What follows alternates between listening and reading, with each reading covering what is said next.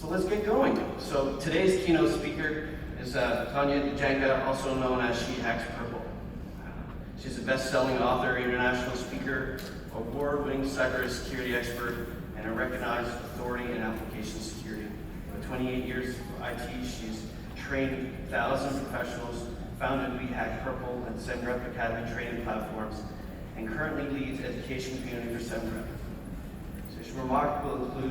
Her career includes counterterrorism effort, securing the Canadian federal election, and advocating for safer software worldwide. Please join me in welcoming her to the stage. Thank you.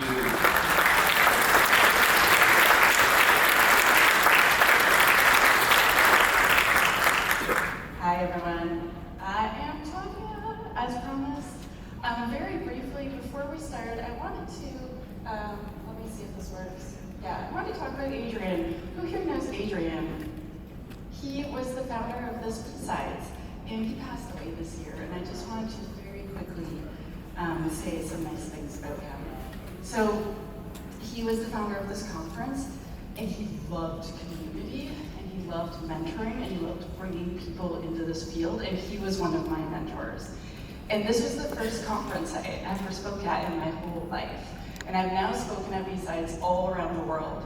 And I remember I came to the BSides, and they were so welcoming and so wonderful. And then Adrian said, well, you should speak here next year. And I was like, are you kidding? No way. And he's like, yeah, you should.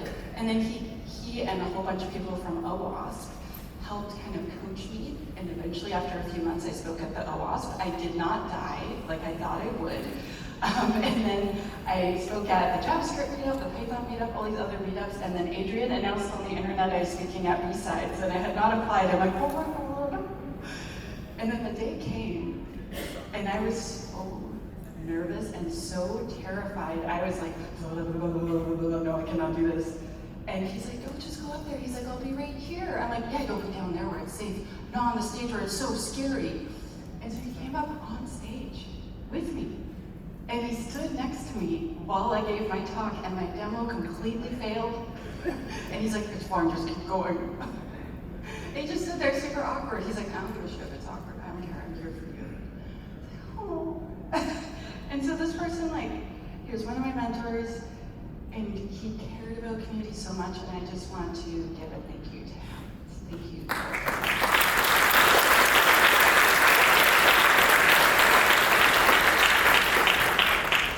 Okay, thanks for going along with me on that. And now, I want to talk about maturing your AppSec program. So they told me I have to stay on the stage, and I'm not running around past the stage, so sorry that there's a table in front.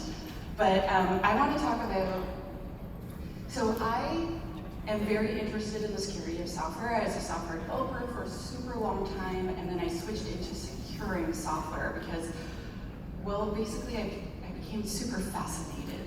And I was just like, oh, this is a way that I can help. I still get to be my super extroverted self and talk to nice devs all day. And then I also get to smash things and punch them in the face. And so I get to be destructive and constructive in the same job. I'm like, it was pretty sweet. And I wrote this talk because, so I left the Canadian government in 2017. I joined Microsoft, and then in 2018, part-time, I joined this company called IANS Research. And 1, 2, 3 hours a week, I consult with these really big companies, like really, really big, like you know their names. And I help their AppSec teams improve their programs. And after so many years, I started spotting trends. And I went through the 400 teams I've worked with, and then I've done lots of consulting on the side too. And I was like, yeah, there tends to be 3 AppSec models I see when they need a call because they're having problems. And then these are the steps that I've taken that I've seen over the years work to improve them. And if you're thinking, well, I don't have a giant budget, Tanya, I can't spend money, like insert name of huge company here. I have a if you have no money plan and an if you have money plan. So I've got one for everyone. Okay, so what are we going to talk about today? We're going to talk about common application security models. We're going to talk about why, so I feel like this slide is misleading, not fail. It's more like, why am I not getting satisfactory results? So I'm paying a fortune for this program, we're all working our buns off, why are we not getting what we want? So I don't want to say fail, but not as good as it could be. And then how we can do better. That's what this whole talk's about. And then at the end, I'll have like a couple of resources that might be used to. I gave half of you a sticker for the free academy, and the other half just got a random sticker of me. So you'll all get to see the academy at the end.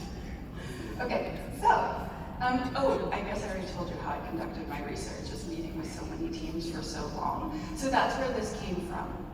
And so, who am I? I'm Tanya Janca. I'm head of community at Sunbreath because they bought my little company, which was very nice of them.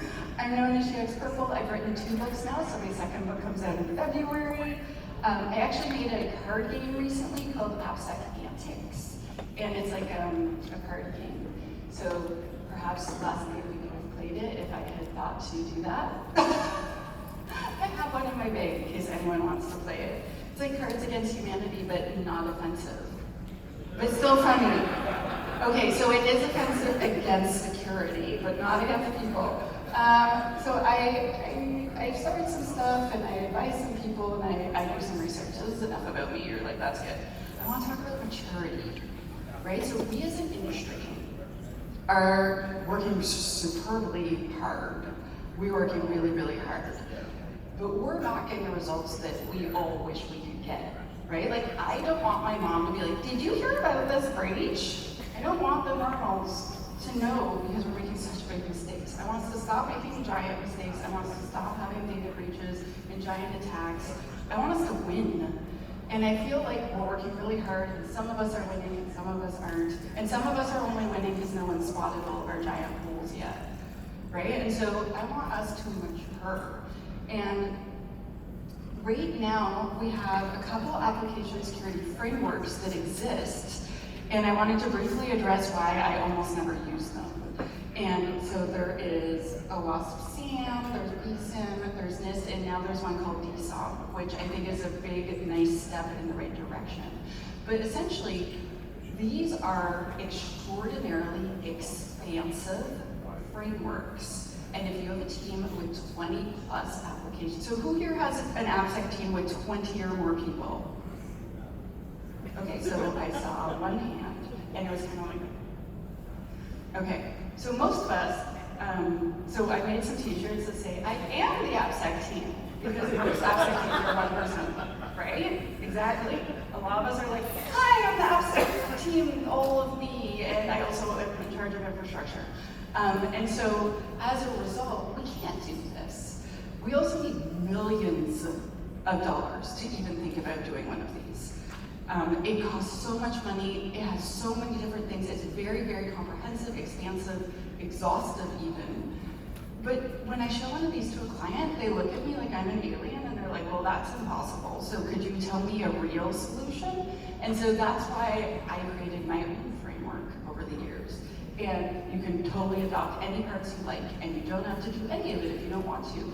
But I just want to say I respect these frameworks, but they're too big for most of us. Like if you're Walmart, maybe you could do this, because you have all of the money in the world. But for the rest of us, we are mortals, that doesn't work. Okay, so on to the models. This is my favorite ISO model. Yeah, it's the best. We should have more kitties in our models. Anyway, okay, on to the models. Okay, so also note, so I used an AI in order to make most of the images for this presentation, and it's weird. And so throughout the presentation, you're gonna see someone that like, their arm is backwards, or they have a whole bunch of arms, or for some reason they have a suit with no sleeve, and that is the AI just being fun, and so you can feel free to laugh at those. Okay, so the first model I like to call, let's pen test the important stuff only. And as you can imagine, this model is where we pen test just the important stuff. So it's very common. So I don't get approached very often when people are doing this model, because when people engage me, they're usually at model 2 or 3.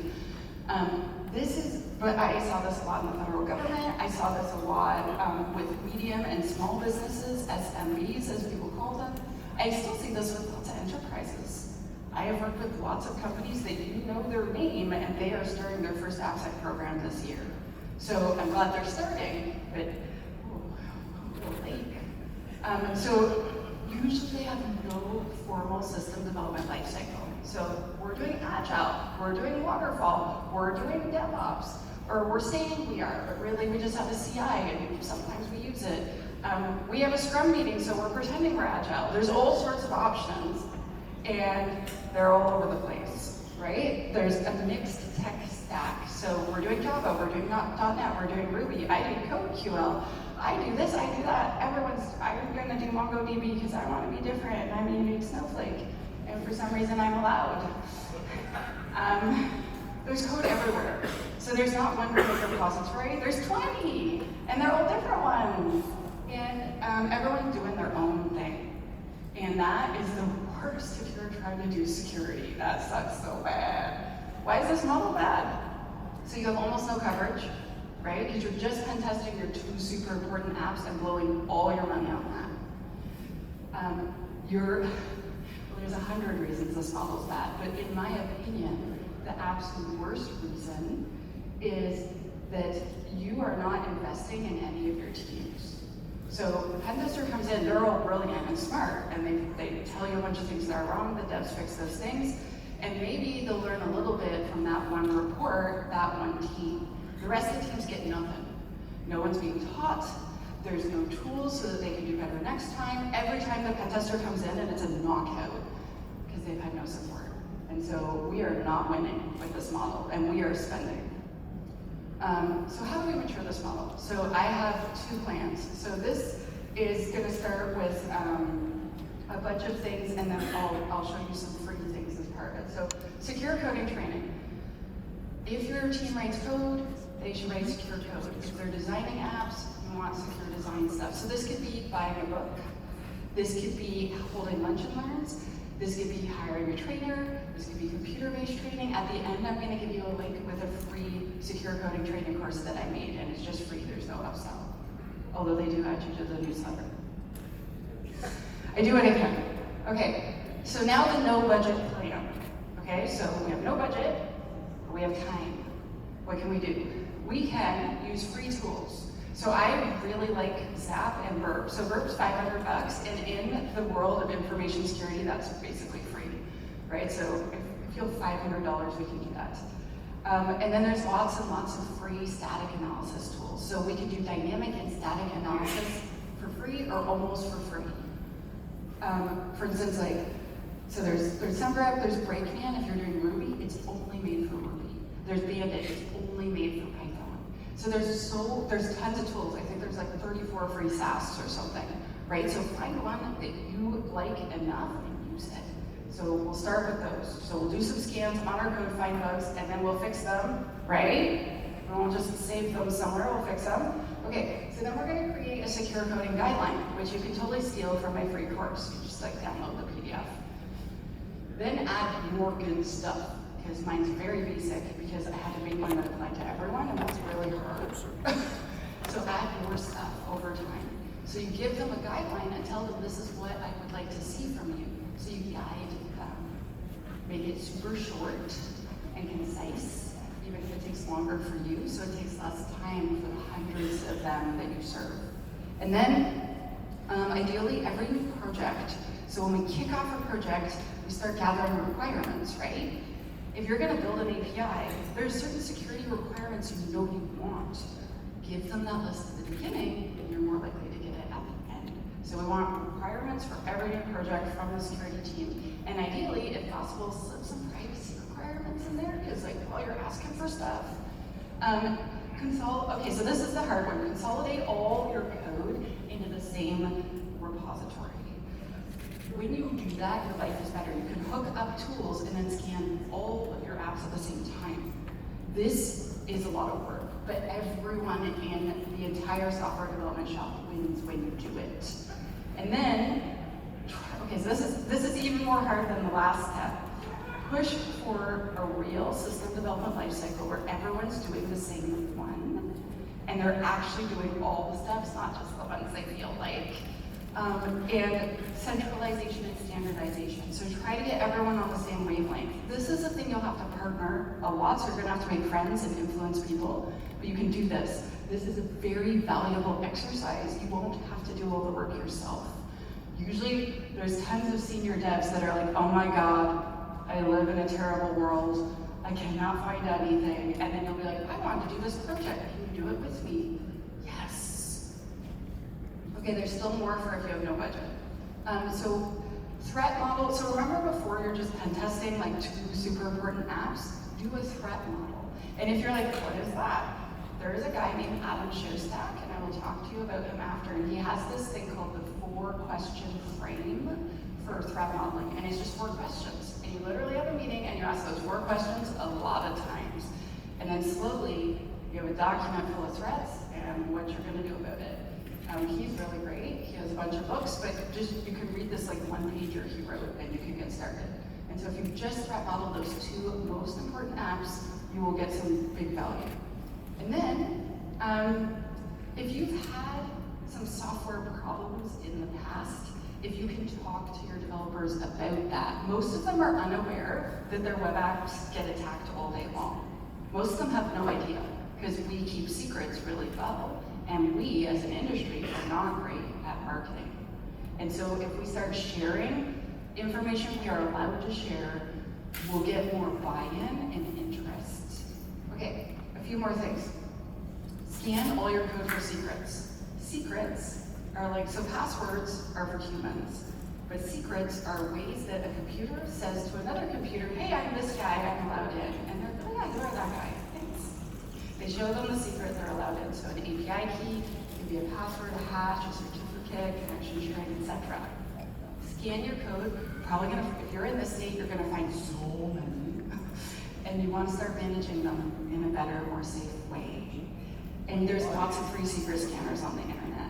You can buy a paid one, but this is the free plan. There's a free WAF from OWASP called Mod Security. And is it the best WAF in the world? Probably not. But if you put it in front of, so like let's say you have an app and you're like, oh gosh, this is so bad, I'm literally embarrassed about it, and I know that it's dangerous and I'm totally afraid of it. Put a WAF in front of it. Now we don't use a WAF. Instead of doing a good job, a WAF is like a Band-Aid because you've been wounded, right? You like fall, you scrape your knee, you put a Band-Aid on. You don't just wear Band-Aids all over your body, right? So we put it on until it gets better. We don't just put WAFs on everything and then call it a day. So just not in place of good AppSec. It's because we're hurt and we need to get better. And then so you still pen test the important stuff, right? But think about it. Now you start impressing the pen tester. That person has to work at it now. They have to try. They're not just like fish in a barrel. They're like, oh gosh, that is some work. Right? So we have now matured a bunch and invested a lot in our team, invested in tools, we've set things up, we've automated some things. Like we've come quite a long way. But what if you have money? So see her, she's like, yeah, I got a budget. So if you have a budget, I have a couple suggestions. So you don't need a gigantic budget, but let's say you have 150,000 or more. I would have the best money, in my opinion, and I'm biased because I am an AppSec person and I do enjoy having jobs. Hire an AppSec person.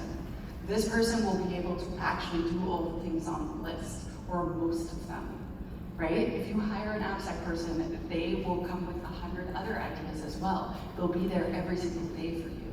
This is a good investment in my opinion. And then, of all the free tools, I find free SaaS the crappiest. I know I work at a SaaS company, so please take this with a grain of salt, but the paid SaaS, next gen, go fast, more accurate results, I feel they're worth paying for. Don't pay for a desk, I just wouldn't do it. Even if they're like really fancy and they're enterprise, I still find I can do better with those cheapy ones. I find them very powerful, and if you have a smart, trained person running them, they are super dangerous compared to if you have someone that does not know what they're doing and they're just pressing the scan button. You'll get just so much better results spending that money on an AppSec person than on a product. Okay, and then you still have to do step 2, just to be clear. Okay, oh sorry, someone wanted to take a picture and I was too fast, I apologize. Good call. Okay, and so now time and see if I need to rush or not. No, I'm awesome. Yes. Okay. So tools, and more tools. Oh my gosh, we bought every tool. That's what they call this one. I come in with this one a lot. And so let me tell you about it. So they usually have bought a bunch of tools, but they only rolled them out a bit. So I've talked to 100 teams where they're like, yeah, we have a SAST and a DAST. I'm like, cool, what percentage of all your apps are you scanning? They're like, this one's 30%, this one's 40%. What should we buy next? I'm like, you should use your licenses that you're not using, but that you pay for. I work at a vendor, make us work. Take all of the value you paid for. Push us. Like, I know that maybe the teams internally are like, hey, don't say that, but like you should use every single thing you paid for. Like take that value, you deserve it. Lots of reports, but guess what? No one's fixing any bugs. So we're emailing PDFs to teams and not talking about it. We are very inconsistent. So this team got a pen test and we did a threat model. That other team, we did this weird SAS scan and we emailed them a PDF 6 months ago and haven't heard from them. And then that other team, we didn't even talk to them at all. It's completely random, totally inconsistent. They always own a SAST and a DAST. So SAST is static analysis, so it just looks at your written code. DAST means dynamic analysis, so your app's running somewhere, and you're like, pew, pew, pew, pew, and you do little attacks against it. They always have these two tools. There's lots of other tools that exist, but they always have these ones for some reason. There's usually like no documentation, or there's a little bit, there'll be like one amazing document that's like a bazillion pages long, and then nothing else is documented. And no one knows where the documentation is. I worked somewhere once, and the lady was like, we have a secure coding guideline. I'm like, cool, can you send it to me? She's like, it's on the intranet. I'm like, I looked, I couldn't find it. Well, it's there. Well, can you show it to me? And she's like, after a few weeks, she couldn't find it. And then she's like, but we have one. And so I'm like, cool, come with me. And I go to like this senior dev. I'm like, hey, Stefan, do we have a secure coding guideline? He's like, what are you talking about? And then we go to another one, another one, another one. And I'm like, so it's nice that you paid someone to write one, but we don't have one if no one knows. Right? And she's like, point taken. So documentation is actually important. But basically, the thing I hear all the most is like, why won't the developers fix the bugs? And then I'll say, did you ask them? And they're like, well, I think it's rhetorical. Yeah, you didn't talk to them at all. And then they're like, why won't they talk to me? Right? Okay, so why is this bad? So you are probably thinking many reasons why this is bad. One of the biggest reasons is that like we are creating a little bit of friction here, and we are paying a fair amount of money, and we're not getting super fantastic results. Every app has a completely different security posture, and we don't know what its posture is. You can come in, there's like a zillion seats up front. You don't have to stand if you don't want to, but you can if you just like take standing. This thing's bad for so many reasons. So again, we're not investing in our staff. And like when you train them, and when you like show them how to use this tool, like 6 months later, they're just like doing it. And you don't have to like interfere, it's awesome, right? And we're not getting that. Maybe we have a pen tester come in and we're like, yeah, but the scope is this big. Don't look anywhere. If you could close your eyes during the test, that would be best, right? So this model's not getting us what we want, and we're spending a fair bit. We're working pretty darn hard, and like no one's talking to each other, and there's not, and then we don't have a feedback circle, right? We're like, I emailed the report into nowhere, no one answered me, I'm upset. The devs are like, what is this crap? It's not going well. Okay, so how do we mature this model? There's a whole bunch of things we could do, and unfortunately a lot of them cost money. This first image, I'm gonna tell you about it. So I asked the AI, give me a picture of a little girl getting older and older and older till she's an old lady, and it gave me this. And like, I was imagining my little girl, and I was like, she might look like that someday, I'll take it. Whatever she wants to do when she grows up. So please do all the stuff from the previous time. I know, the AI is really special. And so if you have money at this point, this is where you would hire a second AppSec person. And it's very important when you're hiring the AppSec person we want to make sure, so if you are going from one to many, it's very important that one of them has the super pen tester skills, so you can stop constantly hiring out. So they are this badass that can punch things in the face and like find every little bug. And you have one person that I call the cuddly AppSec person that's like, I'm gonna threat model with you and write a policy, and then I'm gonna automate the code for you, and then I'll pair program with you. The person that does all the other AppSec things. It is ridiculously rare you find a person that does both. They're out there, they are unicorns, give them a hug if you have one. They're very rare. But most of the time someone's like, I am amazing at testing, and like, I'm so glad they're on our side. And then you have the people that are like, I do all the other things. I will have the meetings, I will go follow up on the things, I will automate the stuff, I'll do all this extra stuff. You can't have all pen testers, and you can't have all cuddlies. You need to have at least one of each, and then after that, hire whoever you want. But it's really important that if you just have two, you have one of each. Or otherwise you're gonna spend a fortune on pen tests.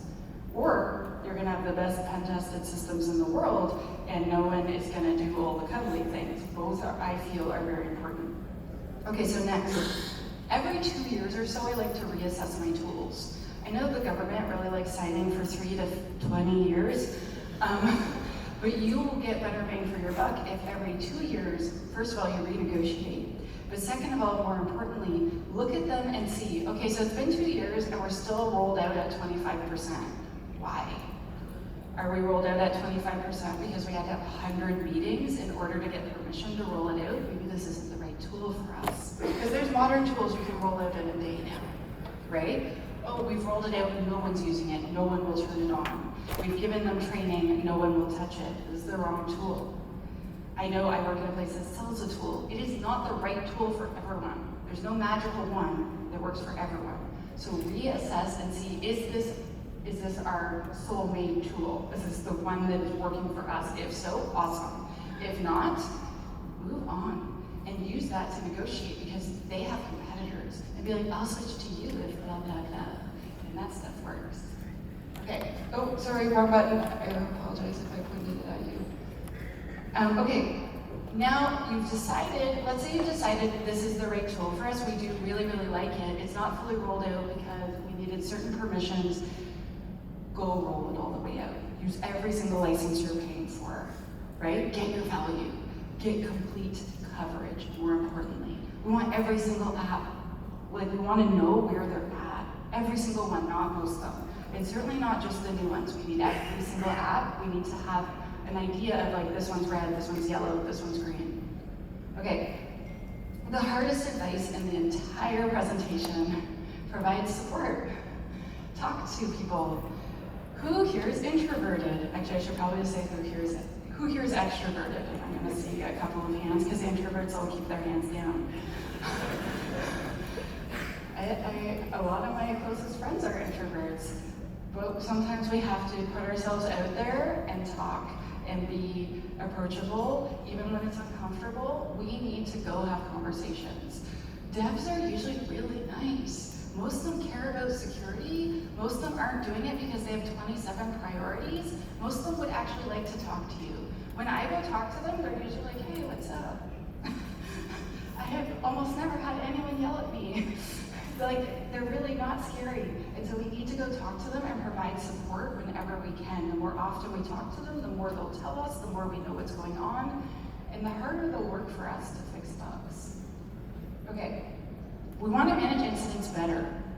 So when I come up with this, they usually are like, yeah, we have an incident response team, but like, don't worry, we don't have any software incidents. We're never attacked.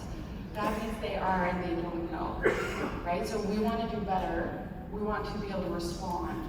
We want to, first of all, be able to detect and respond when we are being attacked. And so we want to create a way to report incidents that's easy. When I was at Microsoft, they're like, oh, if you're on the VPN, you just put it, report it now. You didn't, it wasn't a URL, you just typed report it now, and it went to a page, you reported it, and then they literally just call you, like, Tanya, what's happening? And quite often, I would report something, they'd be like, we know, we've been on it for 30 minutes, thanks man, gotta go. They were really sorry. Working at Microsoft was quite eye-opening. It was awesome. So then we want to gives the devs training, and in the free academy, I have a free training course. So no excuses. Free, it's like 30 minutes of videos. And it's like, what does an incident look like? Please call the security team. No one's gonna yell at you if it's a false alarm. Summary of the whole course.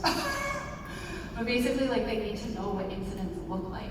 They need to know what it looks like when they're being attacked. They're like, oh yeah, my API just keeps crashing all the time for no reason, and we got this weird, like, $10,000 cloud bill when usually it's $200. I'm sure it's fine, right? And what we want is for them to be like, oh, I need to call security.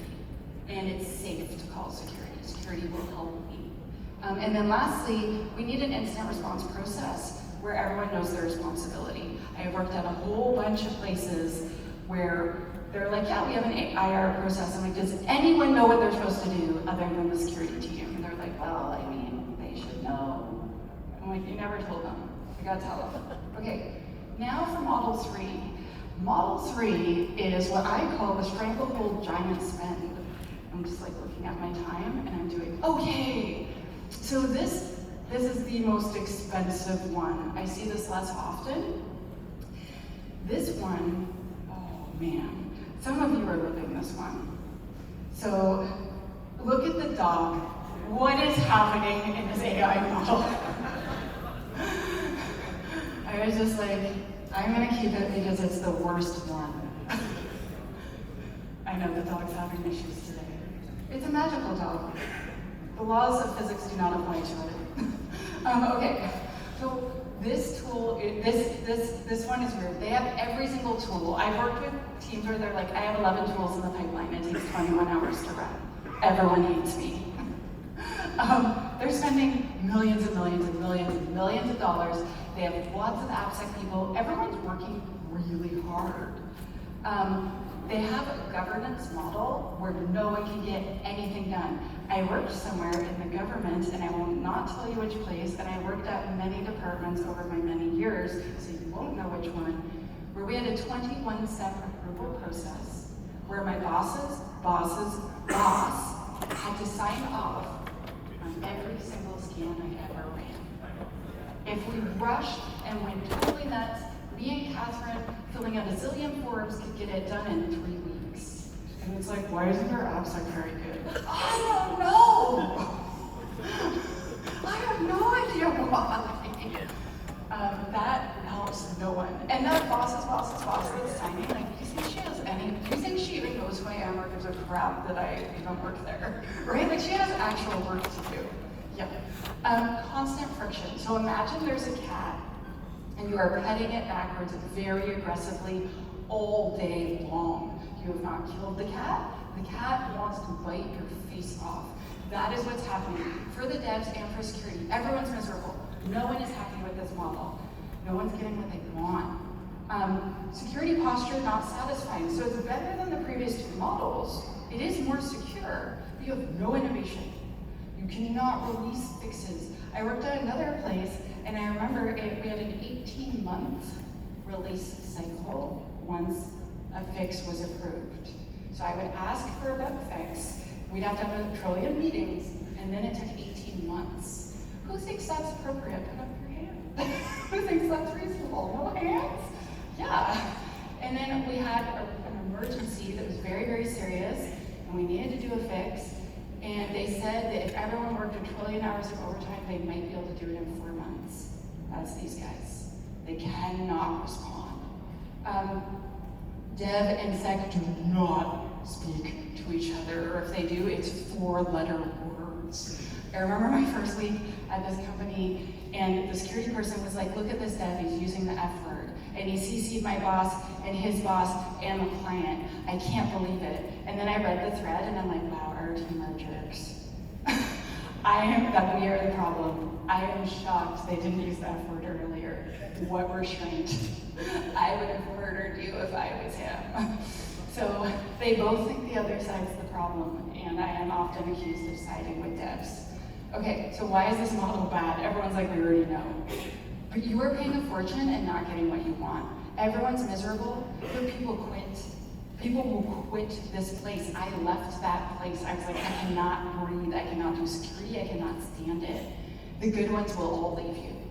right? And guess what you get left with? Not the cream of the crop, right? And morale goes down, it sucks. And you're not getting what you want. If you were getting the best security in the entire world and you had those things happen, maybe you might feel it's worth it, but you're also not getting great security. You still have tons of chinks in your armor, and that sucks. So, I like to scale. So now you need to scale your program, not linearly anymore. You need to scale it like startups mean the word scale. And you can do this by hiring more AppSec people who do a lot of automation, or you can start a security champions program. And if you don't know what one of those is, it means basically every dev team has one person that is the champion of our cause, which is security. And you teach them, you train them, you spend time on them, they communicate for their team, it's awesome. So that's one way you could scale. But another thing you could do, if you don't have a champions program, is you could do an advocacy program. And that's where you do a lot of developer education, you do a lot of things to improve the culture where you work towards a more positive security outcome. There's lots of soft, touchy, feely stuff, which I really sucked at when I switched into security. And you're like, oh, she's so good at talking. I sucked at the beginning. I was like, do it, because I said so. Turns out that doesn't work, like at all. I'll just ask my kids. Before we had guidelines, now we have standards. And we change from a guideline to a standard by supporting everyone. So a standard is not a stick that we whack people at. It is the goal we all aspire to be at, and we help everyone get there. And I remember I had this team when I was in the government, and I met with them, and I was like, yeah, our secure coding guidelines becoming a standard. And the boss was like, can my team meet with you and talk about it? And then halfway through the meeting, he just blurted out, oh my God, are we getting fired? I'm like, oh my gosh, no, please don't leave me. No one's getting fired. No, I need you. I need you so bad to help me make these apps more secure. We need you more than ever. And he's like, okay, let's look at it again. So you might need to assure people this is not a stick. This is where we all want to be. But it becomes a standard, and eventually it's enforceable, right? But the first year or so, you're just like, how can I help you get there? Because we're going there. We're going together. At SunGrip, one of our company values is make it go fast. And we are obsessed with making things go fast, no matter what it is, even meetings. Yes, meetings. Take time, invest time to make everything go fast. Automate things, improve things, tune things, make things go faster. All your devs will love you. Make things self-service, do everything you can to make things go fast, and the devs will super respect you. Plus it's super fun, let's be honest. Examine your APIs. So at this point, if you have a bunch of web apps, but it turns out you're doing some microservice stuff, you definitely want to work on your APIs. APIs often need different tools. They need a slightly different perspective. They always need a gateway. I do not sell a gateway. I really think you all need one if you have APIs on the internet. So there's like a bunch of things you can do. I talk about this a lot. I love APIs. And I love it when hackers can't get at them. That's the best. We want to embrace threat modeling at this point. So you have a ton of staff. Once you've automated some things and made things go faster, you've improved relations, a really good way to get to know lots of devs and get their buy-in is by doing threat modeling. And I would love to talk to you after more about how to start a threat modeling program if that's of interest to you. But like, threat modeling is a conversation. It's where you work together, you brainstorm, you discover threats, hopefully you fix a whole bunch of them. But like, you doing this is awesome. It's awesome for building trust and discovering problems. You should have a company-wide program now for managing secrets. Secrets are very serious. They cause a lot of security incidents. We only want them in the right hands. So we want to manage secrets properly. Continuous scanning. I asked the AI for continuous scanning, and it made me this. And I was like, this is the weirdest thing I've ever seen. I want one. Imagine if we had this instead of OC Transpo. I would write that. Anyway. We want to set up automation so that our tools run without us, so we can go on vacation. I know, it's a wild idea, a security person that can take a vacation. We want to do this. Next, we want training that doesn't suck. You want training that works for your team. So that does not necessarily mean what I sell. So some people when I was in government, I remember I ran this one team. 2 guys had Safari books online. They just wanted to read every textbook. I had a bunch of guys that had Pluralsight. I had a bunch of people where I'd send them the learning tree. I had one that would go to conferences, and I can't remember, the other one just wanted audiobooks. And then they all started learning. We did job shadowing.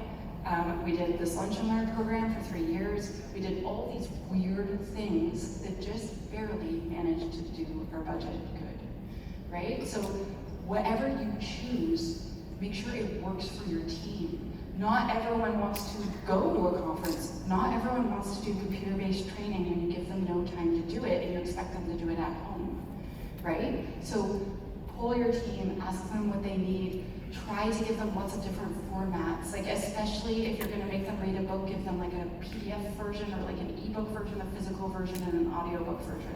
And you would be surprised how many more people are willing to read the book you ask them to read, right? So when we accommodate different types of learning styles, we do so much better.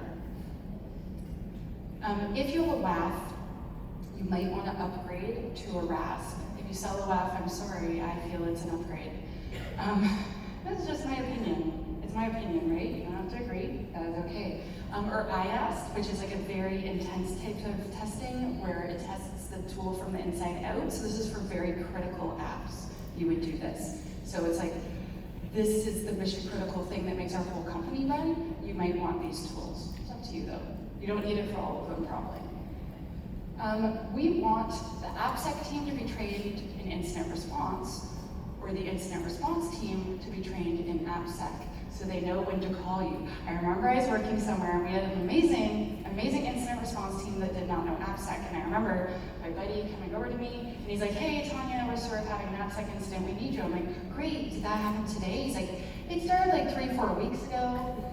We were trying to deal with it without you, and like, yeah, we made a big mess, come on.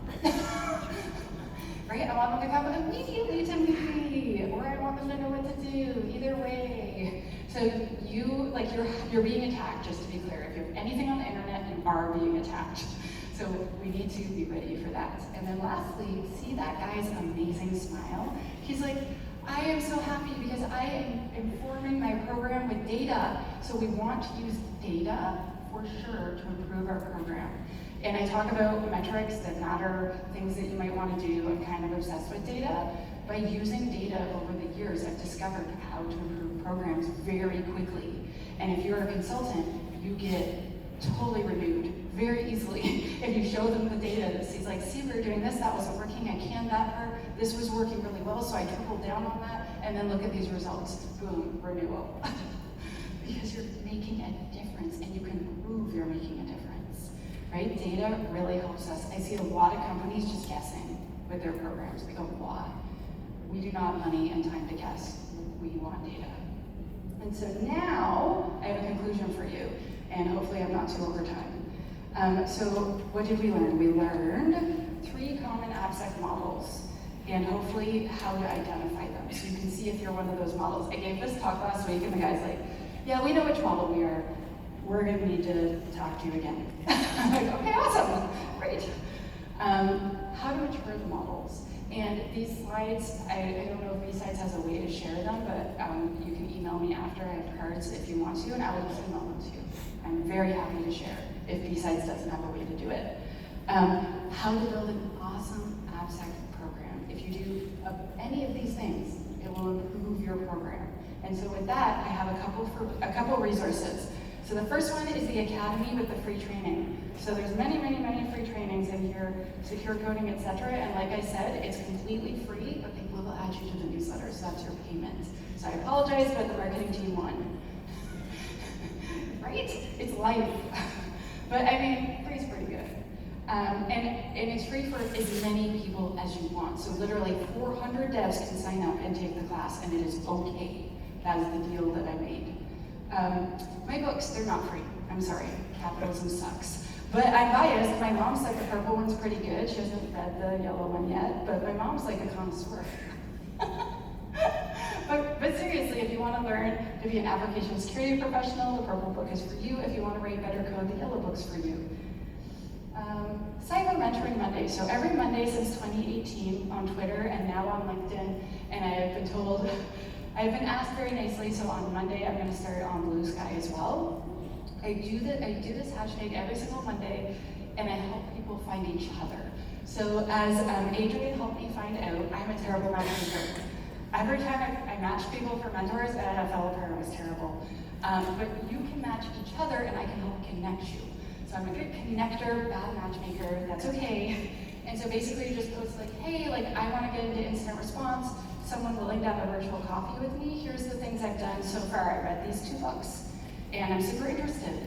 You know, what community should I join? What book should I read next, etc. And someone will just swoop out of somewhere and be like, oh, hi. Make sure your direct messages are open so they can message you. TLDR sec. So I have this friend named Clint, and he writes this every week. It is a newsletter that is free, and it's not the news. It's a summary of all the research for every single security topic summarized. And then you just basically, like, I just read the AppSec section, obviously. And then I go through and then I'm like, oh damn, that one's good. I'm gonna read the whole article. I'm like, thanks, Clint, you just made me look super smart. And then lastly, resources me. So I'm She Hacks Purple on every single platform you can think of. I don't have Instagram though, that's a lie. I need to update that. And I don't have Facebook, because basically you could just talk to my assistant, and turned out like everyone didn't want to talk to Amanda. She's awesome though, I don't know why. But I have YouTube, I even have a TikTok. I don't know what I'm doing. I heard TikTok's evil yesterday, so maybe don't follow me there, but basically I make videos, I share things for free all the time. And lastly, I want to say thank you so much to all of you for coming. Thank you to BSides for having me, and thank you for this community.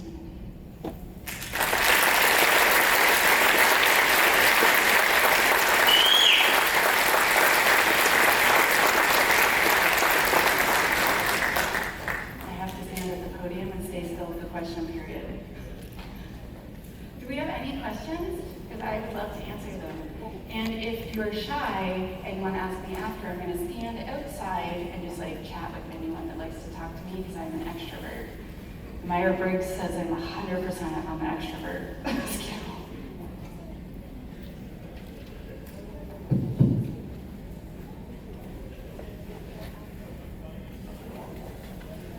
Hey, great presentation. Thank you for coming. You did talk about one way to kind of help boost AppSec security overall was trying to create a champions program. My organization did try and do that. I tried really hard to run the program. What I received in return is complete apathy from all of the development. Do you have any suggestions to kind of help with this? I do, absolutely. So first of all, I have a talk and a blog series about it, and if you email me after, so you can grab one of my cards, I'll send it both to you. Second of all, there's actually like companies you can hire, they'll just run it for you. If you're like, I have too much money and not enough time. But for the rest of us, so I was not good at speaking when I started, and I was really, like I mentioned earlier, terrified to speak, but I did it anyway. And I would go through our metrics of whatever was the worst thing that was happening, and I would show it to them. And I'd be like, yeah, I found injection. OWASP says it really sucks, because I was not an expert then, right? And I'm like, this can happen, that can happen, this did happen to us. And then I'm like, let me show you. And they're like, oh, that looks like it, that sucks, yeah. And I'm like, here's how we fix it. Can we try to fix it? And so I just had like lunch and learns, and I bribed them. So since traveling the entire world, I have discovered Canadians love pizza more than any other country in the world. We eat so much pizza compared to the rest of the world. And I like it too, so yeah. So what I would do, and this is like dirty cool, I would order pizzas, and then I would open the pizza box. And then I would walk all through the devs making it smell. And they'd be like, what is that? I'm like, you have to come hear me speak if you want the pizza. And then I'd be like, I would make cookies and donuts. Well, I buy donuts and make cookies. And I would just bribe them with food. And that worked really well. And like making things smell really good is like, it seems to be clear, like that's a dirty trick, but it worked really well. And then I would just speak from the heart and tell them like specific things that affected us, and I found that that worked really well. Another thing I did was, I had very specific responsibilities for them. So my first program in the government, I just asked them to scan their app with Zap. I showed them how to use it. Zap's a free dynamic scanner. And I gave them a safe place to do it. Like, you can totally beat the crap out of this, right? So deploy your app to this server, and then just pew, pew, pew, pew, pew. And then I made like a little grid, and I'm like, if your app is a 3, so we were 1 to 3 on our risk scale. Like, if you're a 3, you fix these things, you're a 2, you fix those, etc. I'm like, when it comes to me, if you did it, so I would run the scan again, and then I would just check if they'd done it or not, then I'd do a real test, right? And then if they did it, I would run over in our big open air office, and I'd give them a high five. And the high five became, security has approved of me. And I remember the first time a dev got up, and he went like this. And I was like, yeah. And then if they didn't do it, I'd come over and I'd be like, what is going on, man? And I'd give them like the disapproval puppy dog face. And like, they're like, well, I just didn't have time. I'm like, so your time's more important than my time? And they're like, no, and I do like the full mom guilt thing. I'm like, I'm not upset, I'm just disappointed. And then they wouldn't do it again, and next time they did the high five. And so, like, direct, clear, exactly what they're supposed to do, requirements, lots of positive reinforcement, bribery with delicious food. I know we don't all have a budget. Sometimes, to be quite blunt, like, I would just pay for cookies and donuts because I was really desperate to make my job work. In private industry, asking if you can buy $12 worth of donuts is nothing, but in the government, you probably have to fill out 37 forms and beg, and then also like be in the newspaper for being a bad person. So I apologize if that is your situation, but I would just bake cookies. It's like super cheap to bake cookies. There's lots of options, but yeah, so like positive reinforcement, extremely clear definition of what you want, and then whenever possible, like speak from the heart about direct things impacting them. So not like, oh, Okta had this weird breach that was this whole thing that would never affect us. They don't care. It needs to be like how to do their specific job better. And I'll talk to you more after. Awesome. Do we have more questions? Anyone have more questions? One more. Thanks again. This is probably the third time I've seen you speak at conferences. But how would you go about approaching kind of like establishing an AppSec program, especially in like a startup space that nobody really knows anything about security, first off, as well as applying it across like multiple pillars, right? So data engineering, infrastructure, and that. Awesome question. Okay, so when I did my first AppSec program, the government department I worked at didn't have anything like that. We were the just pen test the important stuff people.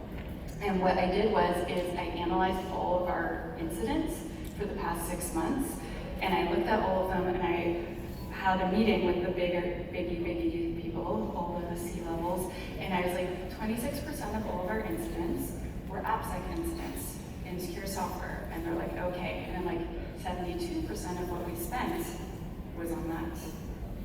It cost almost $1 million in the past 6 months. We were in the newspaper because of it. We had a data breach because of it. We had to go and grovel to the privacy commissioner about it. Disaster much. And all of them were caused by 2 specific vulnerabilities that I think I could smash if you gave me 6 months to do it. We're full authority to go do this program. And they're like, oh, approved. And I was like, are you kidding? And they're like, yeah, you came to us with evidence. You came to us with clear costs. It's obvious it's going to cost way less to prevent those 2 types of incidents from now on. And we never want to be in the newspaper again like that. Yes, right? And so if you can show any sort of evidence of your organization being affected, if not, because you're in the startup space, show them stats on the startup space. So in Canada, 50% of small businesses that are hit by a cyber attack go out of business, period, right? And what are startups? They're very fancy small businesses. They're very scaly, like excited small businesses, right? And so show them those stats and explain this is how much it would cost? Because a lot of them are like, oh, it's going to be millions of dollars. And it's like, no, you can be pretty scrappy. As I showed you, I have often had very little budgets. I'm so excited when I have one. And so as a result, like, the more evidence you can show them, the better. And then for actually starting one, so I usually try to work with the project managers. They are your friends, and the team leads. And I do a lot of talking because I've discovered that works for me. And so I'll start like having lunch and learns and telling them about the program. I am so annoying. I come to like the dev stand up and I'm like, hey everyone, I'm starting this program, we're gonna do this. So I tell them like a trillion times. So they're like, yes, we know. And I try to make it short and brief and cute. And I try to weave myself through their processes. So if I know that they have a sprint every 2 weeks, I'm like, okay, cool. So every 2 weeks, I would like to run a scan and then have like the top 2 things fixed. Is that possible? Or you're starting a new project, I have some security requirements I'm gonna need to add to that. And I slowly just start like sprinkling more and more in as they will tolerate me. So you can't do the whole program on day one because they're like, whoa, that's too much. But over a year, you can start adding more and more stuff. And what you need to make sure is each one's reproducible. So you can't just manually go and tell them each sprint every single team. There has to be an agreement that from now on we're doing this. And so maybe you start with one team, and you're like, look, it's been 6 weeks, no one died. Can we do that with your team? And like slowly roll it out over and over and over. And that's what I've had a lot of good luck with. It also helps if you have approval from above. So that's where all the data comes in. Data is like your best weapon. And so if you are not gathering metrics, you might be surprised. You probably have a whole bunch. Like if you've run scans, if you've had pen tests in the past, and if not, like start just auto-scanning a whole bunch of stuff. Like get one of the free SaaS, connect it to your code repository, be like, scan everything this weekend. And then go look through it and see if it's scary or not scary. It's usually scary. Thank you so much, everyone. I really appreciate it. Thank you. He probably has more things to say. I'm just going to be out there. I'm going to be here all day. You're awesome.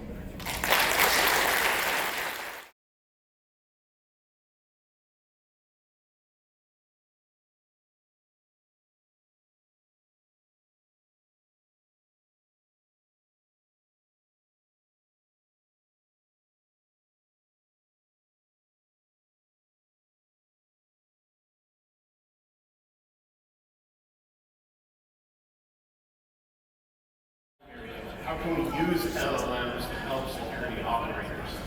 And they didn't have as much experience in the space as me, so they were kind of taking my brain, and I eventually come join you guys. And that's what we did. So that's me. I always like to start these presentations with a little bit of a level set about what an LLM actually is and how does it work. Some of this might be old news to folks in the crowd, but I guarantee there's a lot of folks in the crowd who, maybe have used ChatGPT frequently, maybe they're using GitHub Copilot, they don't really know how it works. And for some of the stuff we're going to talk about, it's important to have that kind of base level understanding of what a large language model is actually doing.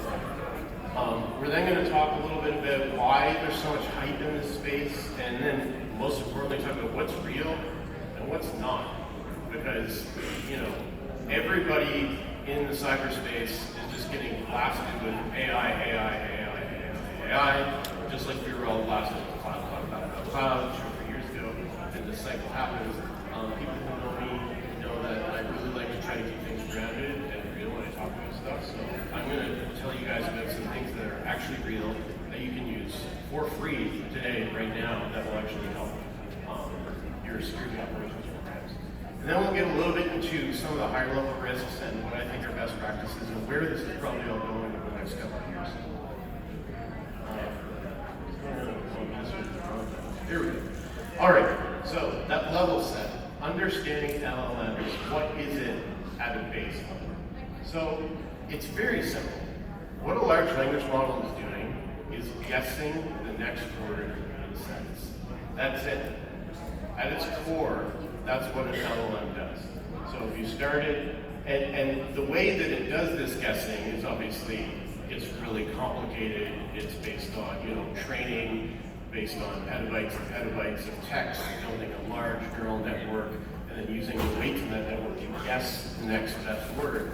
But at its core, this is what it's doing. Whenever you go and interact with ChatGPT or Bing or Claude or any of the models, you are putting in a bunch of words, and then they are just word by word guessing the next best words to add to that until it gets to what it terms the completion of the thought that it's generated.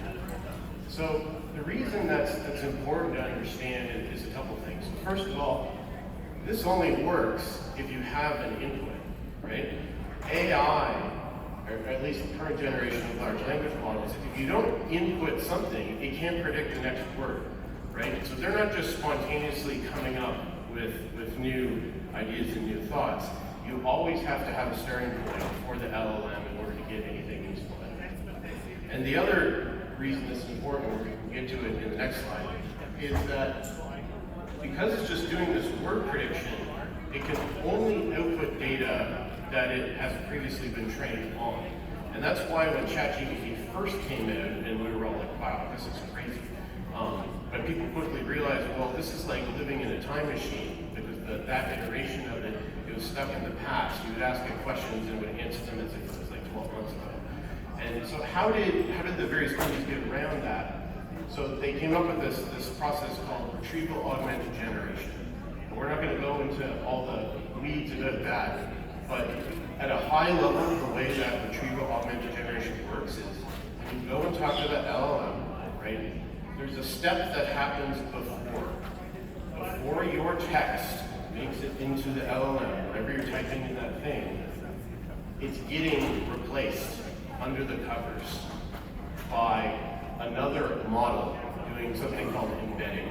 And what embedding is it places words with numbers and binary symbols, looks information up in a vector database. A vector database, you don't need to understand what it is. It's just a simple database of like a matrix, just numbers. That's what a matrix is. A vector database is. And it's then able to go and retrieve context, right? And that context is essentially spliced in to what you typed. So that when the LLM sees, what the LLM is actually seeing to make that completion is not exactly what you typed in most products. It's changed a lot before it gets to the large language model. And it's changed through this RAG process. The reason this is important is because when we're talking about using this stuff in cybersecurity, this process, RAG, is what's at the core. It's kind of the differentiator between all of the different products that are building things around AI. This is what's different. They all have their own methods of this RAG, and because that's where your context comes in, right? If you have something like Microsoft Copilot, and you're asking Security Copilot, hey, what did this IP address do yesterday in Microsoft Sentinel? The only way that it has any idea how to do anything with that query is because of this process. Otherwise, like if that text just went straight into the LLM, the large language model would be like, well, what? It doesn't know what your IP is. It doesn't know what yesterday. It doesn't know how to go. Like it's literally just doing that completion of predicting the next word. All of that API retrieval, the fetching of the information, and all of that happens at this stage before it goes to the model. So that's all we're going to talk about from the technical side, but I'd like to level set with that so that when we're having conversations about it later, we kind of know how this stuff works. Well, yeah, I already said, so a lot of the stuff you didn't input will end up in that query, and then sometimes also the response is post-process, right? So when the LLM gives you that information, sometimes before you see it in your tool, it's actually changed again, so you're not seeing what was actually coming out of the LLM. So current hype versus where, why is there so much buzz around this, right? First thing I'd like to point out is this whole notion of AI versus machine learning, right? So machine learning in cybersecurity has been around for 25, 30 years. It's not new. We were doing machine learning back when I graduated from university for a product called, we were doing what was called NBAD, network behavior anomaly detection, right? And we would monitor the traffic on the network and do things like statistical analysis and whole winners analysis based on the patterns that the network was doing over 2 weeks, trigger alerts. We were doing that stuff back in 2000 something. That's machine learning. That is machine learning. So we've been doing machine learning in cybersecurity for a long time. It's at the core of any antivirus product, any EDR, any network security tool, almost anything that's producing alerts has been doing machine learning. But what happened after the ChatGPT explosion is machine learning stopped being cool, right? So AI became the new buzzword.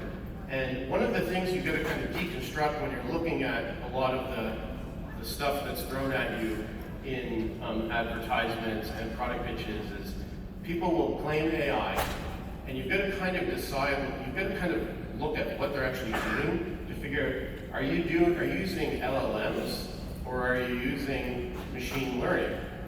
I'm not saying machine learning is bad. As I just said, it's at the core of everything we do. And in fact, I'm going to kind of get in the next point. LLMs are horrible for a lot of cybersecurity tasks. And there are companies that are trying to pitch this idea of using LLMs for things like, behavior detection and finding threats in the network. And personally, I think that's a dead end because we have LLMs are inefficient at doing things extremely rapidly. They're great at doing innovative things much more efficiently than a human.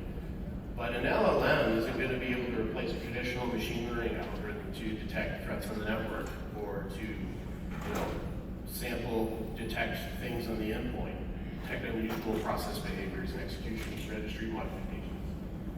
Because it's not fast enough. It's too expensive.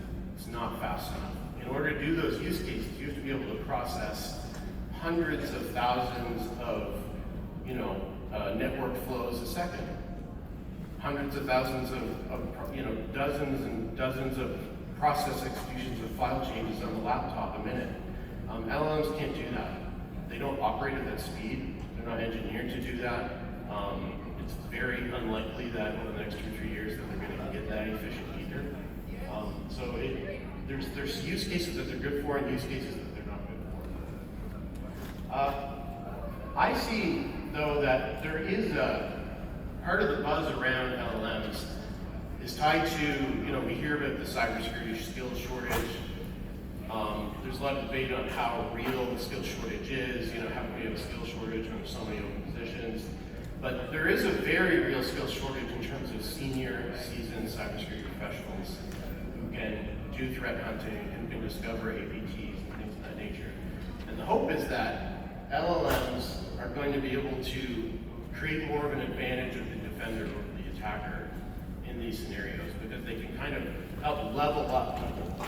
It's not necessarily about replacing people, it's about taking the people that we have and leveling them up a lot faster so that those folks that are, they don't have as much, they don't have 10 years of experience, but the LLM is going to be able to augment their thought process and be able to make them operate in a much more efficient way. So that's why there's so much hype around this. So I talked a little bit about the realistic capabilities and this idea of using LLMs to detect threats and why I don't think that's going to be successful. I'm going to couch that in the presentation and contradict myself. There's another challenge that a lot of these systems have, and it's access to the data, right? So we talked about the context that an LLM needs to make decisions. Well, if the product that you're trying to use LLMs and AI with doesn't have access to the information that it needs to make decisions, it's not going to be able to make decisions well. And this is where you can run into issues when there's siloed information. So a lot of organizations, will have a large variety of different tools in their cybersecurity environment. The average enterprise has between 15 and 49 different cybersecurity tools that they have to integrate together. And if those tools, so we talked about the hype, right, and how everybody's integrating AI into everything. Well, if all of these different tools have their own AIs, and those AIs don't work together or talk to each other, you're just kind of recreating the same problem in a different way, right? So the point of this is that these things are not a silver bullet, right? If you're using, CrowdStrike for your endpoint security, and you're using Microsoft Sentinel for your Azure security, and then you go into Copilot and ask a question, that Copilot is not going to have visibility into your CrowdStrike system, right? So because they don't talk to each other, they can create these information gaps, and as a result, give you actually wrong guidance, right? This is what's important, because you're going to an LLM, you're actually, it's kind of different than the way we use security tools in the past. In the past, you were going and you were using a tool, and you knew it had an information silo, and then you would go look at this other alert, you'd manually tie them together. But with an LLM, a potentially junior operator is asking it guidance and then asking it a question, what should I do with this? And the AI will extremely confidently give it a completely wrong answer, right? So that's the thing you have to be a little bit cautious with, is these information silos and the fact that they can create problems. The final thing is this idea of co-pilots versus agents. So we talked about how AIs, they kind of don't do anything unless you interact with them. There's the newer technology that's coming to bear, and we heard a little bit of this in the keynote, is this idea of AI agents. The AI agents operate semi-autonomously. They still have LLMs at the core, but what's happening with an AI agent is essentially the output of the last instruction, the last thing, is then fed back to the beginning of another process, and it creates that loop. So an AI agent, you set it on a task, and then it will go and do what it needs to do to complete that task within the guidelines and parameters that you build it. And this is where you can kind of get into the difference between something like an agent versus a co-pilot, right? A lot of the products nowadays are what we would call co-pilots. They're kind of like chatbots. Your operators can go in, they can get more information, more context, they can help them learn. And these systems are great. They're great for certain use cases, but they're not necessarily where we see the end game with this, which is more of an agentic approach, with an agent that can actually go and do something, right? That's where you're going to get the real advantage of some of these systems. All right, so let's look at some case studies. And by case studies, I mean, where are people actually using this today in the real world, getting success? Let's get beyond the hype in the marketing. I'm involved in a lot of different AI working groups, so I see firsthand the people who are deploying this stuff in the SOC, using home-built things, using open-source tools, using commercial tools. It's a lot of mixture. There's a lot of activity going on in the world in this space, and people are getting real value out of it. So, first case study is operationalizing threat intelligence, right? So, you've got threat intelligence that you have access to in your SOC. Maybe you can't afford a commercial feed. Maybe you're relying on blogs, websites, PDFs that people email you for your threat intelligence. How do you get all of the information out of those documents and turn it into detections that you can use in your SIEM and your EDR? Well, guess what? LLMs are very, very great at natural language. That's how they're built. So there are new open source tools that leverage LLMs to help you take in threat intelligence, either from feeds or from PDFs or pointed at websites, and the LLM will automatically go through that 40, 50-page document for you and extract not just the indicators, because the indicators we've been doing fairly efficiently for a long time, like you can do that with simple NLP. But what the LLM can actually read the text and understand the TTPs in it, and then map it to things like the MITRE ATT&CK framework.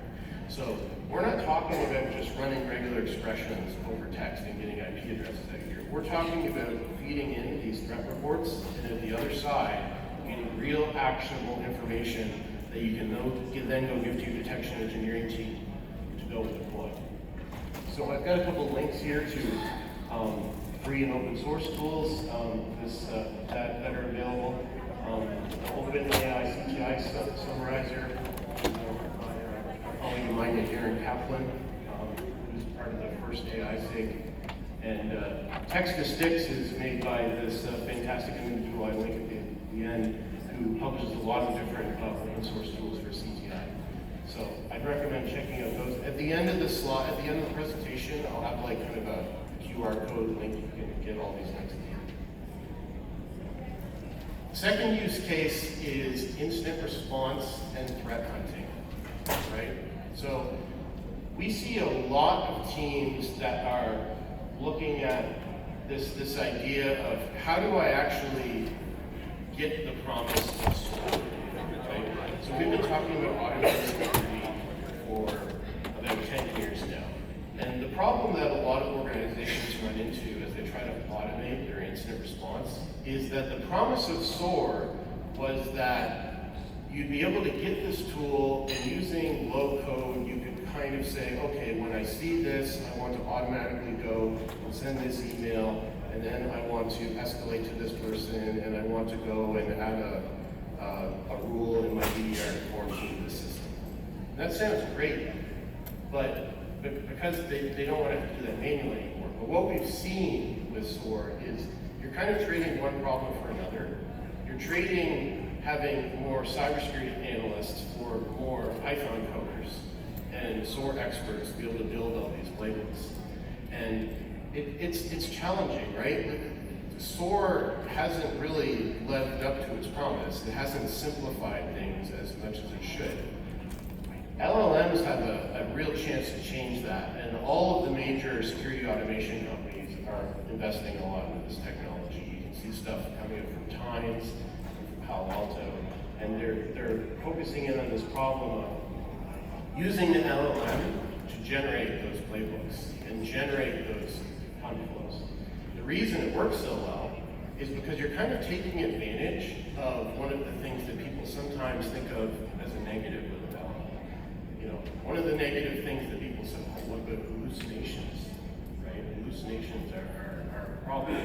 At the beginning, we talked about how hallucinations can be a problem if your operator's doing a chatbot type thing and asking, and it gives you a completely wrong thing to do.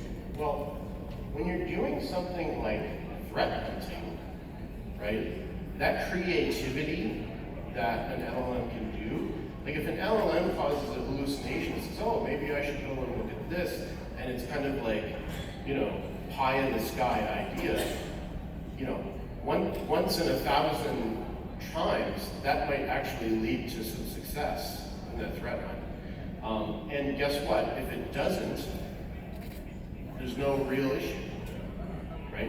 If you went down a path and you didn't find anything, as long as you come back and then go down the other fork in the road, there's no harm done. And in fact, that's the way a human threat hunter works. The whole way a human threat hunter works is they use their experience, intuition, and knowledge of cybersecurity to kind of go and look for threats. And they will take a lot of wrong turns and go down a lot of dead ends.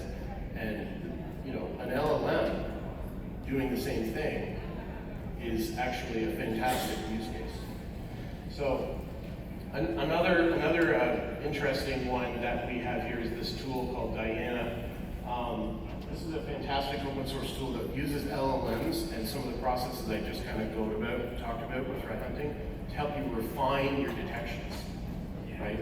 So you can go to Diana and say, I want to detect, you know, this kind of behavior, this kind of threat actor, and it'll generate rules, Splunk, Sigma, QRadar, many different tools, and you can then interactively refine it. You can then go in and talk to that. Just similar to when, if you're using ChatGPT, you can play around and make funny cat pictures. You can do the same thing with your cybersecurity detections using this tool. It's pretty neat. Final case study is this idea of automating compliance tasks. So again, you know, LLMs are really good at anything that has to do with large volumes of text, right? That's kind of their bread and butter use case.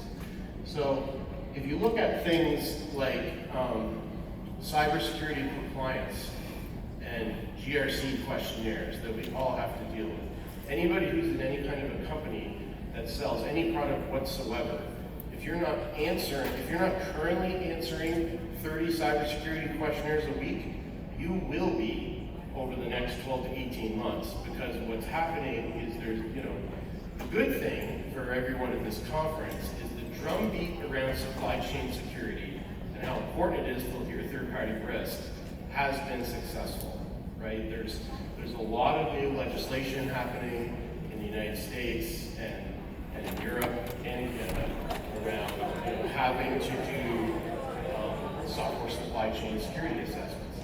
Well, that's the good news. The bad news is, well, you know what? You're now on the receiving end of it. You now have to answer those questions as well. Because if you have the product, you also have to be able to answer those. So when you're getting those, 10, 20, 30, 40 different cybersecurity questionnaires from your customers about your security program, LLMs can take those questionnaires, and what you do is you point the LLM at your corporate policy information.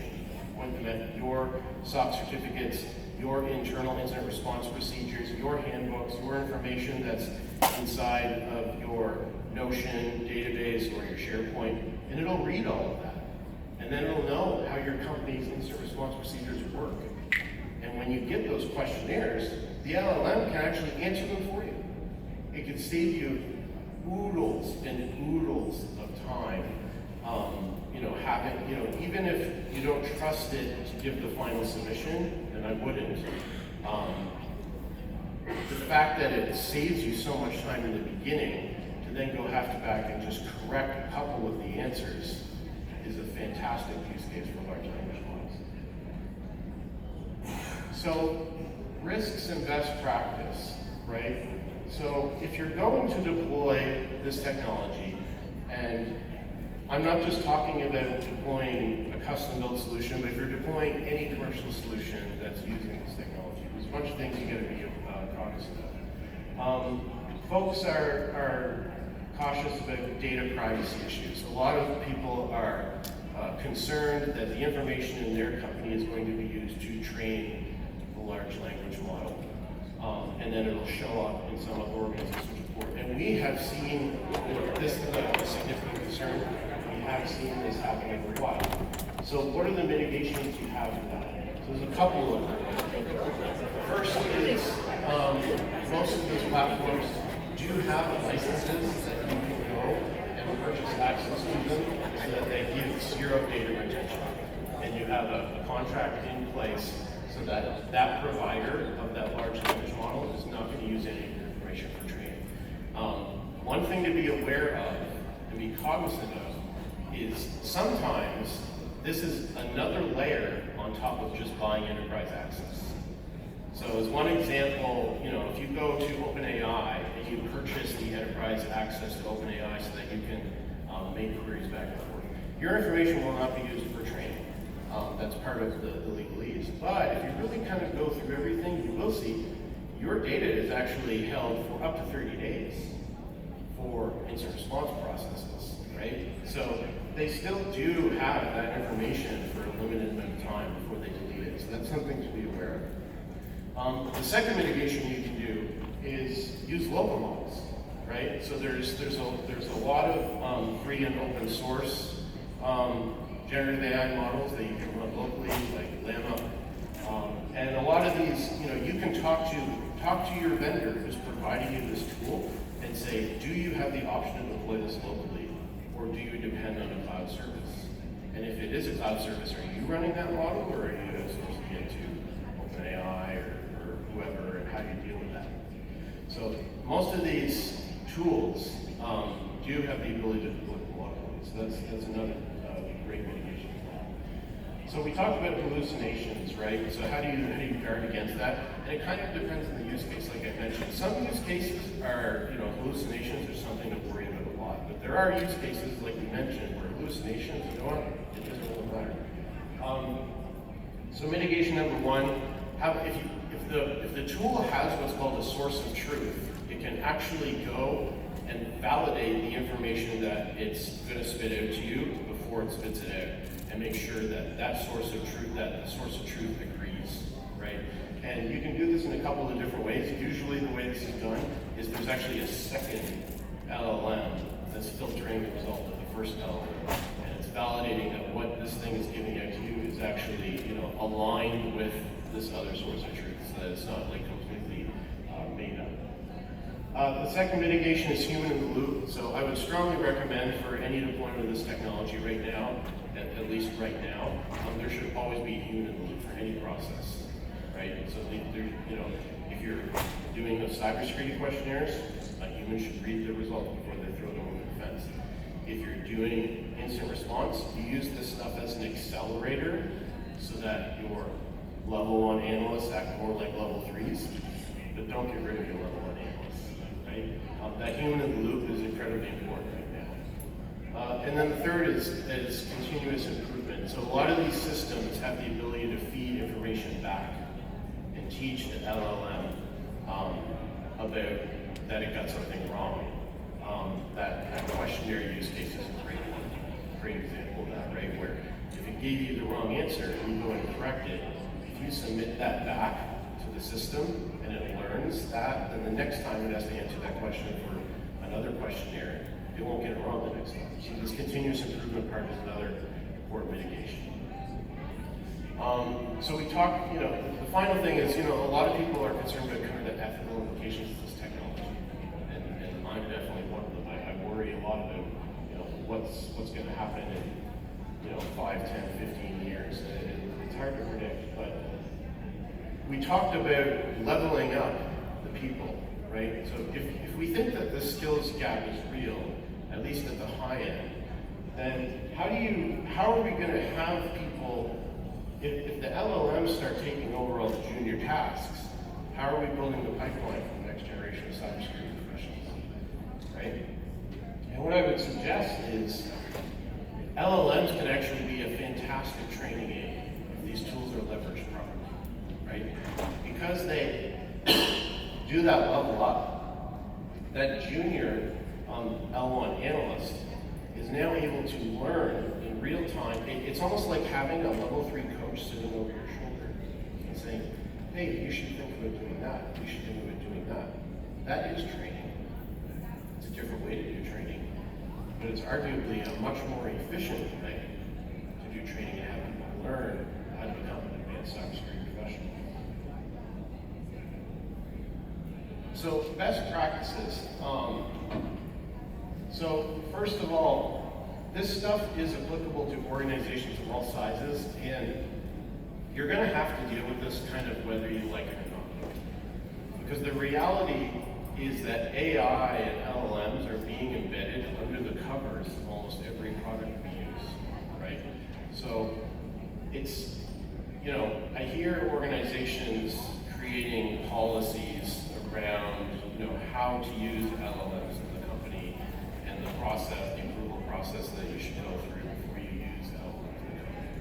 And that is definitely something that any organization should be going through this process. How are we going to leverage this? But the caution I give is, this is not about,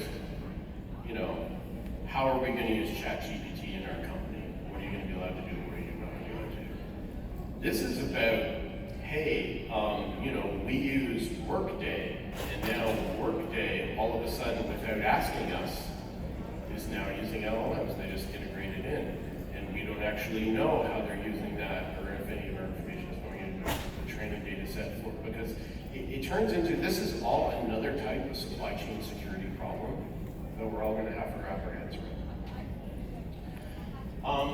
Another consideration when you're thinking about best practices, do you want to go standalone, or do you want to do like more of a platform approach, right? And this is where some of the things I talked about earlier come into play. When you create information silos, the AI is not able to bridge those silos. So think about, versus having all of these kind of one-off AI systems for your different tools, think about tools that can bridge the gaps. How can we have something that knows about our SIM alerts and our cloud alerts and our threat intelligence information all at the same time, as opposed to being siloed, because it's not going to be able to make that decision. Commercial versus open source. This is another interesting. So right now, there's a ton of activity in both. So we talked about how commercial providers are going to provide you with this stuff whether you want it or not in a lot of cases. On the open source side, there is so much innovation happening in open source AI right now that there's really no reason to not kind of start experimenting with this. So as I mentioned, I've got a lot of links in here for some free and open source tools. All of these are able to be pointed at, local models that you can just run on a server in your own company or on an AWS EC2 instance or something. You don't have to purchase, tokens from OpenAI to experiment with this stuff. So the barrier to entry is lower than some perceive it to be. So where's this all going in the future? So we talked about SOAR, right, and security automation. So one of the first things that I think is going to happen in this space is Gen AI is completely disrupting the SOAR market. So this for a couple of reasons. So first, we talked about how one of the challenges with security automation is you're kind of changing one problem set for another. You're changing a bunch of security experts for a bunch of Python experts and coders, and it's not necessarily saving you any time or money. Well, the interesting thing, the other interesting thing about security automation is anybody who's ever done it in any kind of a capacity knows that part of the issue isn't just doing automation, it's actually the integration itself. It's like, how do I have to make this API call out to this product, pull this information back, and I want to do something with it. And sometimes those APIs are not documented, some of the documentation is not up to date. So that whole building that integration is challenging. Well, when you combine, take the whole cybersecurity part of large language models and push it aside for a second and look at all the innovation that's going on in large language models to generate code. Things like the cursor editor, like GitHub Copilot. Apply those to the SOAR problem, right? And now this whole problem of connectors also starts to vanish, right? Because the LLM can actually write the code to do the LLM can't just generate the playbook. It can generate the playbook, and then it can actually generate the source code to connect to these services to make the playbook actually work, right? So as we start to see this stuff mature and have it be more reliable, it's not completely reliable today, but as it becomes more mature and more reliable, the idea, the kind of nirvana of being able to just go in and describe something that you want done and then have the system automatically be able to do that as an automation and not have humans have to do it anymore is going to become more and more real. Can LLMs eventually surpass human analysts, right? So earlier in the talk I said, you do not want to get, we're leveling up existing people. It's yet to be seen. We're seeing really impressive results out of LLMs leveling up these analysts. So are we going to get to a point where the LLMs are able to, automatically respond to the majority of cybersecurity incidents? I think that that's a ways off, and maybe we'll never get there. But using it as an accelerator is something that already works today.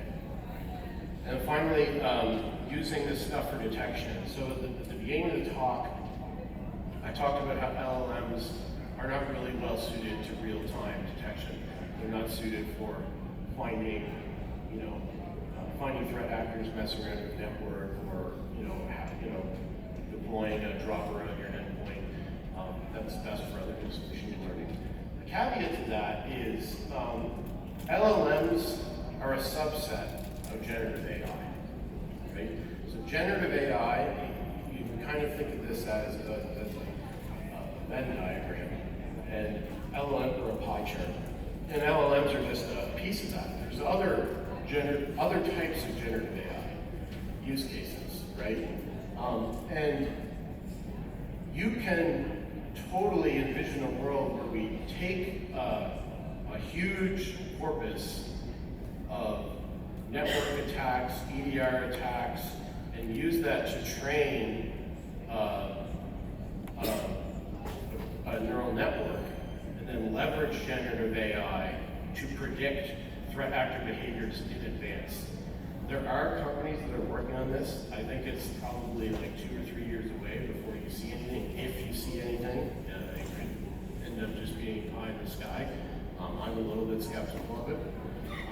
But you know, the idea of being able to predict the next, the idea of being able to detect in real time and then be able to predict the next thing the threat actor is going to do and then stop it very early in the kill chain is the goal of these systems. So not large language models, but still generative AI. So to wrap up, I think I'm running some time here. So first of all, everything I just told you is going to be completely out of date within 30 days. Because this space is moving so incredibly fast, right?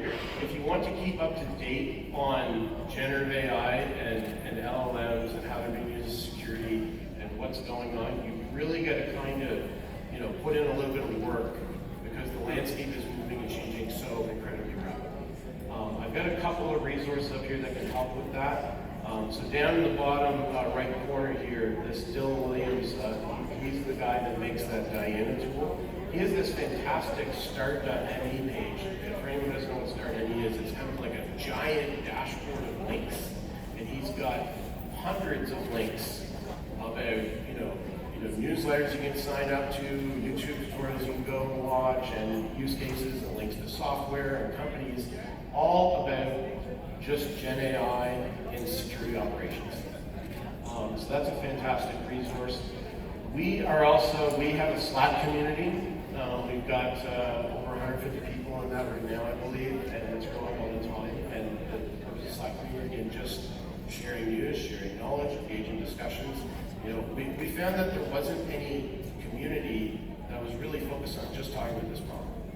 Just LLMs and SecOps, because there's so much going on with LLMs, so much of it, there's different pillars of cybersecurity, using them in AppSec, using them in cloud, using them in this, that, the other, but there wasn't any focused one in SecOps. So we've started that up. We've also got a podcast that's going on. And then finally,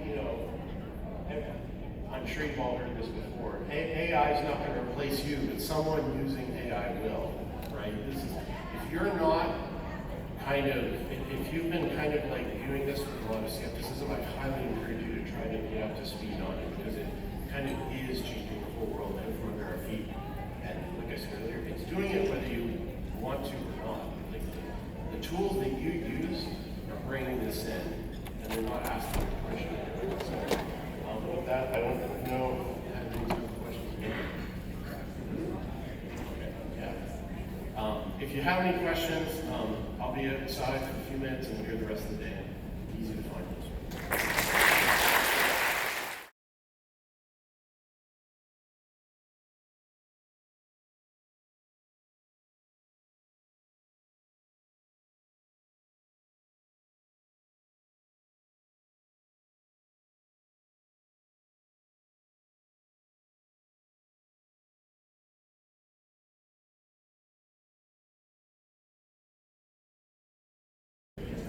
How's everyone doing today? Good? Awesome. All right. I'm getting used to these mics. I'm also fighting the loss of my voice. So bear with me. I took 5 or 6 lozenges, so I should be okay. But if I collapse, just come help me, okay? All right. I like to start these off with a fun tune, okay? So I'm going to play something for you guys, and I want to see everyone dancing and stuff.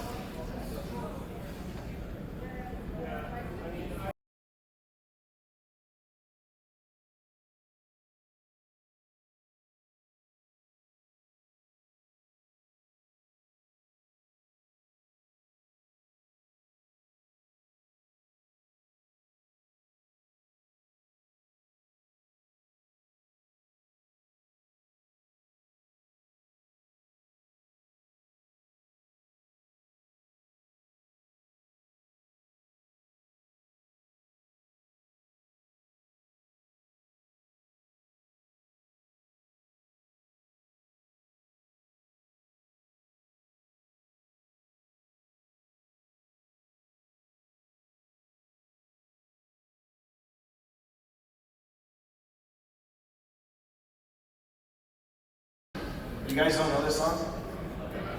Is this like brand new? It's from Pete Collins. He's like a new rapper on the block. You guys don't like it? He's talking to Billy, saying, Billy, don't lose my number. So it's kind of like, don't ghost me. Nobody knows that song? Okay, let me play it.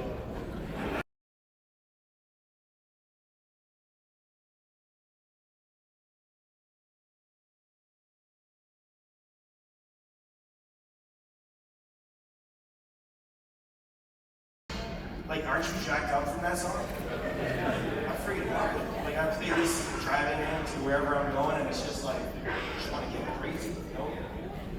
Obviously, you guys are all sitting down, so it didn't do the same thing that I wanted to. That's disappointing, but, you know, it's okay. So, what was Mr. P. Collins doing here? Or Puff Collins? He was talking about what? Anybody know? Actually, I found out this week that Mr. Collins didn't really have any meanings to the song. He just freestyled them and then kept these, like Susu Studio. I don't know what that was, so I looked it up, and it's actually I was disappointed. I thought we had to have meaning to the songs, and you don't. It just sounded good, so he kept it. Great artist. But anyways, this song too, to me, it means don't lose a connection. It means I'm going to track you down, as a good cyber person's gonna do. So I'm gonna track you down. So that's kind of why the song is kind of related to what I'm talking about today. Data breaches, and so companies versus ethical hackers and security researchers.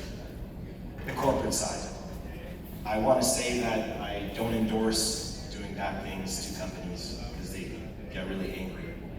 And plus, there's nothing protecting you legally. So if you're gonna do it, make sure to cover your butt and document everything. But I'm not endorsing it, I'm just saying. And I'm also not here to give companies crap because that's not what I want to do. Okay. This is supposed to be a very suspenseful slide. The second slide. Are you ready for a world of cybersecurity? Okay, the person in the back, super rad, and they waved at me. So thank you, sir. But that was only one person, nobody else. Thank you. All right. Anybody else? Yes, yes. Okay, that's better. Okay, let's try the second question. What would you do if your data was breached tomorrow? Try. Okay, that's the way to do it. Why not? Yeah. What else would you do? Hide. Okay, yes. If those secrets get uncovered, you want to hide. What's that? Yes. You put two-factor authentication on everything. Right? Is that what you're saying? Yeah. I do that with my kids too. I wrap them in two-factor. And just wrap them all up. Do you think or do you trust that organizations are protecting your data properly? No. Some are. More that aren't, and then more that are. And the other thing, are you prepared for the folks that are in the business, for the folks that are trying to get into the business? I honestly say try something different because being in security kind of sucks sometimes. There's a joke about how cybersecurity is like an onion, not because of the layers, but because it makes you cry. So that's kind of it. So when you become a cybersecurity professional and you're doing all kinds of things like this, you have to balance a few things. One is transparency. You have to be ethical of what you're doing. And you have to be super curious. And also want to break things, but in a good way. So it's a challenging industry, but it's super exciting, and it constantly gives. If somebody wants help, you're able to help many, many people. So keep that in mind if you're interested in even trying it out. I recommend you definitely do, because it is the best. How about me? I have something written down here, and I kind of want to read it, and I don't. But it's kind of like the first chapter of my book that I'm somewhat writing, so just bear with me. You guys cool with that? Is that okay if I do this? Yes? You have no choice, you're stuck in here. Lock the doors! Yes, you, in the back, walking. Yes? All right. So, try this again. 1 second.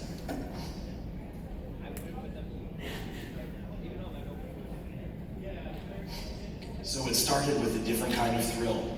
Ducking security guards and dodging police. And jumping fences to reach the coolest and gnarliest skateboarding spots around town. Yes, I used to skate and I still do, so don't say I'm too old to skateboard, that's not nice. Back then it was about testing boundaries and getting creative with risk. Sometimes it meant breaking into the school's machine shop to build some ramps. Sometimes it was helping my friends with their marks and breaking into the local area network so that I can change some things. They're just letters anyways. Later, in the icy currents of the North Atlantic, the Canadian Navy, it gave those early skills the discipline and focus that would shape my career in the high-stakes defense and intelligence. After leaving the Navy, I worked with General Dynamics, and I developed advanced emulation and triggering systems for weapons testing. Don't hate me for that. But the real test came during my decade-plus tenure with the Canadian Security and Intelligence Service. Anybody here from CSIS? Yeah. You're not supposed to see it. Jeez. Okay. It was a treat. Advancing through senior management, I focused on counterterrorism and, catch this, counter-proliferation. It took me years to get that word right. This is a tongue twister. Targeting threats across both digital and physical realms. Here I honed on dual operational skills for close access tactics or cyber offensive maneuvers.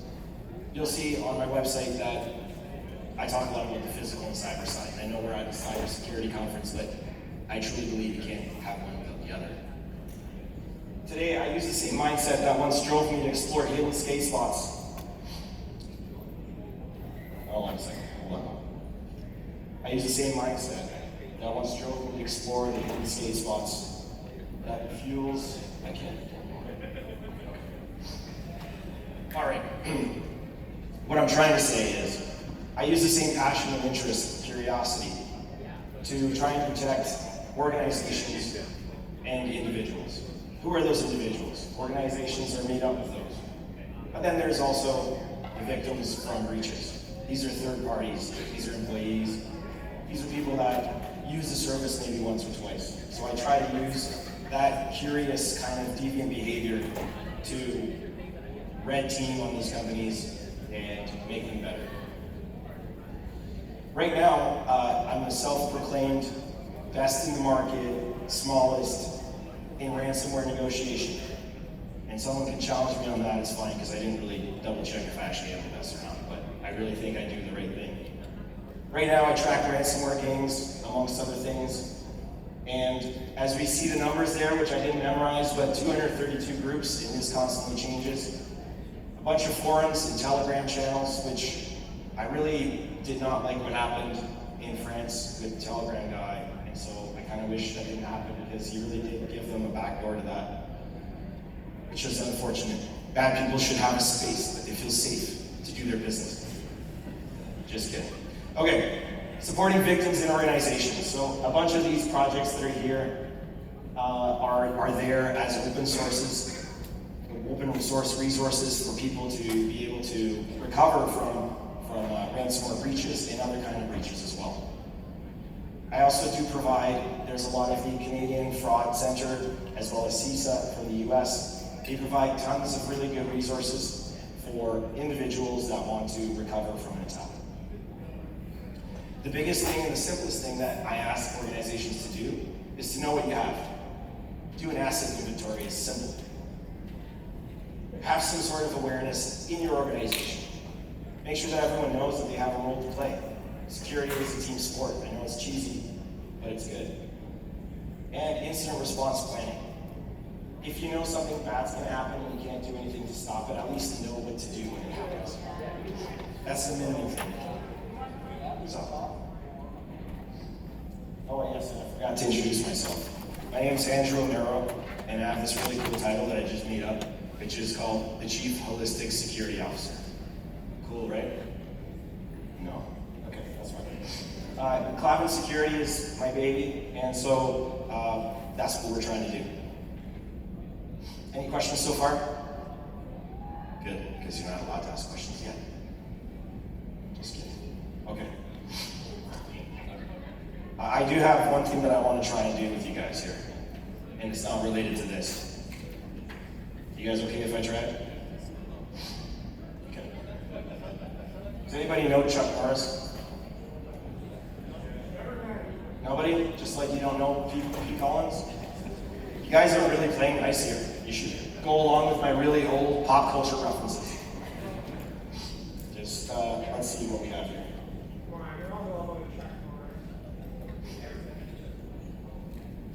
What's that? Say that? I like that one. What is it? Everybody knows Chuck Norris. You guys? Very good. I like that. Okay, hang on. I am in my email here. Myself.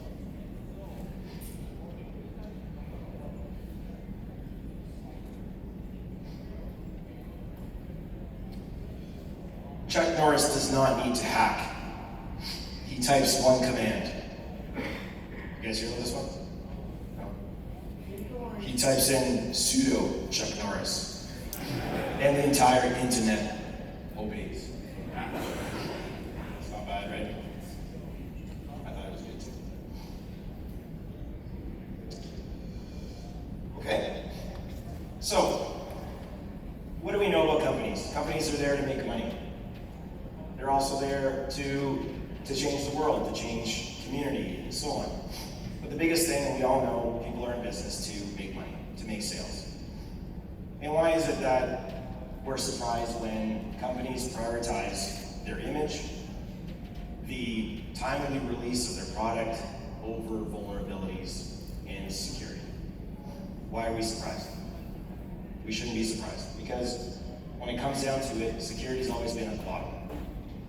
We kind of want that to change. But the idea is, if you're going to pick one over the other, when you're a business, you're always going to pick the fact that you need to make money.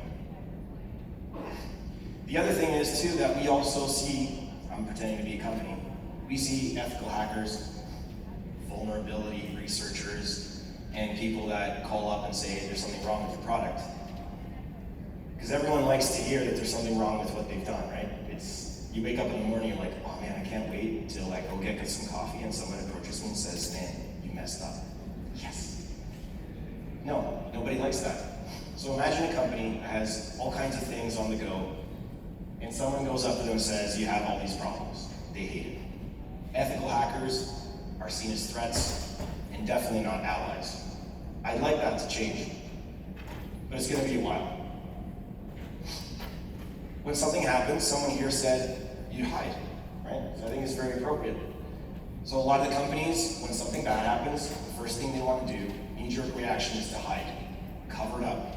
I don't want this to get to my board, I don't want this to get to my investors. And a lot of them think that because it's on the dark web, that it is only accessible by criminals. Dark web is not only accessible by criminals. If you have heard differently, it's used by freedom fighters and all kinds of other people that are not doing anything wrong.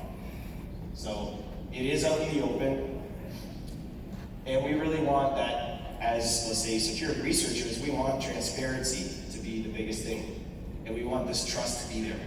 I'd rather someone come and tell me that something's wrong before someone that is malicious uses that vulnerability to do whatever they want to do and destroy my business. I'd rather the first one. We can be in agreement with that, or does anybody want to be hacked versus be told? I'm just making sure I include everybody, that's all. Gentleman in the back? No?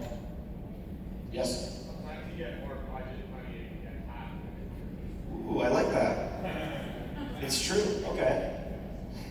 That's a good one, okay. There you go. I learned something. This case was really interesting. I spoke to the gentleman that was in this sticky situation. he got really involved with this because in the city of Columbus, he's trying to bring awareness and more people into cybersecurity. So he came across a ransomware attack in the city of Columbus and went through the data, the stuff that I typically do as well. Do a data privacy analysis of the impact on victims and the organization too. I'm not just saying victims, it's everybody. Even third parties and investors, everyone. And he actually came across some underage material, medical test results, images, forms, whatever. So he took it upon himself to contact the city of Columbus. The city of Columbus ignored them. Big surprise. If anyone worked at a call center, which I don't recommend, worked at a call center and calls up somebody and they get hung up on and sworn at, this is what this guy did.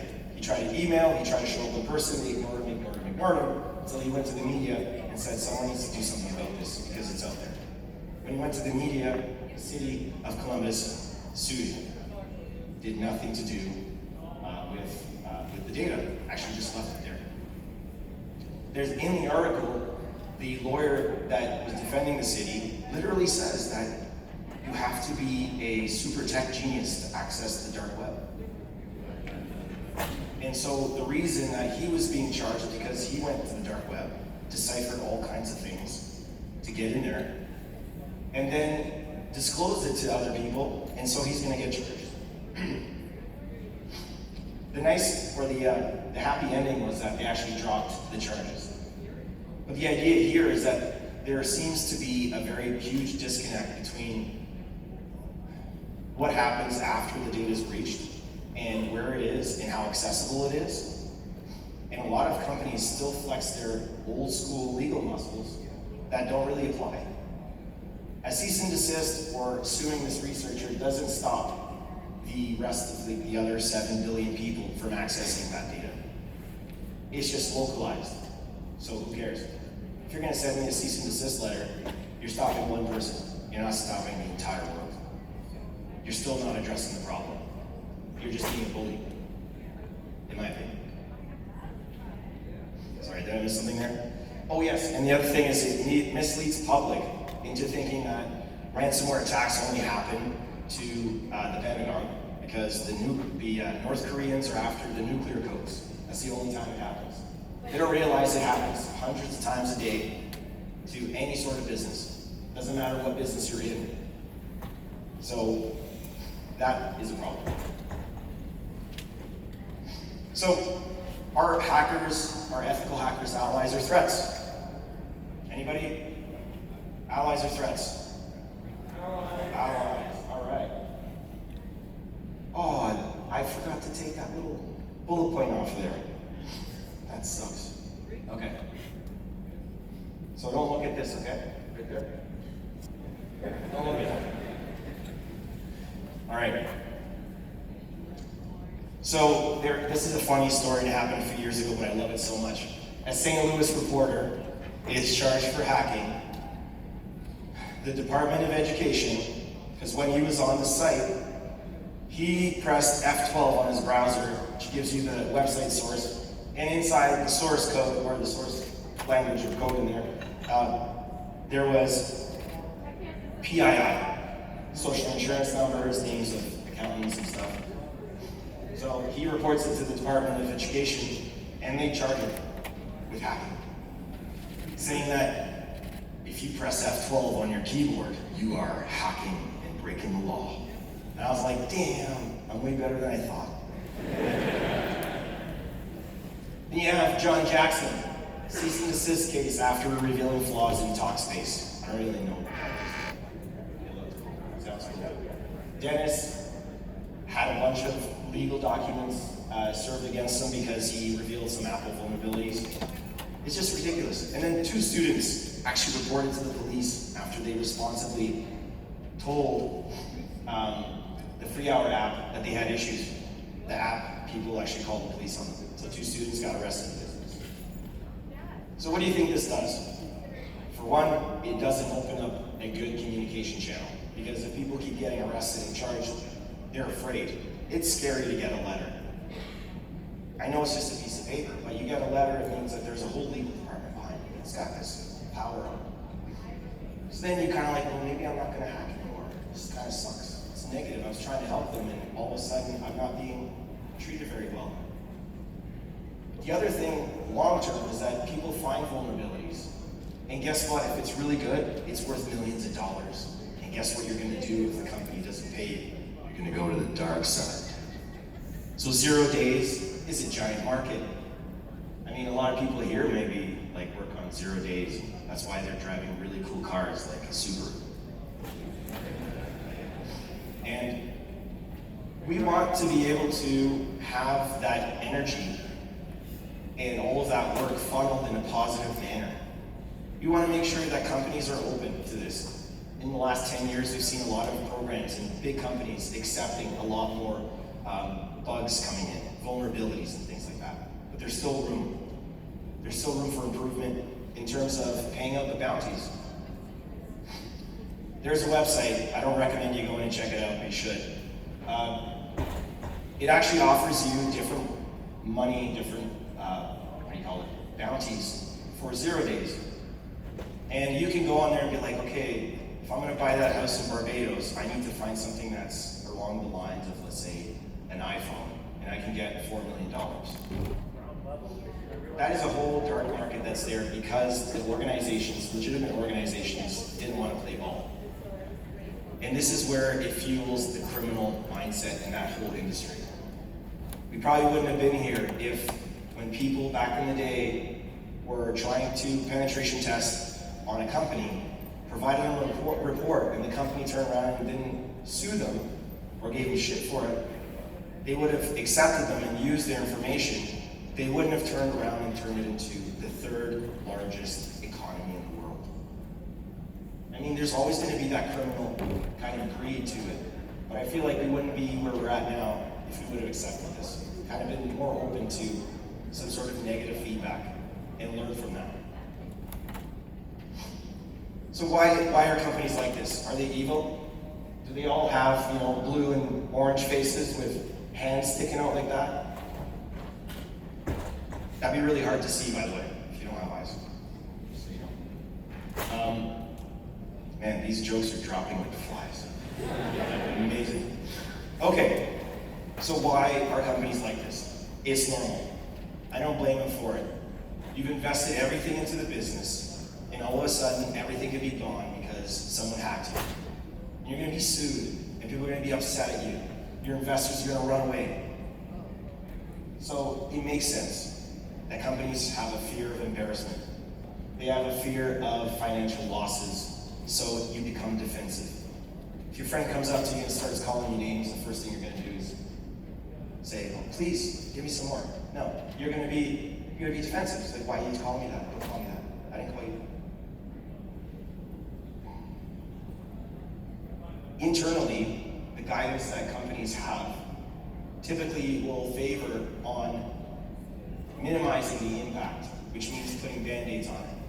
So internally, the tech groups might say, you can make this go away. I don't want to lose my job either. I'll make this go away for you.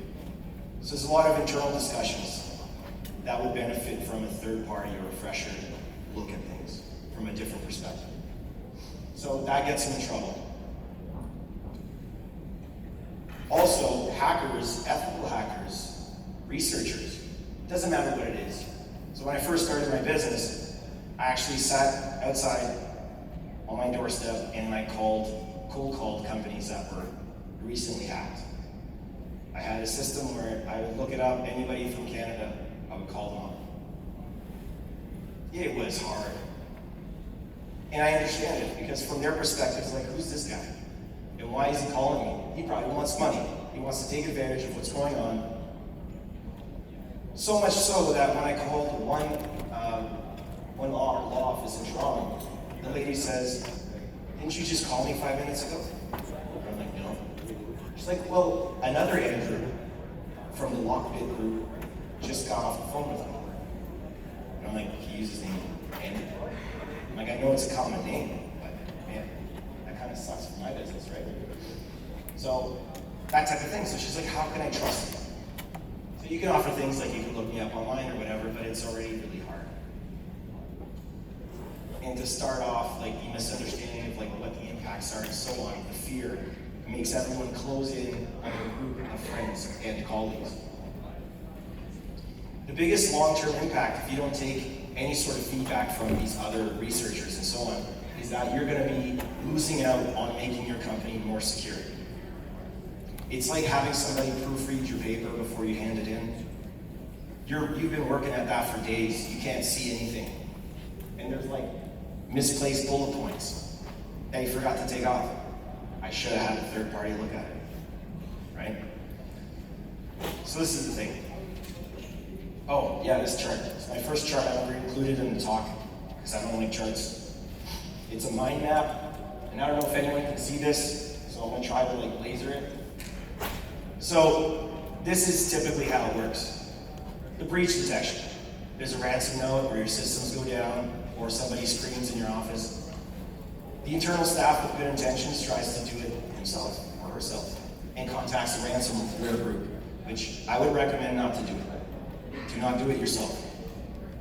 You could have the intentions to do it, but prepare. I'll tell you why after that. Because that usually goes wrong, the attackers escalate the impact and the ransom.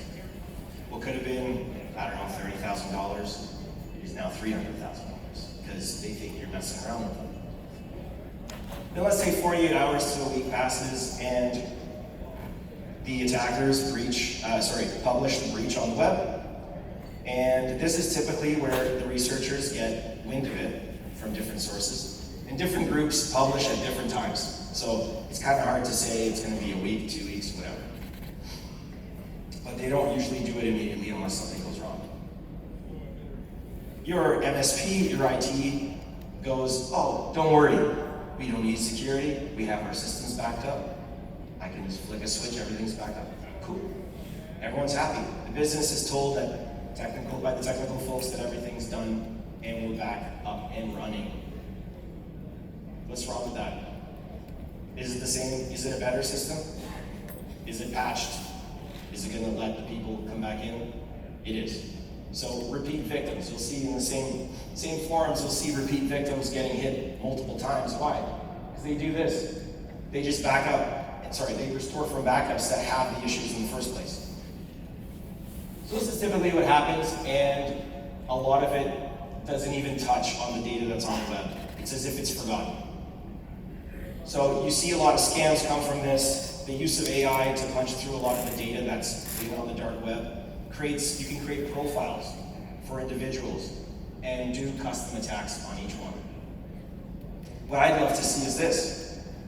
Is when something happens, we go from here all the way here, and then you let me or someone like myself do the talking for you. Why? Because I'm not going to treat the attackers like they're idiots. I know it's a business transaction. I know they're doing their job, even though it's not a nice one.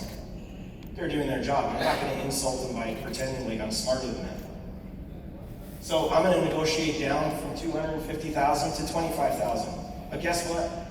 And this is hilarious. I obtained a penetration test report from them. What? They actually give me a really nice professional report telling me how they did it. I can't get that for $25,000. You try to get somebody to do a penetration test, you gotta scope it down, whatever. It's ridiculous. You're not gonna get it, but you're actually gonna get it. I ensure that the data is removed from the dark web, or people like myself. I'm not trying to sell myself here, I'm just saying this is what you benefit from. You access or assess the privacy and data impacts, so you can look at and say that you're going to have a bunch of families impacted, you're going to have municipal departments impacted. What can you do? We can provide remediation steps and so on, address the gaps and actually fix it and give you a foundation of security to make it better. This is kind of what should happen. This here has good intentions, but it doesn't work. Another thing I saw, London drugs. Anybody know what that is? Yes? Yes? Okay. It's like the street drugs you buy in London? No?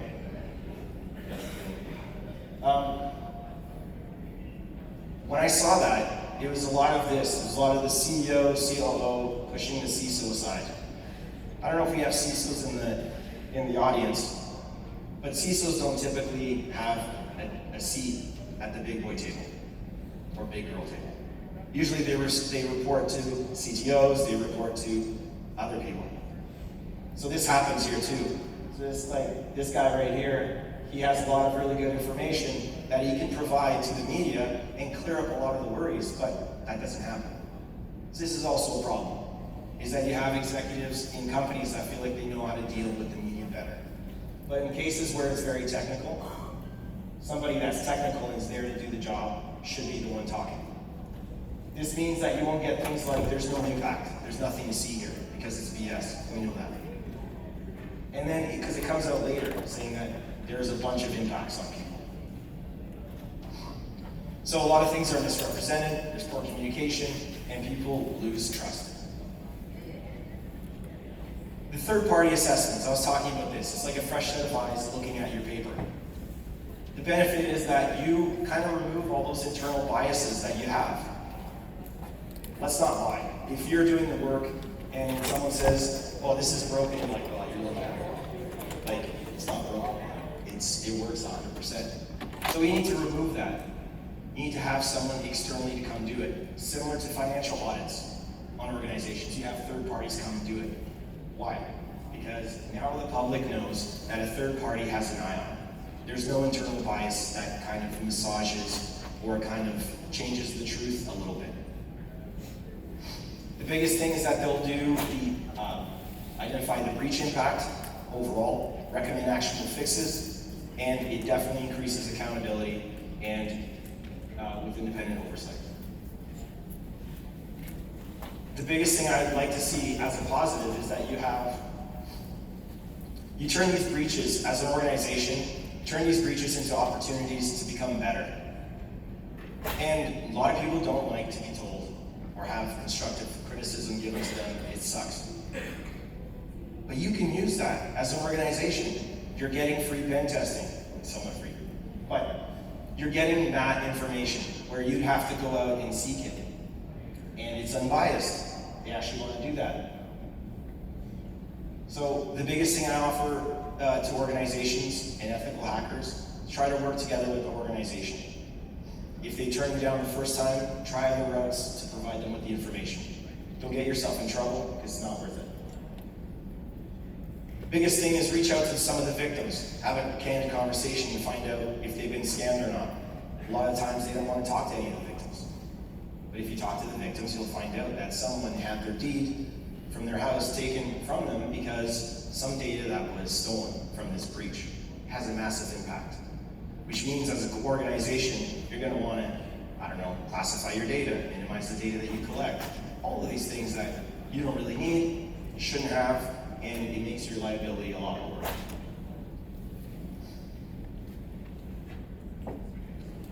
All right, so this is the fun part. I want to make the cybersecurity world to be a collaborative, fun butterflies and unicorns, purple clouds. The idea is that we want transparency, ethics, we want good communication, and we want the companies and these ethical hackers and folks that are here right now doing the CTFs and things like that. We want to give you that ability to go to a company and be like, look at the work I've done. It's awesome work. You guys can totally benefit from this. I also want to do some good. I also want to get better at my craft. And all you need to do is look at my report and just recognize that you have issues and maybe give me a bounty or something for my time. That's really where we want to do that. We want to be able to have these ethical hackers and researchers go to the companies as a first step versus going to the 0 days company or the shady, in the dark alley kind of, exchange of information. You don't want that, because if you don't support it, it'll go somewhere else. Now, I want you to ask yourself, or the person beside you, whichever. You can ask both if you want. What will you do to make cybersecurity more open and collaborative? What can we do together? What can we do individually? And the biggest thing I recommend, hacking of any sorts, be it physical, digital, cyber, You have to be engaged, you have to remain creative. You have to be somewhat of a deviant, but in a good way. So keep that up and don't be discouraged on any sort of reaction that you get. And you will get cease and desist letters. You will get sort of sued sometimes. Anyways, contact me if that happens. I have some contacts. But honestly, just take action and be positive about it. Now, I swear, I promise you're not going to download any malware onto your phone if you click those. But I have my podcast, I have my LinkedIn. Please reach out. I love networking. I didn't do any networking when I was with the government. And I think it's the best way to learn things, learn from others, and foster a really collaborative community. So please reach out with any questions. I have a podcast that's super popular. I have like 15 followers on Rumble, so it's amazing. And then that's our website there. And I really want to thank BSides because last year they accepted my talk, and it was so much fun that I couldn't wait to come back. So thank you guys for everything, and thanks for coming. It's excellent to have everyone here, and hope to see you again.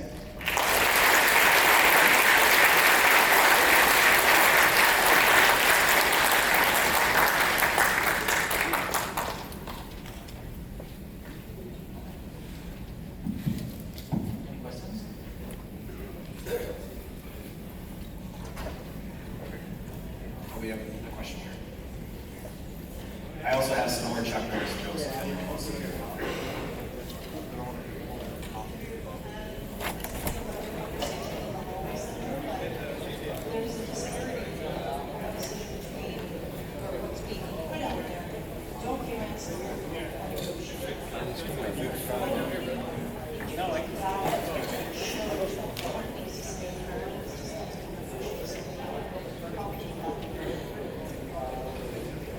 Sorry if I understand the question, so you're asking about to negotiate or pay ransom or not. Yeah, so this is a massive way of discussion. If you talk to law enforcement will flat out say no, don't negotiate, don't pay anything. If you talk to insurance organizations, they'll be on the fence. They'll be a 50-50. My recommendation is address each situation as a case by case. Now I say that because depending on what data is actually out there, there's still a possibility to take it off there. And I know it's like we're trusting criminals to do the right thing. But really there is a code amongst thieves. And so they really stand by that because they have a reputation just like any company. So if you are going to pay the ransom and ask them to take the data down, what I've seen is that they actually do. And they don't sell it, resell it. There's exceptions to that, for sure. There's a lot of other groups that will double extort and do that stuff. You don't see them around for very long. But, so that's kind of my thing. It depends on the situation. I wouldn't say it's like a rule of thumb or something about to pay it or not. I lean more towards negotiating versus not paying at all. Purely because you can get a lot more information and make yourself stronger and better versus just ignoring it. Because not paying it really just says, I'm ignoring this. So, yeah. How do you get it? They just, like on the messaging app that you're talking to them? Oh, it's like you're talking to a technical colleague. You just say, listen, I'm willing to throw another $5,000 on the table if you give me a pen test. Like, you need to tell me how you did this. And sometimes they'll be like, no. And you're like, okay, well, this doesn't really help me. So how are we going to negotiate? I'm willing to pay you, but I need some information. And typically that works very well. And like I said, these individuals that are on the other side are human. They're technical folks as well. So if you were to talk to anybody here right now, you probably wouldn't start off by saying, you're an idiot, I'm not paying anything, right? You would start off and be like, let's build a rapport, let's talk to each other, let's find out where you're standing, and then let's negotiate some things out of that. So that's typically how it works. And a lot of the times, groups, because there's a whole thing about if you get a negotiator involved, the whole thing's off. So I never go in talking about me being a negotiator. I go in as I'm helping, and I want this to go away as fast as possible. And that's one biggest thing, is doing that. And then how to get it back, it's asking nicely. That really works. And I know it sounds weird, it's like the guy just stole my car. I'm gonna go ask something from him and say, how'd you do it? But it works because, like technical folks, they're proud of what they did, right? And it doesn't work with every group also, because some of them have like call centers or communication centers. So the person you're talking to isn't actually the person that did it. So they really don't care. So you have to escalate it like through customer service.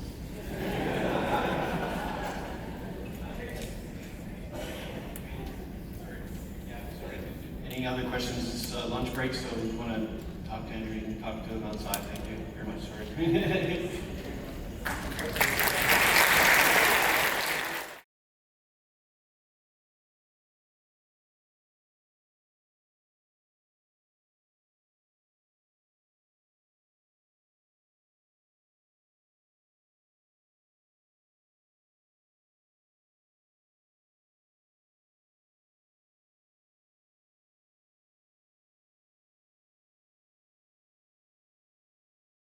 Everybody doing well? Okay, Friday afternoon. I'm glad you're all sticking around. So we're going to get going again. So next up we have Alex, who's going to following the digital snails trail. All good?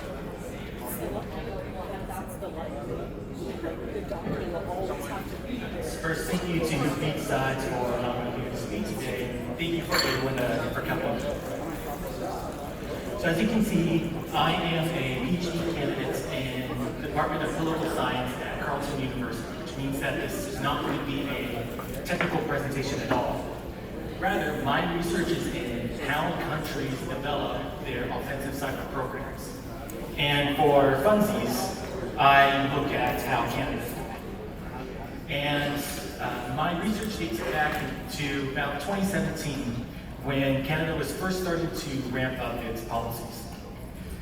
And throughout this time, I've gathered up quite a bit of information about how the Canadian Armed Forces, or the CAF, develop its cyber program. And so this is how I'm now going to present this research, to show the general history of how this program was developed.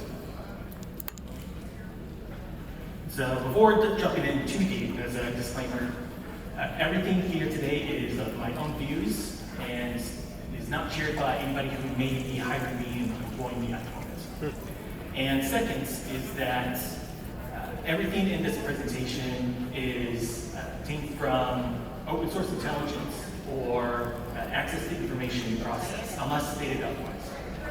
And this is all to say that this is really incomplete, and that this isn't a cop-out, but rather, I'm the first one to do it. That not even the government of Canada nor the military has really tried to put effort into compiling this history.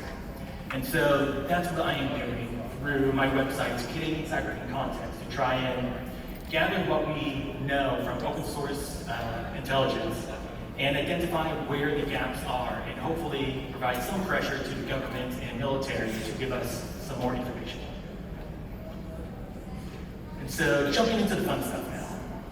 Overall, I've identified about 5 periods in how the Canadian Armed Forces have developed their cyber programs. I'll be walking you through these 5 periods and what we know so far, and hopefully end with a good amount of time for questions. So this all really begins in 1999, when the CAF created the Information Protection Center. And this was their initial computer emergency response team. So it wasn't really too much at this time, but really the necessary basics for cybersecurity and cyber defense. But as the CAF went into Afghanistan and was acquiring new capabilities, working with the United States and realizing that maybe we aren't keeping up with network and communication technologies as we should be, so they start procuring more, which increases the demands for the CAF's cyber defenses.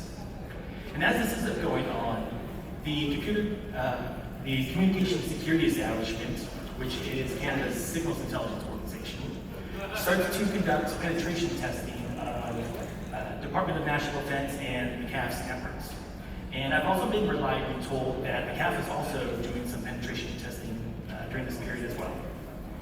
And much of this goes into identifying that what they had at this time just wasn't enough, which motivated the creation of the Canadian Forces Network Operations Center in 2004.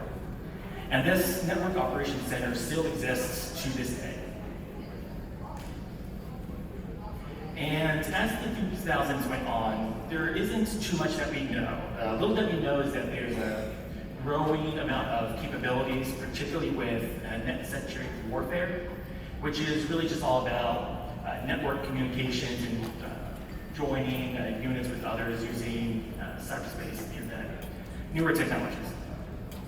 And so as they're trying to keep up with these increased services, they are slowly increasing their forces, focusing on cybersecurity, including expanding their communication reserve information protection team into cyber broadly.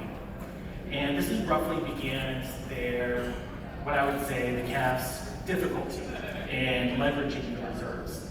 As consistently to this day, you'll find many that are working in the forces and another job, but maybe in their private life are a CISO, and they just aren't being utilized to their best in the forces.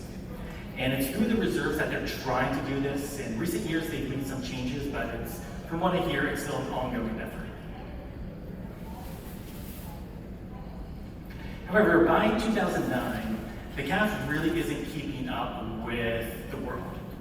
Now, by 2009, you have the United States creating United States cybercomputer. And in 2007, you had the cyber attacks on Estonia, and in 2008, Russia's use of cyber operations and its invasion of Georgia. And then this all culminated in NATO, the North Atlantic Treaty Organization, the military alliance that Canada is part of, agreed to create the Cyber Defense Management Authority, which was really all about centralizing and overseeing the protection of military systems in NATO. And all the while, they're pushing allies to do more. That the United States is on the forefront, and more or less the whole of the alliance really isn't keeping up, Canada included.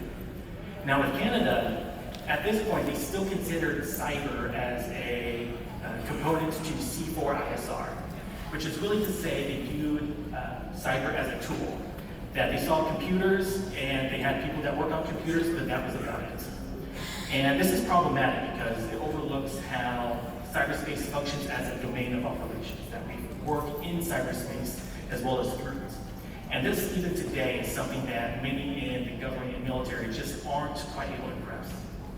And so the analogy that I often use is that this is like looking at the air domain as just airports. You realize that you miss that planes actually fly through the air, that there's a lot going on there. And so as this is going on, CSC is continuing to conduct some penetration testing and overseeing the government's cybersecurity posture, and finds just rampant infiltration and data theft by China and Russia in particular. And this all goes into the first Canadian cybersecurity strategy in 2010. Now this is great and all good, but 84% of this funding went to the communication security establishment. Now, this funding did go to help stand up their massive network of host-based sensors that they have to defend the government, and that they're constantly trying to expand this network, actually. But this kind of left the military and others kind of lost on what to do and with little funding on what to do. And overall, the CAF had 3 tasks going forward. They were to get their house in order and strengthen their networks.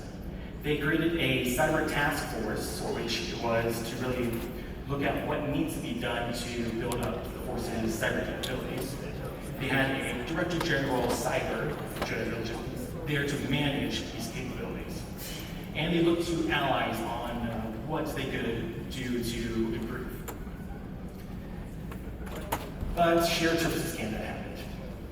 In 2011, the Government of Canada created Shared Services Canada that was meant to really centralize the management of information technology in the government. Not a bad idea, except it was really rushed, and there wasn't much thought that went into what military networks should be under control of civilians versus what should be under control of the military.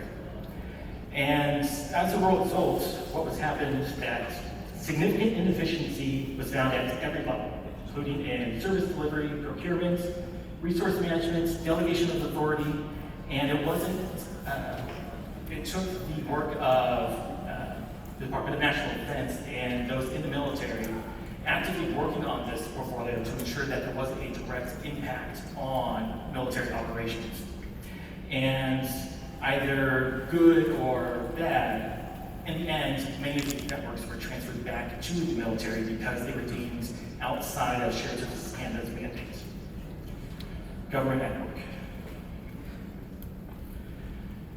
And as Shared Services Canada was happening and the military was just trying to deal with someone's outside management of their assets, internally it wasn't really much better.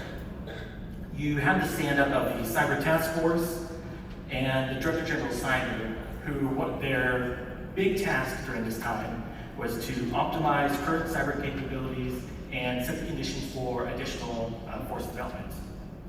And partly because of Shared Services Canada, as well as internal issues, there wasn't too much progress during these initial years, which led to the Chief of the Defense Staff, which is the most senior officer in the military, issued guidance specifically stressing that we need to develop more joint capabilities, so better networked communications, we need to develop a cyber force, and we need to have operate in cyberspace like it is a domain. Now, this was also the first recognition that the military identified cyberspace as a domain. But this was ultimately purely military and wasn't policy for the government yet. And in the end, all of this failed because of a lack of ARAs. And ARAs refers to authorities, responsibilities, and accountability. And the best way to understand this is who, what, and the how of military command and control. So you can quickly understand that if there's conflicting ARAs in a rigid hierarchy as a military, this can create some big issues. And hopefully some of the people can see in the back, the highlighted is where the management of the cyber assets really were. So they're a bit all over the place in the military. And this created issues on no matter what portfolio you're really looking at. Now, internationally, things were moving much quicker than Canada was. At NATO, in 2014, members agreed that Article 5 applies to cyber attacks. Now, Article 5 is the mechanism of NATO which states that an attack on one of us is an attack on all of us. So in 2014, they say a cyber attack on one of us could mean a cyber attack on all of us. And this escalated further in 2016 when NATO agreed that cyberspace is a domain of operations. And so this may not mean too much, but what it actually means is that NATO alliance is treating cyberspace like any other military domain. They're treating it as an army would treat land, or the Air Force treating the air. And this is a very conscious effort by them to invest more in treating threats in cyberspace more seriously. And out of this, they agreed on the Cyber Defense Pledge. And the Cyber Defense Pledge is really just an agreement that we're all going to invest more. And all the while, the United States is setting the tone of what all these investments are. And the United States is slowly adopting a strategy called persistent engagement. And persistent engagement is all about being confrontational with your threats to ensure that threats and APTs aren't able to relax and aren't able to get a strong foothold, that they always have to worry about cyber commands on their back. And we can quickly see that a lot of this comes to inform Strong Secure Engaged in 2017. Strong Secure Engaged was the Trudeau government's big defense policy. And it's a major milestone in how the CAF developed its cyber capabilities because it established three major things. The first was it recognized cyberspace as a domain of operations. As I noted, this is a very important point to now. This was a full political recognition of this by the government. You have a cyber force being created to really professionalize the service of those working in cyber. And in addition to creating this cyber force, they would assume an assertive posture, which means that they would develop the ability to conduct offensive operations. And lastly, they would have all this under a deterrence framework. And now, cyber deterrence does not work, but that's a talk for another day. And so as they began work under this, under strong security age, they were able to quickly stand up the cyber force. Now, much of this was built on preceding work beginning in 2013 with the Chief of the Defense Staff guidance. But in 2017, they actually finally now have a trade, and this started the overall professionalization of the service. And then in 2021, you have the first class that graduates, and 2022, you have the actual badge authorized and approved. You can see that on the side here. Do you ever see little knights likely working in cyber in the CAF? And they are now conducting a study about a cyber officer trade as well. So now that they have a cyber command, they're really trying to build it out with professionals and those with a lot of knowledge. And this includes having a cyber officer trade. And this is roughly what the training looks like. The training for a cyber operator is approximately 72 weeks. And so 60 of those weeks is at a civilian college. It could either be Willis College here in Ottawa or Nova Scotia Community College. I haven't heard much about Nova Scotia Community College, but Willis College does not have that good of a reputation in the CAF. I'm not sure if that has to do with how the Canadian Forces School of Communications and Electronics, the 12 weeks that they have there, I hear that most cyber operators flunk out at that point. Don't know if that has to do with Willis College, but this is information that has been told to me. And we ultimately have the Royal Military College as well that has a lot of great coursework through there that you actually see online. This includes malware analysis, exploitation, a lot of cool stuff. They recently also started the Cybersecurity Foundations program, which is sort of a professional development program of working through all the R&D classes that they have. And they also do general certifications and send out people for SANS training, the usual training that a lot of people will do. And so this is sort of the basics of what they're doing, but they are looking at expanding even more. But as this is going on, the CSC is up to some very cool stuff. And in 2019, the CSC Act is passed. While before the CSC Act, they already have an existing mandate for cybersecurity and information assurance and technical and operational assistance. And so this allowed them to help the rest of the government. This is what allowed them to conduct those penetration tests in the early 2000s. But now they have a new mandate for foreign cyber operations.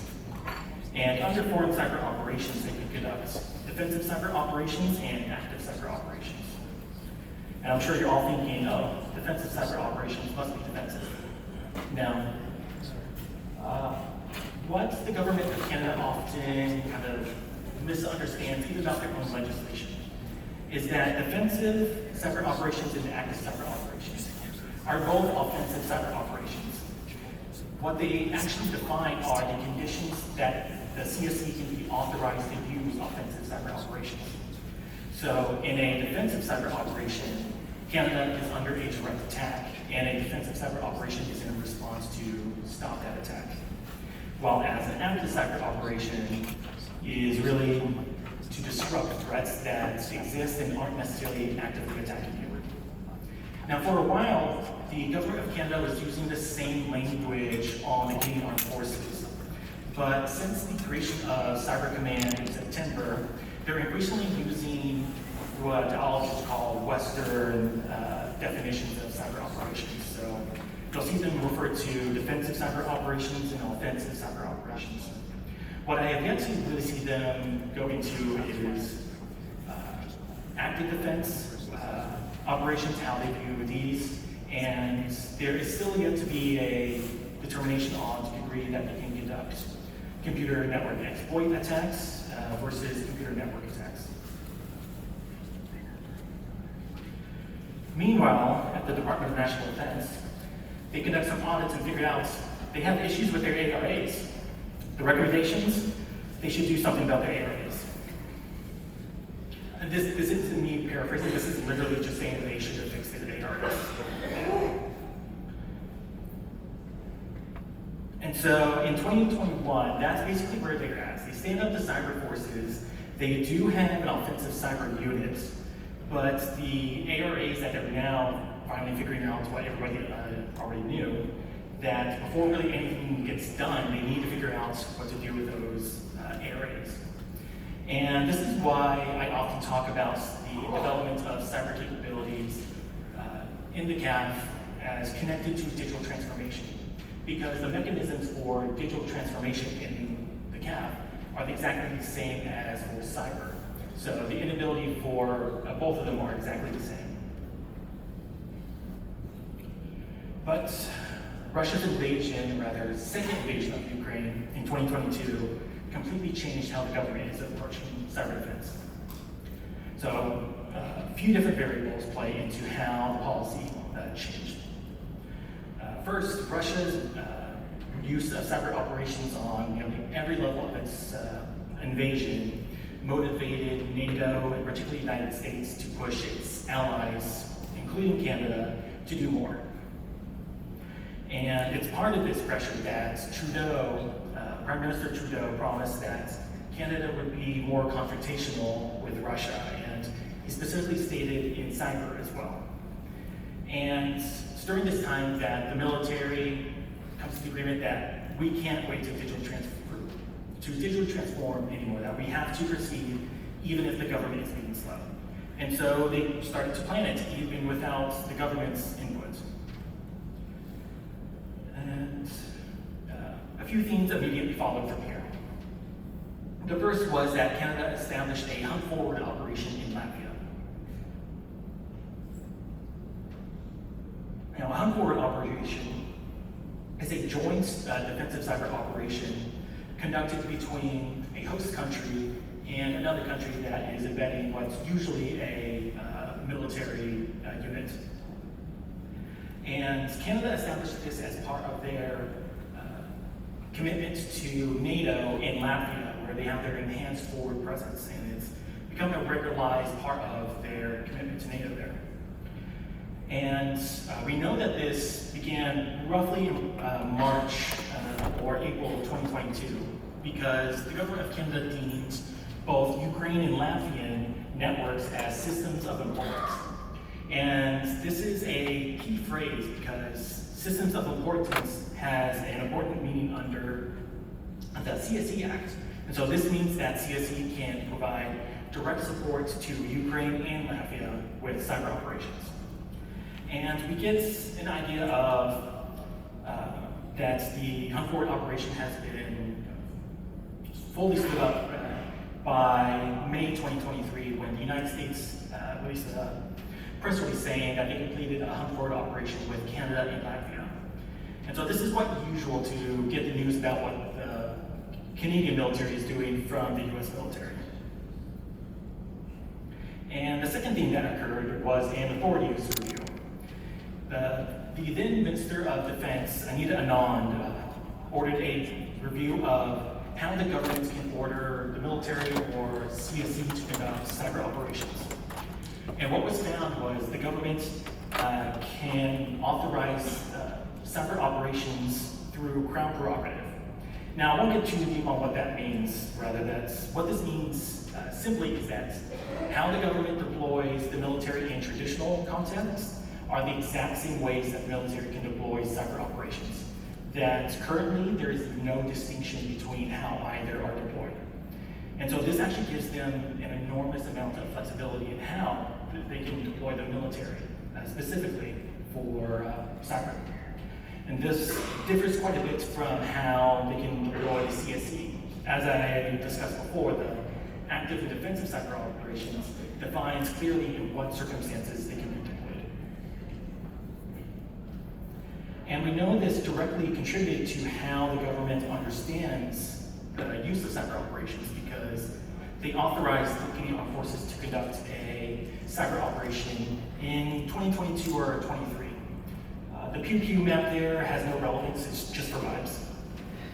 That the year-end reports for national defense and the 22-23 end reports has a lot of great information in there that I would really recommend anyone to read.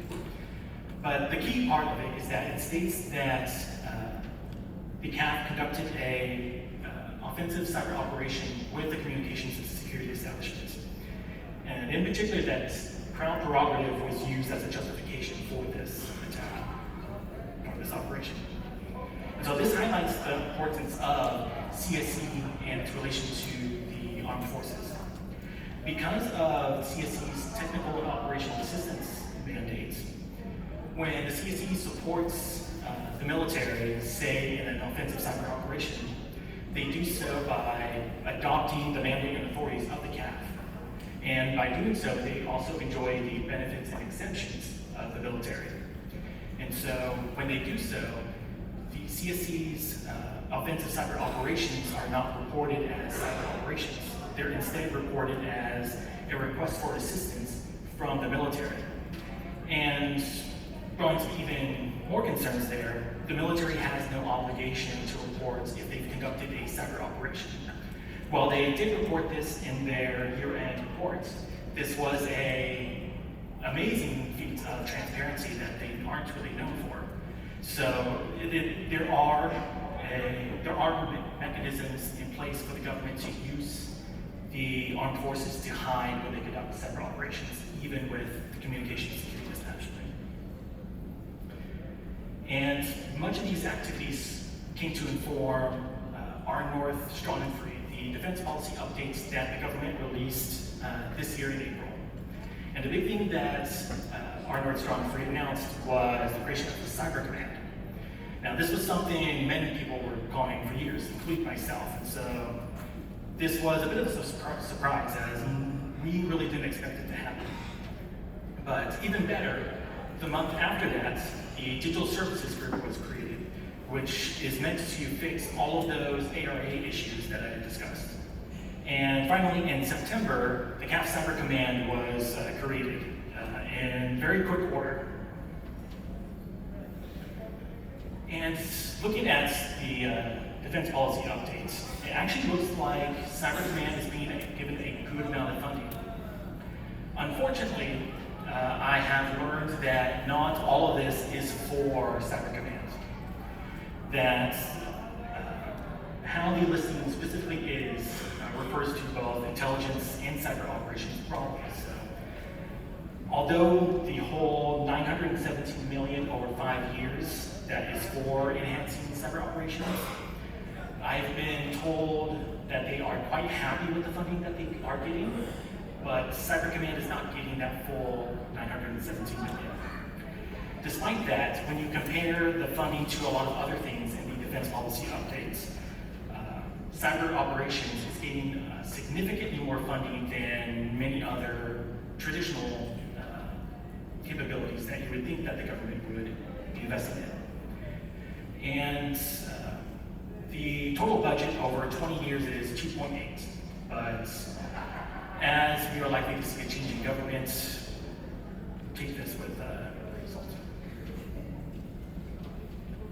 And the Digital Services Group, I would argue, is an even more important creation than Cyber Command, because it joins the Chief Information Officer Group in the military and the Digital Transformation Office into one big organization. that rather than try and figure out the ARAs and what organization does what, they say, screw it, we're one organization now. And this is all really process-driven more than anything, that they're optimistic they might be able to find some cost savings in there, but ultimately they're after efficiency to ensure that they can not only provide the services to the military, but procure new capabilities, but also provide that support to cyber commands. Because a unique part of the digital services group is that it provides direct organizational support to cyber command. And this is unique because normally, say, Special Operations Command, which Cyber Command is kind of modeling itself off on how to stand up itself. They have most of these activities done internally by military members. And so they're outsourcing a lot of this to the digital services group, where they believe this will create a lot more efficiencies by allowing Cyber Command to focus on operations. And so by being able to focus on these operations, what General Yarker, who is the commander of Cyber Commands, calls a minimal viable command. So he calls this a minimal viable command, directly mimicking a minimal viable product, because they're establishing kind of the basics of the command so that they can build out this organization and what it needs to be, because this is quite new for Canada, and really most militaries.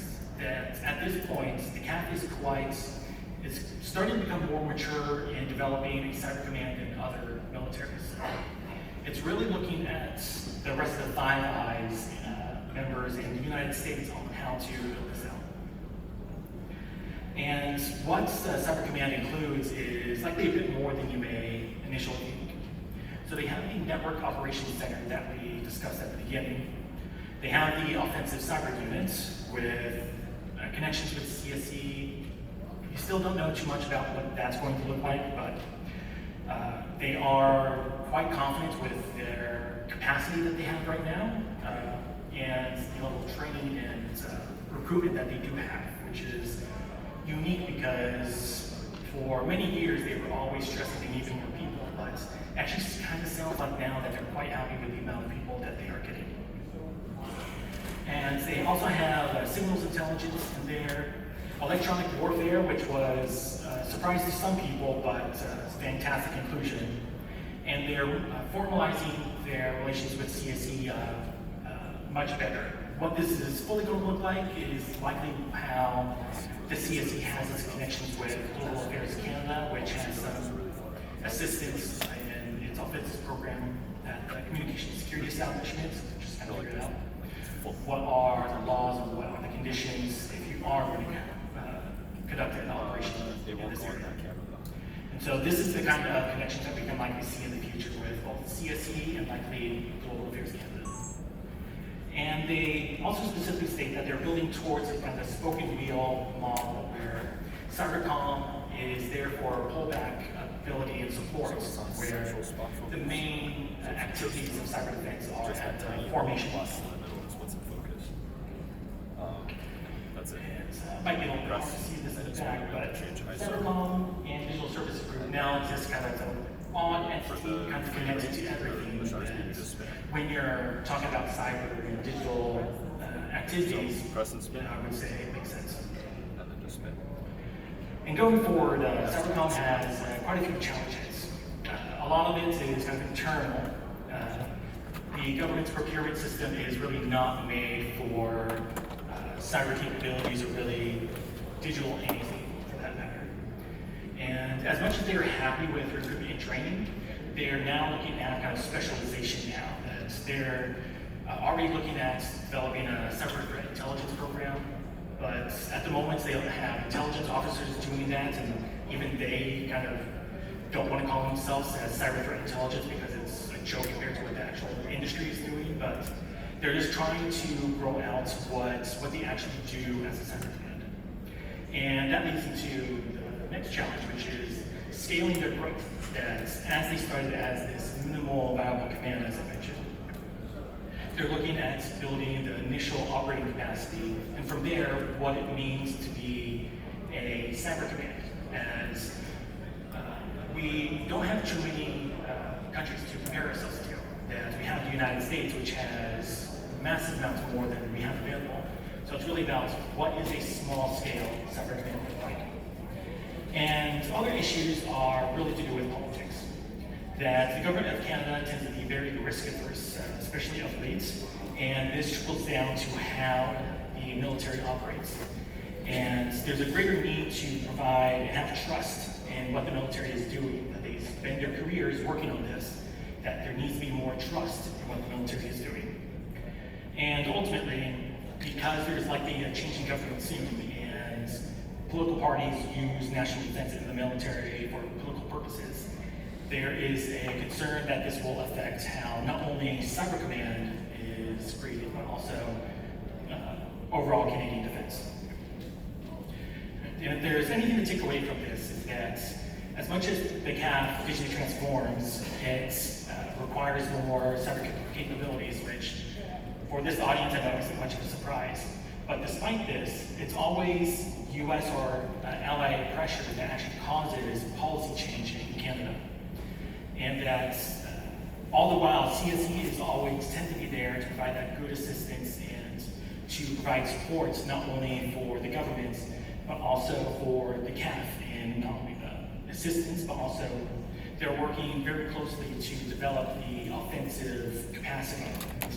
That's really what they've been working on since 2017, since getting this mission is not only building out this group of offensive cyber operators, but also to working with the CSE. Thank you.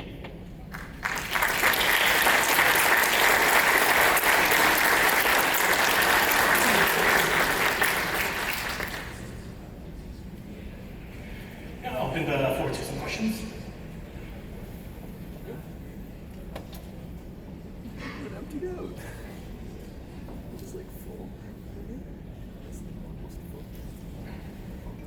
Thank you for your talk. If you were in a position of authority or power to be able to guide the development of CAF cyber, or if you were able to, I guess, determine policy priorities, what were some of the areas that you think that should really be focused and expanded on and developed over the next 5 to 10 years? Well, I would say right now I'm optimistic about what they're currently working on, and this is something I would not have said even a few months ago.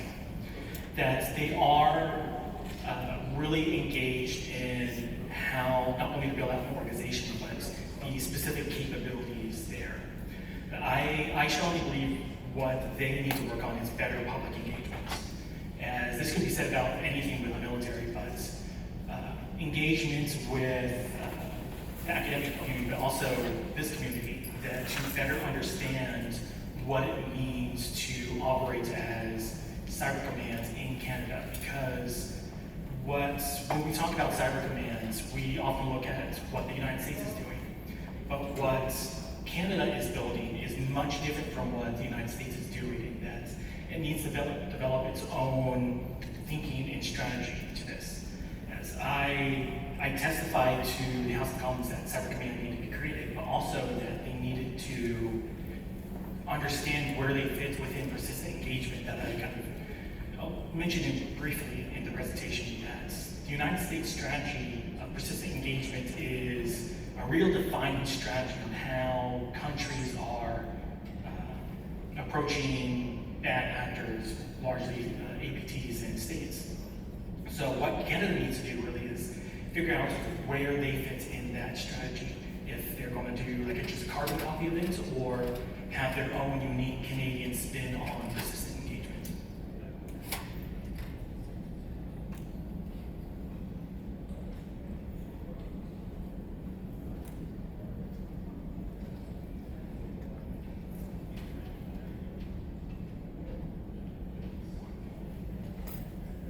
Hi, Joy Chowder from the RCP, Department of Security. How open is the CAF to data sharing with other GC departments, with their cyber incident monitoring and other capabilities? I would would say in theory, they're very open to it. Their potential for it is a lot more difficult than that because you're dealing with national security data, but also their general capacity for that data. As data valuation in the forces is 10 years behind, I would say, maybe even more, that they're just starting to get their hands dirty with data valuation. So I would question to the degree that they even have that data available. And they would likely be open to sharing it with national security agencies. With the RCMP, I could see some potential there, but I know a lot of the connections between the CAF and RCMP are quite weak. That the usual level of collaboration that runs often with the CSE for obvious reasons. Thank you.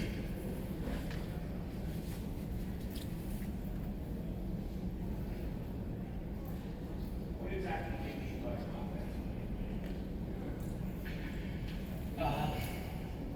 Any means to inflict harm or change that the target would not wish. And so this is my own definition here.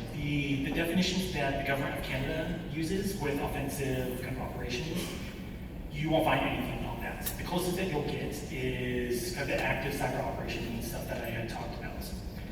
So yeah, for me, that's kind of how I perceive it. I view offensive capabilities and operations in a very broad understanding, not in just linear fashion. They can either be drawn out or have a big bang. It's really context dependent here. That for the CAF,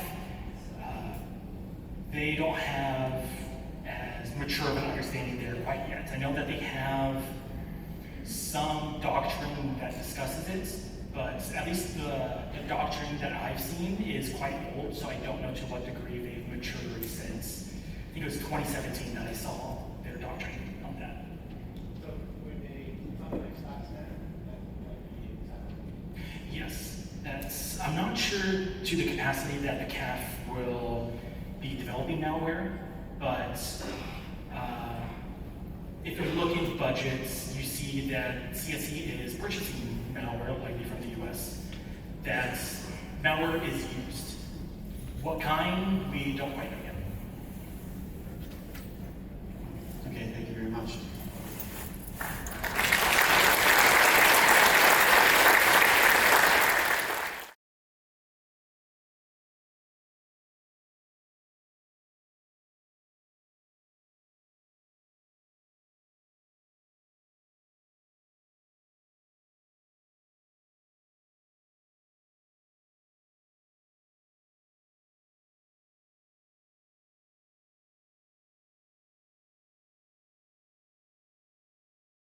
Good afternoon, everyone. Thanks for coming out for my talk. As you can see, this is me in front of the White House in 2022. The goatee will never come back again, but the White House was a great trip. We're going to talk about contextualized threat intelligence and the values to your organization, how to actually build a program that can actually address this issue. So just to go over what we're going to do for the agenda today, we're going to do a quick introduction. We're going to talk about building your operation. We're going to talk a little about analysis and reporting, and hopefully if there's time, we're going to do a little bit of a question and answer, time permitting. So, in today's rapidly evolving threat landscape, enterprises face an unprecedented volume of sophisticated cyber attacks. Traditional approaches to security often fall short in addressing the complexity and speed at which threats emerge. This presentation highlights the transformative role that contextualized threat intelligence plays in modern enterprise security operations.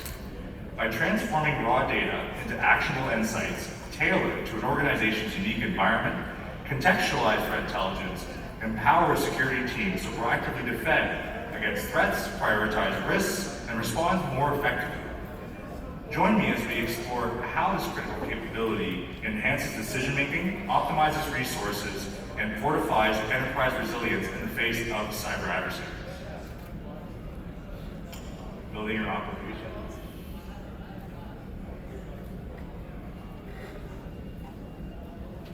So, as you can see, we have to face a certain amount of challenges that everybody understands. And these are a lot of the traditional style threats that we face. Everyone here has dealt with ransomware attack. If you work in the OT space, IoT attacks are a big thing. Cloud attacks are a massive issue at the moment. And generally, if you go down the list, everyone in this room has probably dealt with one or more of these types of attacks at some point in their day-to-day operations. So why cyber threat intelligence? Cybersecurity is more challenging today than ever before. Every day, enterprises face new threats that are more sophisticated, more targeted, and often harder to detect. At the same time, the sheer volume of data security teams must analyze can be absolutely overwhelming. Raise your hands, who here has worked in security operations? Right. Who here has been absolutely exhausted from alert fatigue? Exactly. So we all know the pain. It's like trying to find a needle in a haystack, except the haystack keeps getting bigger and the needle keeps moving forward. So some of the key challenges. First, the evolving threat landscape. Attackers are constantly adapting their techniques, making yesterday's defenses insufficient for today's attacks. Second, we're dealing with sophisticated adversaries. They aren't just lone hackers anymore. Many attacks are orchestrated by well-funded, highly organized groups with specific goals. And I'll have you know, some of these APTs have better HR, healthcare, and benefits than some of our organizations. True fact.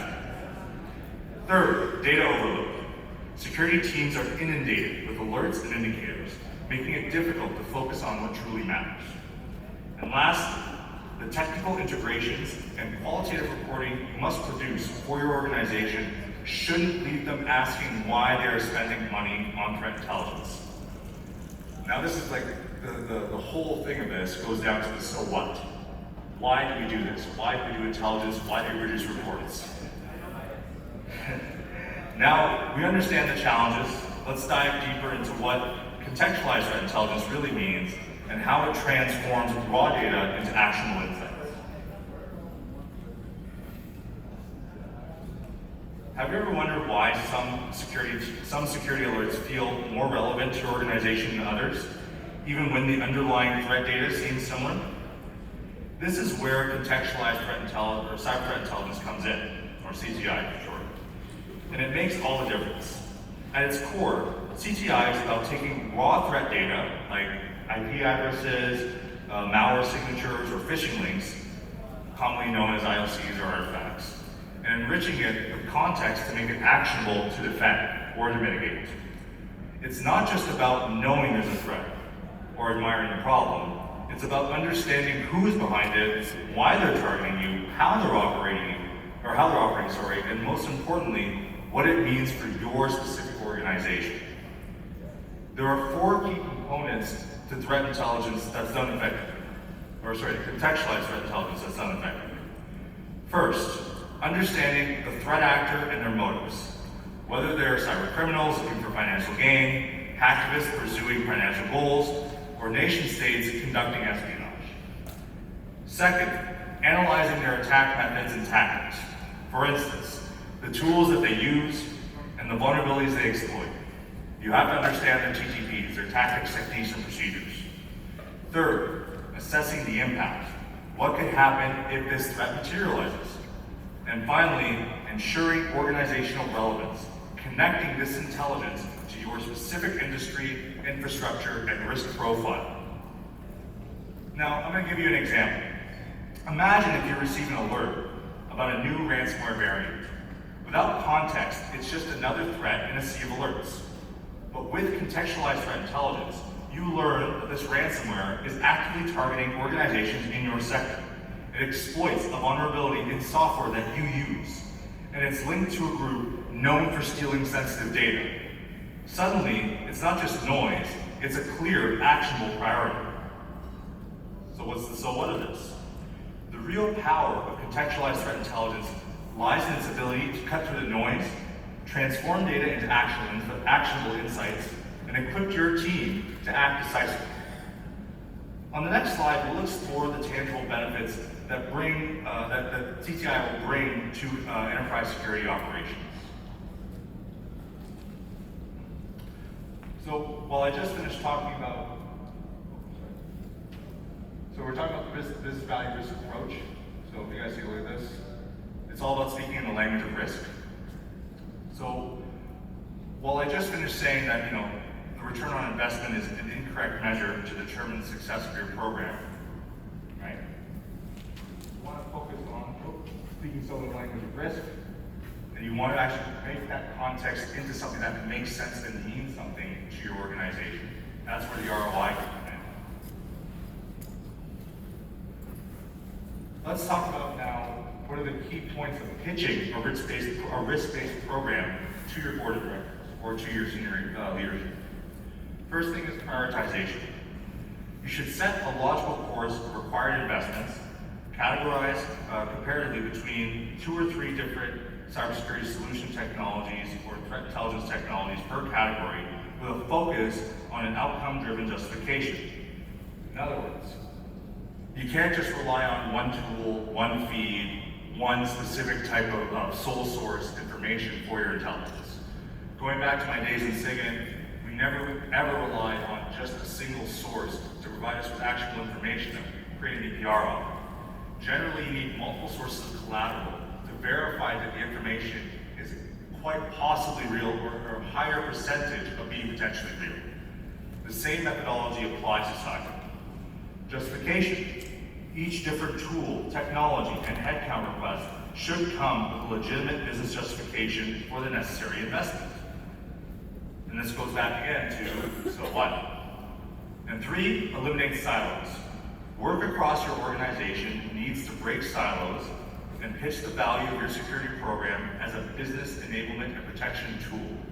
That's where the intelligence part comes in, because it specifically demonstrates how utilizing intelligence will protect your environment, your customers, your data, before a threat actor even has a chance to manipulate it if it's done correctly. And so 3, you have to eliminate silos. You have to work across your organization to break silos, and you have to understand that security is just a protection tool. But everyone is involved with security. It's not just the security team that needs to do security work. It is on you, beyond just a security awareness training program, beyond just your phishing campaigns or your phish testing campaigns. You have to build a culture of security within your organization so that each individual member of that organization knows that they contribute to the overall security. They are part of the shield. They cannot be a liability. They cannot be part of the risk. And I'll take this kind of separately. The biggest threat vector most organizations will face are their own employees, their own staff. Honest to goodness, we've reached a point of infrastructure maturity and investment that it's kind of hard to just break in with an open port. Most security teams are mature enough to be able to check basic security principles at the infrastructure layer. Where organizations fail, however, is getting their personnel to understand why certain procedures are in place, why the SOPs are so strict, why they have to do the MFA, why they have to authenticate in a certain way, and why they lose roles or accesses based on changes in their employment status or in their role within the organization. They can't just maintain their access to everything forever.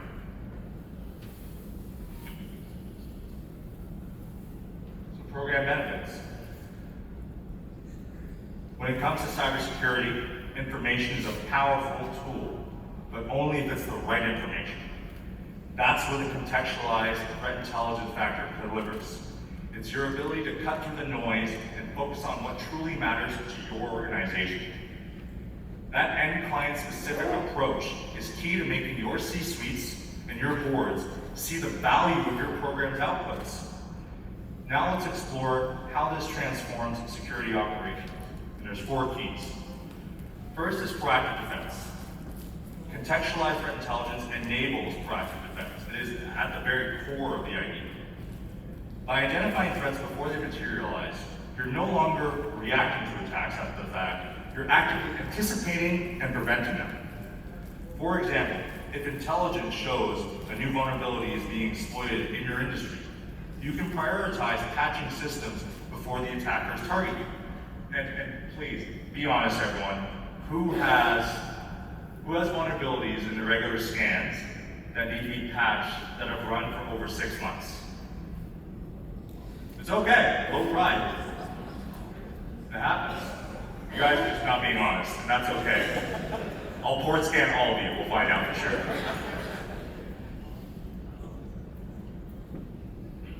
Just lost what's up here. Now, incident response efficiency. It is important to keep incident response efficiency in mind because threat intelligence allows you to actually have a more effective approach to your incident response because then you know what the threat actor is potentially doing. The TTPs reveal to you how they will move laterally or how they will adapt their operations to counterbalance your defenses. With clear, actionable intelligence, your team can detect, investigate, and respond to threats faster. Instead of sifting through irrelevant alerts, which is honestly what most security analysts have to do a lot of the time, they can focus on high-priority incidents, reducing response times, and limiting damage. Enhanced risk protection. It helps with risk prioritization. Not all threats are created equal, and contextualized threat intelligence helps you understand which ones are also the most relevant to your organization and which ones can be disregarded.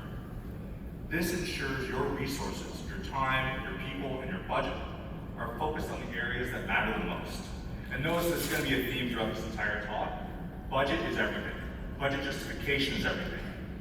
You have to explain to your C-suite and your board constantly, why are we investing in people to do this work? Why are we investing in these tools, in these activities? Why does this program even exist? If you run a TI program, as amazing and as fun and as cool as it is, you are constantly justifying your existence. And it's something you have to keep in mind. It's the price of admission to play. And finally, improve decision making. It empowers improved decision making. That's what intelligence does. That's a qualitative tool. That is its purpose. When you provide that report to your leadership, it should be a critical factor when they make decisions that impact the security of your organization. Not all threats are going to be easy to consume, but the contextualized intelligence provides a complete picture, enabling security leaders to make informed choices about everything from incident response strategies to long-term investments in security tools, and it also allows those leaders to justify the investment necessary with those to their boards and to their C-suites. Let's give you an example. For instance, let's say your threat intelligence reveals that a particular ransomware group is actively targeting companies like yours. Armed with this knowledge, you can bolster defenses in key areas, prepare specific playbooks, and train your team to recognize the group's tactics, all before the attack even happens. In short, contextualized threat intelligence doesn't just add value, it multiplies the effectiveness of your entire security operation. In the next slide, we'll briefly talk about the necessary components of that security operation.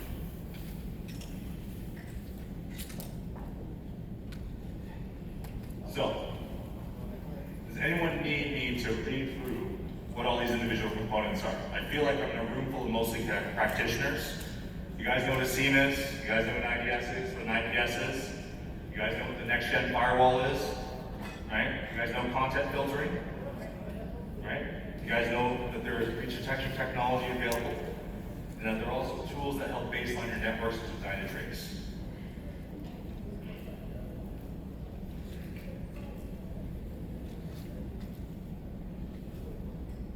Now, in order to identify and secure the weakest points along your attack surface in your organization, your security operations team should include intelligence-enabled vulnerability management capabilities. Per SANS best practices, the extent of these services should be outlined in your SOC services planning. So really, when you are doing your vulnerability management, you have to have intelligence in mind because the intelligence should feed your sensors that are actually conducting the scans for the vulnerabilities. Typically, it includes dealing with the vulnerability management cycle, or life cycle, as shown in the SANS vulnerability management model. Oftentimes, for this type of process, you need to have a tool that's just Nessus or Metasploit These are very common tools, and you can download them all. Like Nessus is, I'm pretty sure, is still open source. You can download it actually for free if your organization can't afford enterprise tools. But the intelligence-driven portion of this practice focuses on enabling the SOC to determine the levels of risk each respective vulnerability means to your organization in order to prioritize your mitigation and your patching. And if we're going to talk about intelligence, it's hard to talk about intelligence without talking about speaking in the language of risk. When you are trying to translate intelligence or security to non-technical leadership, you have to learn to speak in the language of risk.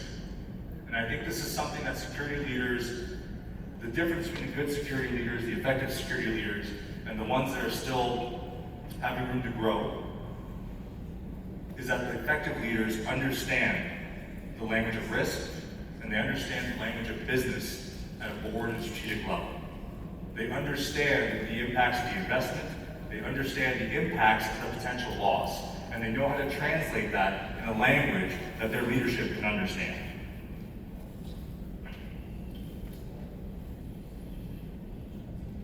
Now, this is the bread and butter of the intelligence lifecycle.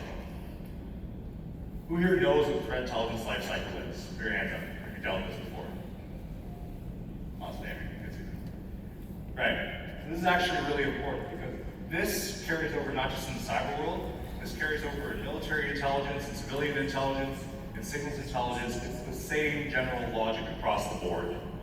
And, you know, arguably that's why I was even able to succeed in this career, because I had spent so many years as a signature. I got security beaten over my head since I was like 17 years old. So when I got into cyber, I might not have understood code right away, but I could understand the process of security, because it all boils down to this.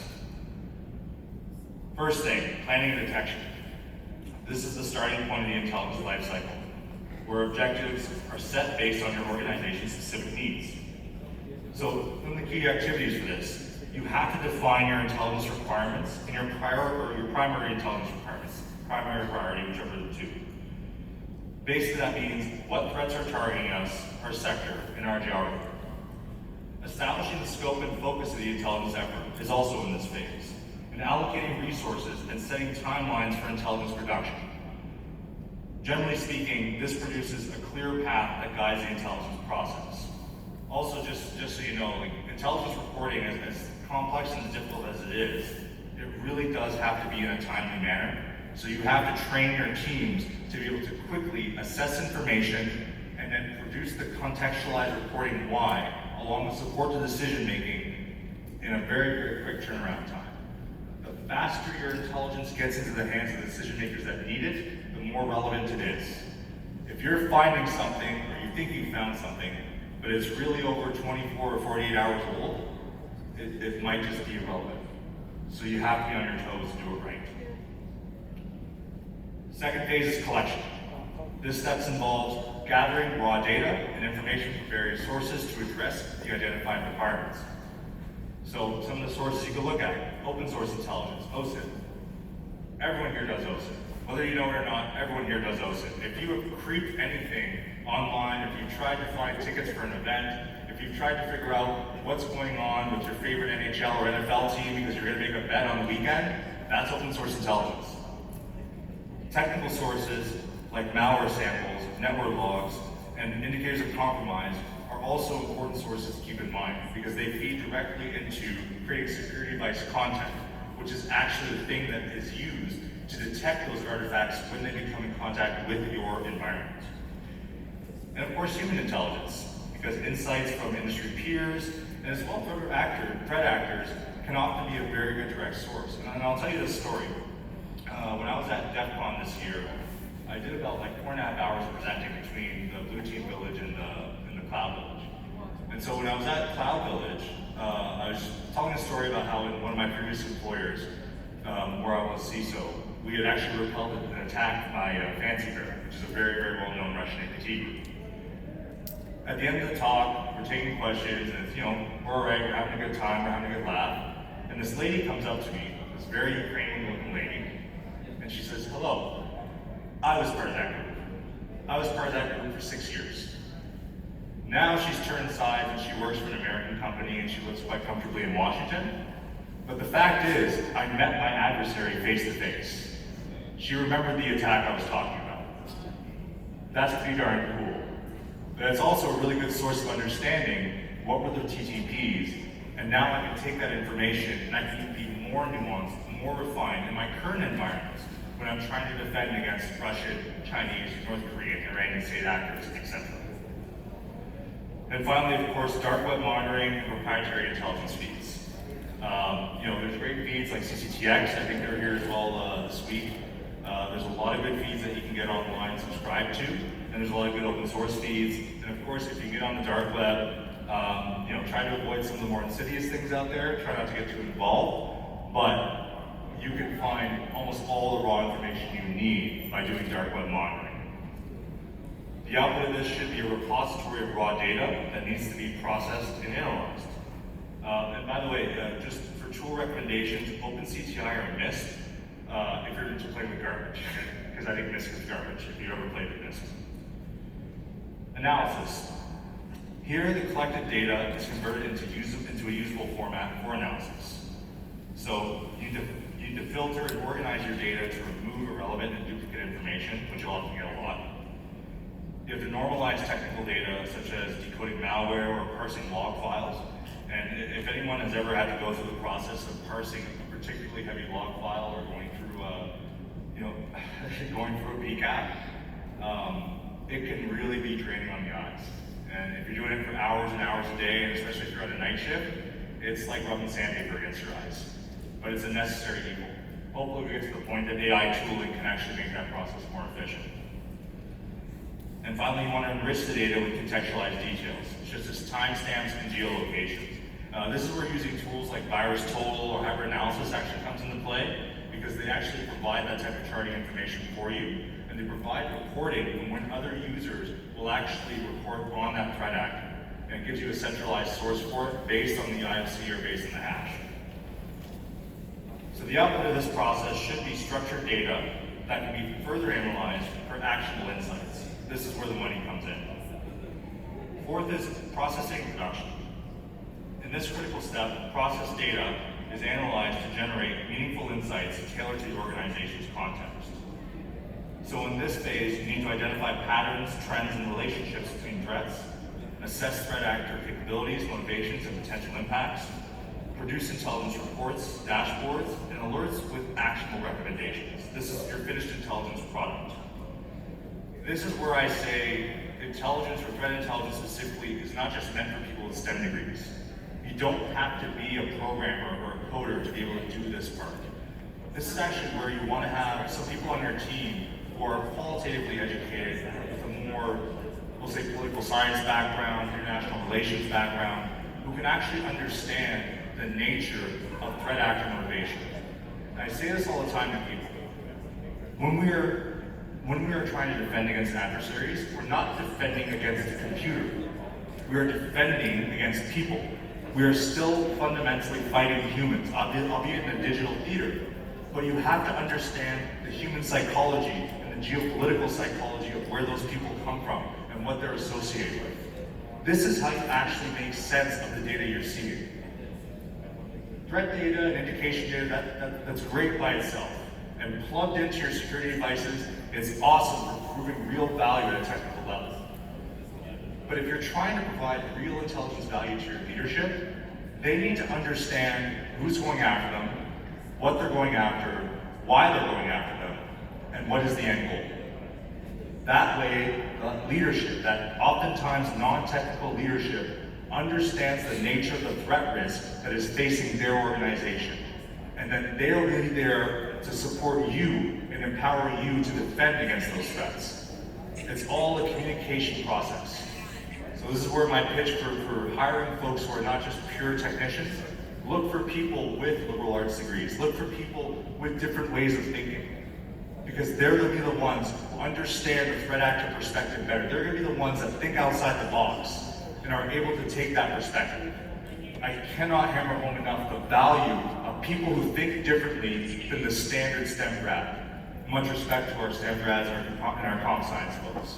It's all of us together. That's kind of the whole point of the game. And finally, dissemination and feedback.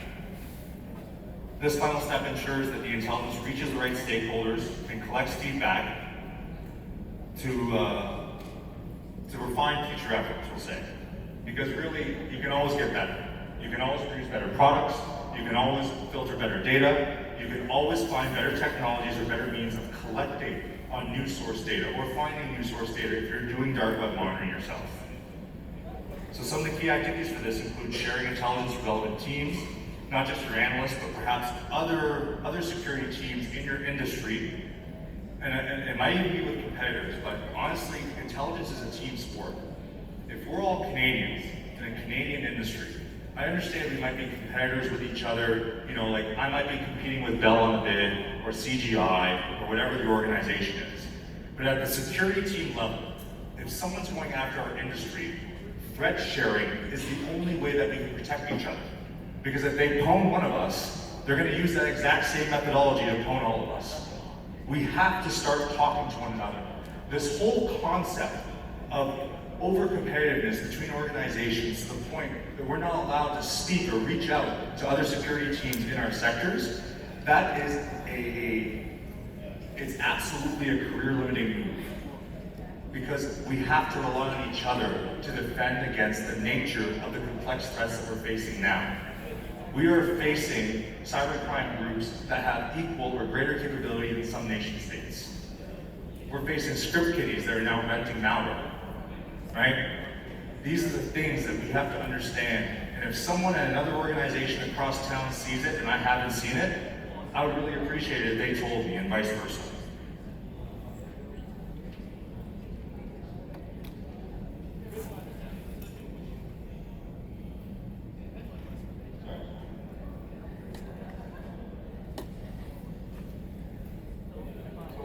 At a high level, what does your program need to produce? The production of threat models that provide an ability to make knowledgeable decisions for prediction, preparedness, prevention, detection, hunting, response, and forensic actions against various cyber actors and cyber attacks, excuse me. It's acting as a key leadership support tool that can facilitate the ability to better evaluate and make informed, forward-leaning, strategic, tactical, and operational decisions on existing or emerging threats to the organization. Organizations are trying to identify and mitigate various business risks by converting unknown threats into known threats. And this helps them by implementing various advanced and protective defensive strategies. So this is the whole defense in depth thing, where if you're actually getting advanced threat collection and you're actually building your infrastructure, you are then able to provide a more, we'll say, comprehensive approach to mitigate against the attack. Staying current with the constant innovation of TTPs used by threat actors is also an important factor. Cyber threats are becoming major risks to any business sector, so therefore a robust CTI program will allow you to incorporate and leverage actionable CTI data to strengthen your existing security posture and demonstrate security value to your senior leadership and stakeholders. We achieve this by ensuring maximum integration of our threat intelligence program into the security operations program as a whole, which then takes us to the next slide. Oh, this is super awesome. We love seeing this. This is what an integrated threat intelligence capability looks like. Integrated contextualized cyber threat intelligence into security operations isn't just an enhancement, it's a necessity in today's threat landscape. But how does it fit in to all the tools and processes you already use? Break it down. First is contextualized threat intelligence, which creates sealing into key components of your security enterprise, like threat detection systems, right? Like your SIEM, like your incident response playbooks, and like your risk assessment frameworks. To make the most of contextualized threat intelligence, there are a few best practices to keep in mind. The first is automation, so using automated tools and feeds to ensure that the intelligence is timely and updated in real time. Threat modeling, which regularly assess and shows how specific threats can apply to your organization environment. And then sharing intelligence across teams to ensure everyone, from analysts to executives, are aligned and informed. Silos are the biggest insider threat against the success of your program. If you are hoarding intelligence, if you are hoarding information, you are doing your organization and your team a disservice. By integrating threat intelligence into your existing tools and workflows, You're not just adding another layer of security, you're making every layer smarter and more efficient. So I got kind of the less than 10-minute warning, so there's a little bit more to go through, but I just want to go through quickly on this section, on the analysis and reporting. So bottom line up front is a military style of security intelligence reporting that I have always found highly effective throughout my entire career. It's something I carried over from the SIGINT world. It stands for bottom line up front, and it's designed to enforce speed and clarity in reports and emails. The basic idea is simple. Put the most important ideas first, usually in point form. Don't tease or delay your main point because people are busy and time is valuable. The true value of a report like this is that the top level of a report is aimed for the top level of the organization. The further you go down the report, the further down the working levels of the organization the report is meant to address. At the very bottom of the report should contain security team specific information such as security device content, scene signatures, firewall rules, indicators of compromise, and specific domains or hosts being targeted if that information is known. So I'll just give you guys a quick example and then have a couple minutes for Q&A. But this is like a markdown report, like an actual template that I use. So as you can see, the name of the report should be the big headline. That should be the thing that actually catches the attention of your senior leadership, right? And you have to, this is where journalistic writing comes into play. Anyone that's in a SIGINT course, journalistic writing is the thing you have to pass before you can ever even go into a skiff and write a real report. You have to be able to adopt real writing standard and style, which I know can be difficult for some people who have only worked in an engineering world. Your date reported, your collection date, the executive summary. This is really important. The executive summary needs to summarize the so what of the report in a consumable manner in usually non-technical language. Then you go into talking about the compromise, if there was a compromise. You talk about the attack description. Now you can start getting a little bit more technical. Now you can go in and, again, talking about Adversaries, and had to fight them for so many years. Doing the actual malware analysis, right? So this is going to be more long form. This is going to be where you put, pictographs, graphics, descriptions. You can actually show if there's a workflow, this is where you put it in. And then finally, the indicators of compromise. Your report should always include IOCs. This is the actual technical data that gets fed into your security devices. This is the raw threat intelligence. This is the thing that protects your organization. Be clear about when you are putting together your IOC. Also, just another tip. Notice that there's brackets on the last dot there for most of these, right? Or at least somewhere on the URL lines. You have to obfuscate it. So just to give you a real life example, when I was working at my first job at a big stock, someone actually put out a report without obfuscating the links to it. One of the client service managers sent it over to the client, and the client clicked on the link because it was an active URL. They got pwned as a result of the threat intelligence report that we sent to them because the CSM didn't actually verify that it was crafted and obfuscated. Little mistakes like that will ultimately get you program cut or fired. For that CSM, he was fired. But to me, it was a lesson learned that I'll never forget. I see your hands, so don't worry.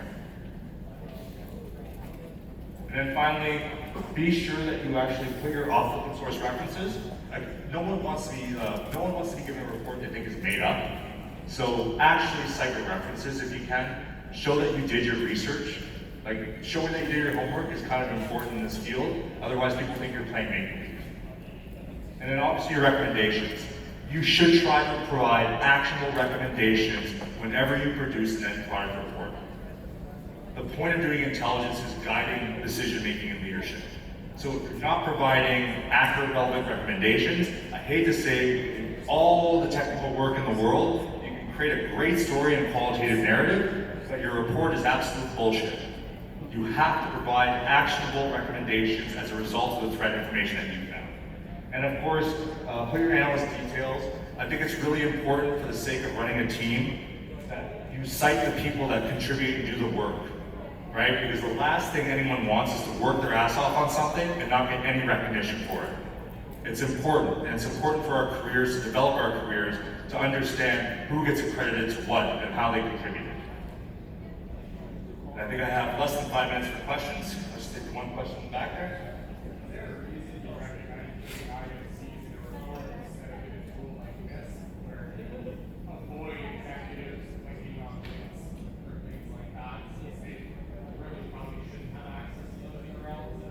Yeah, so one, miss this junk. I need to tell you this right now. If you ever tried to build and manage a NIST environment, it's absolute garbage, and don't ever do it unless you hate yourself or you hate your team. Second thing is because I believe in education. I believe if you have a non-technical board, like still put it in like OpenCTI or whatever it is, whatever your tool is. But part of our job, unfortunately, as security professionals and as intelligence professionals, is we signed up to be educators. I have no skill or qualification as an educator, but I spend a good portion of my week educating my non-technical staff on just what the hell this is. And that education process is important because they understand the value of what you're doing. And again, I think it's also important to, as an operator analyst, to be detailed. Like put the details in and make sure that you do obfuscate it. Because they might ask you, what about this, what about this, what about this? And if it's URLs that are doing redirects, they need to see how that's structured. Like, there's things sometimes where you'll have a URL for a malicious site that's meant to mimic a corporation, and it's just one letter that's actually made in acrylic, but it looks like standard English. And that's the differentiation in the URL. You have to explain to your senior executives, like, these are the levels of details that threat actors use to do this. Does that make sense?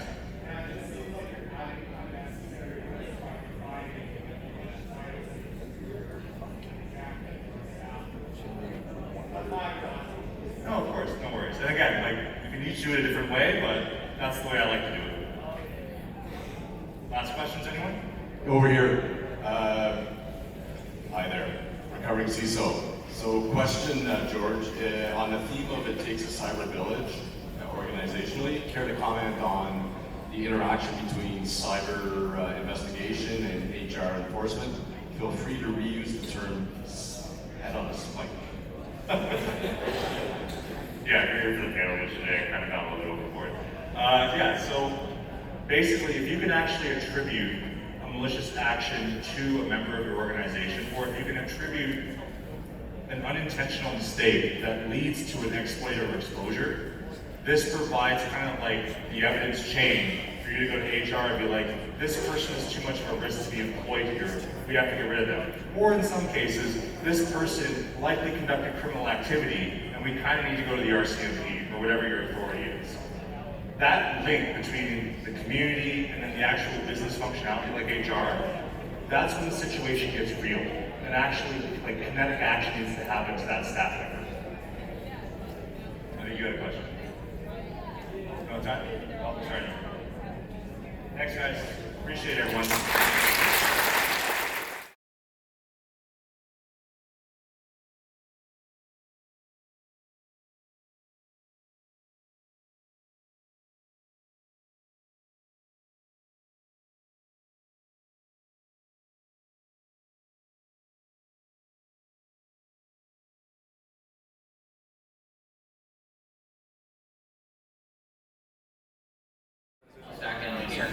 Co-founder and CEO of Mintax.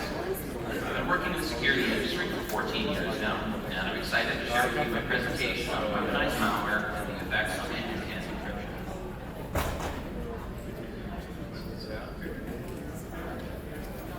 Weaponized malware is the private industrialization of deadly and effective exploits that have been designed to simplify and reduce the technical complexity of launching a multitude of cyber kill schemes against an intended target. The purpose of weaponized malware is to deploy spyware agents which can aid in a multitude of operational objectives, including espionage, surveillance, extortion, blackmail, and theft of sensitive or classified information. Many of the vendors we'll be talking about today are commonly referred to as commercial spyware vendors, or CSVs for short. They advertise and sell their products like traditional armaments, where you would need to purchase a magazine of rounds that can be used with your new weapon. The current state of weaponized malware in regards to mobile device surveillance has reached an all-time high. wondering if your phone is vulnerable? The answer is yes. All you need is a phone number, and within minutes, you could be the next victim. As an attacker, you have the ability to access the microphone, camera, emails, text messages, location services, browsing history, application data, and so much more. The list will only become longer as I showcase their technical capabilities while we dive into the hidden world of covert surveillance. We must consider that most of our digital lives are on our mobile phones, and to many of us, an extension of who we are as an individual. Weaponized malware can have a profound impact on the intended target and the communities in which they live. What I find most fascinating about these tools is that they are predominantly sold by the private sector, which actually now surpass governments in the development of similar tools required to conduct intelligence operations and cyber warfare. Commercial spyware vendors try to make these attacks as easy as it is, or very easy for the customer. With point-and-click dashboards, like the cyber operations platforms you see here, they can initiate attacks against target devices, they can gather intelligence, and they can manage existing infections. Now, our industry is full of acronyms, so I just wanted to make sure that I didn't leave anybody behind with some of the terms that are going to be used throughout my presentation.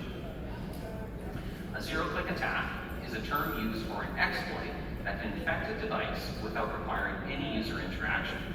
An example would be like receiving an iMessage or missing a phone call on WhatsApp. A one-click attack requires only a single action from the intended target. Typically, various social engineering techniques are employed to trick the intended target into opening the malicious link. Non-remote attacks, also referred to as tactical infections, allows an attacker to exploit devices in physical proximity. Malicious Wi-Fi networks and mobile base stations can be used to silently deploy a zero-click or a one-click exploit. Attackers can also exploit vulnerabilities in cellular baseband software and Bluetooth.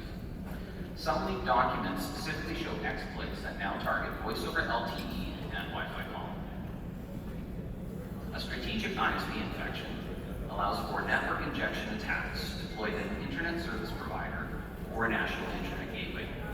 This differs from standard mass IP and internet surveillance, as it's used to silently deliver spyware to the target.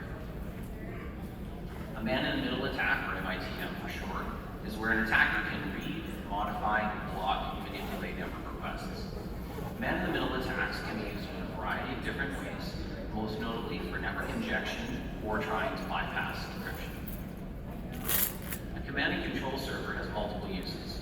They can be used to send commands to the spyware agent to distribute malicious payloads, and they can also be used to receive stolen data exfiltrated from target devices. Spear phishing is a serious threat to everyone and can be very difficult to detect. It normally involves sending an email or a message to an intended target from a known or a trusted sender. In the case of weaponized malware, the message is perfectly crafted to persuade the target to execute that one-click exploit. Before we get into how some of these attacks work, let's highlight some of the key players in the industry that are very much prevalent today. Many of these commercial spyware vendors are collectively branded as lawful intercept companies.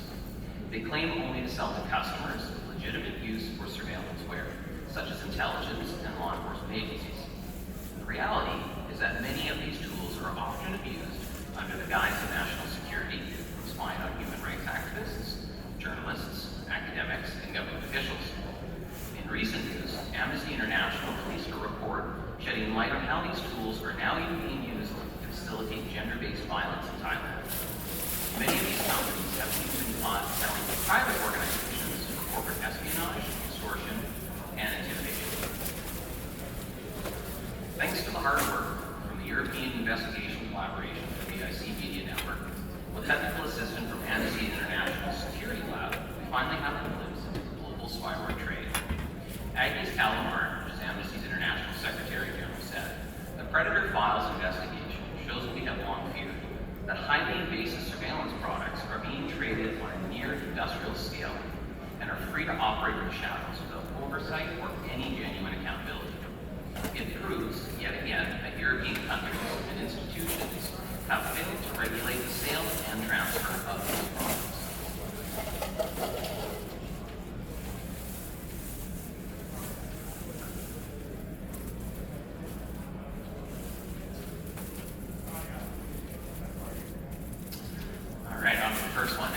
Intellectual Alliance is an evolving group of companies and brands that have been involved in developing and marketing a wide range of surveillance products, including advanced spyware, mass surveillance platforms, and tactical inspection systems for targeting and intercepting a multitude of devices. The links between these companies are shrouded in secrecy and corporate entities. The structures between them are constantly morphing, renaming, rebranding, and evolving.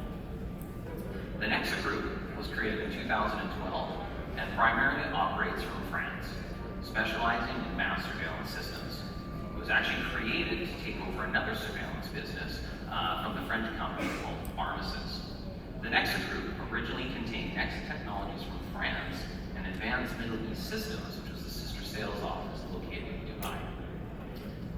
The Intellexa Group, founded in 2018 by a former Israeli army officer, is controlled by a holdings company based in Ireland. The main companies under the umbrella are Cytrox, Ysphere, and Sending, which specialize in the creation of virtual avatars for spear phishing.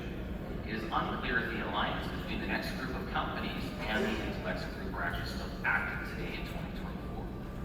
The Intellexa Alliance is best known for its Predator spyware, which targets both iOS and Android devices.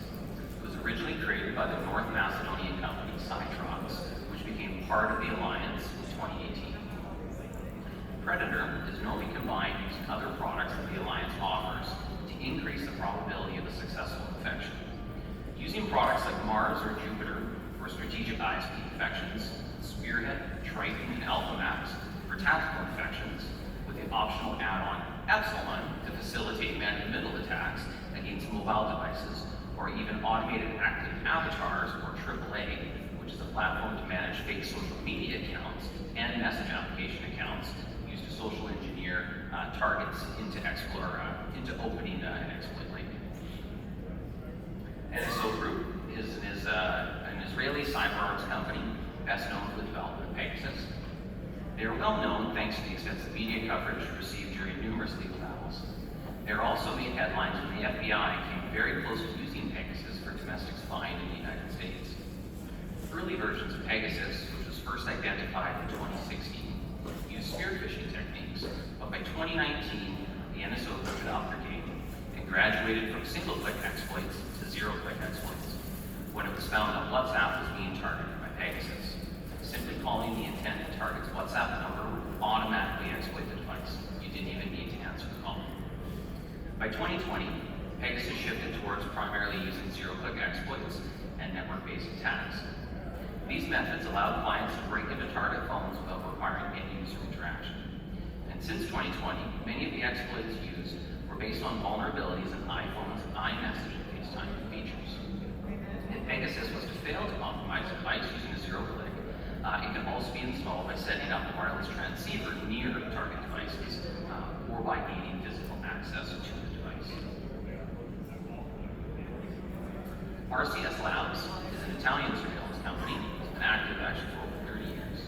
Recently, they were acquired by Cyclocade, which is a company that provides cyber electronic warfare and intelligence to both private enterprise, governments, and law enforcement agencies. Their spyware is named Permit and is known for its ability to infect both Android and iOS devices. Both companies have been surrounded in controversy and have been known to sell to authoritarian regimes. Permit is specifically designed to infect mobile devices. It can carry out various surveillance activities, including tracking calls, accessing your messages, recording audio, and of course, exfiltrating data from your device. Their spyware operates using a really interesting modular approach, where additional features can be downloaded as needed after the initial infection takes place. This makes it flexible and adaptable for different surveillance needs depending on the intended target. Permit is often delivered via malicious links sent through SMS messages or spear phishing attacks. The spyware has been linked to sophisticated operations and often involve collaboration with local telecommunication providers to disable data connections, forcing the victim to connect to a malicious Wi-Fi network where it can actually deliver the payload. It was also found to be embedded in numerous carrier-branded applications. Black Cube. This company may not possess all of the technical capabilities of those previously mentioned, but it's widely recognized for its expertise in espionage services. Its controversial corporate espionage, legal investigations, and intelligence gathering activities. It wasn't until recently they were found to have an affiliation with a company called Global Technologies that offers zero-click exploits for both Android and iOS. Its most notable tool is zero-click attack infection. So basically, if one of their base stations is in a room, every single phone that has a Bluetooth driver is instantly infected. Barclays penetrate mobile devices with any interaction. Once the device information is collected and transmitted, the agent will automatically erase itself from the target device, removing all evidence of the successful infection.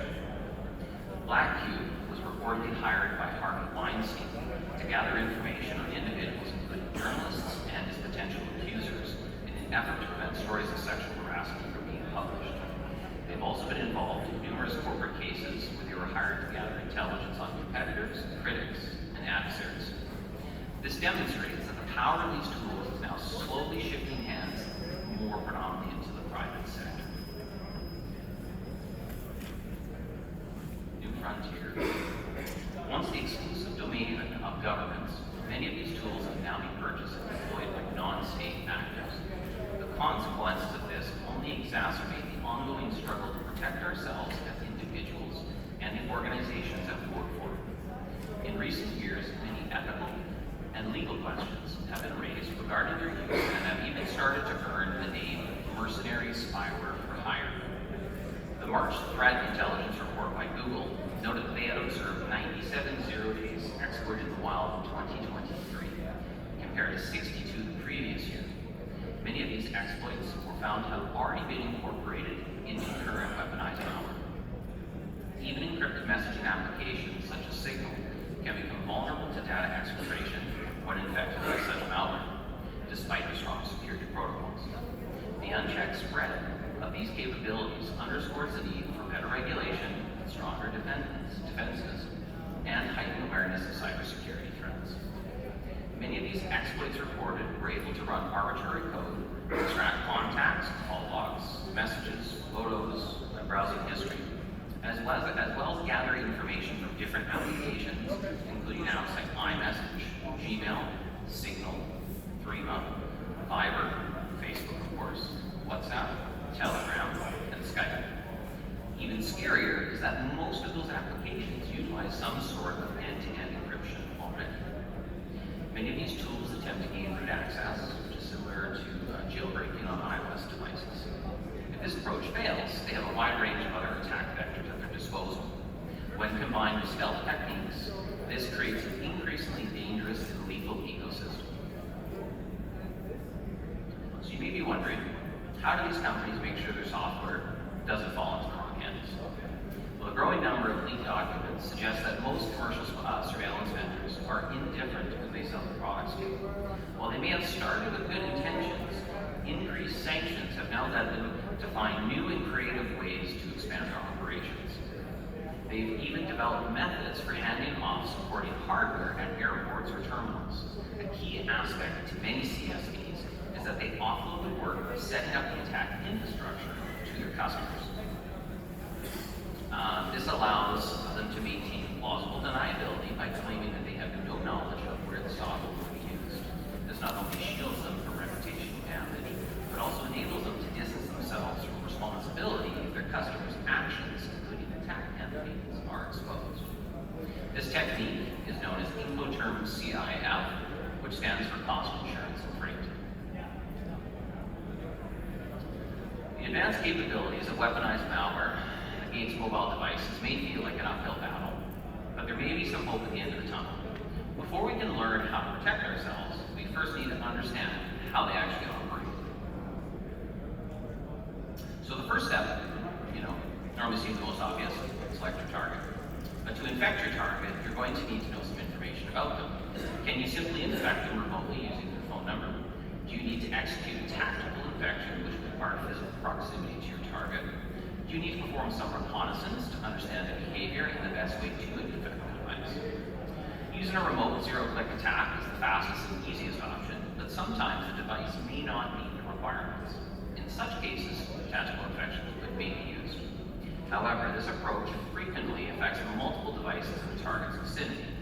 To confirm a successful infection, many innocent users are caught in the crossfire and have their personal information compromised while the attacker locates the correct device to surveil.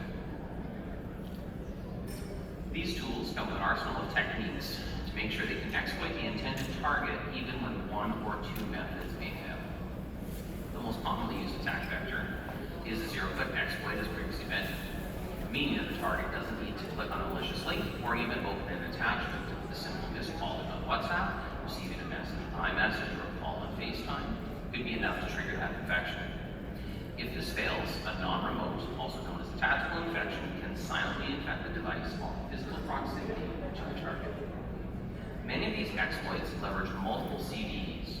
In the 2021 Google Tech Report, they describe how threat actors leverage 5 different zero-day vulnerabilities to deliver the alien agent in charge of the predator. If these methods fail, they can fall back to the age-old technique of social engineering. This technique normally involves sending a phishing message through email, SMS, or other social media applications. The message will contain a one-click exploit, and once the user opens that link, the device is automatically infected. This technique does normally rely on a web browser being present on the device. Spyware vendors go through great lengths to make sure the final payloads are difficult to detect, especially if you're a security engineer, you really like this.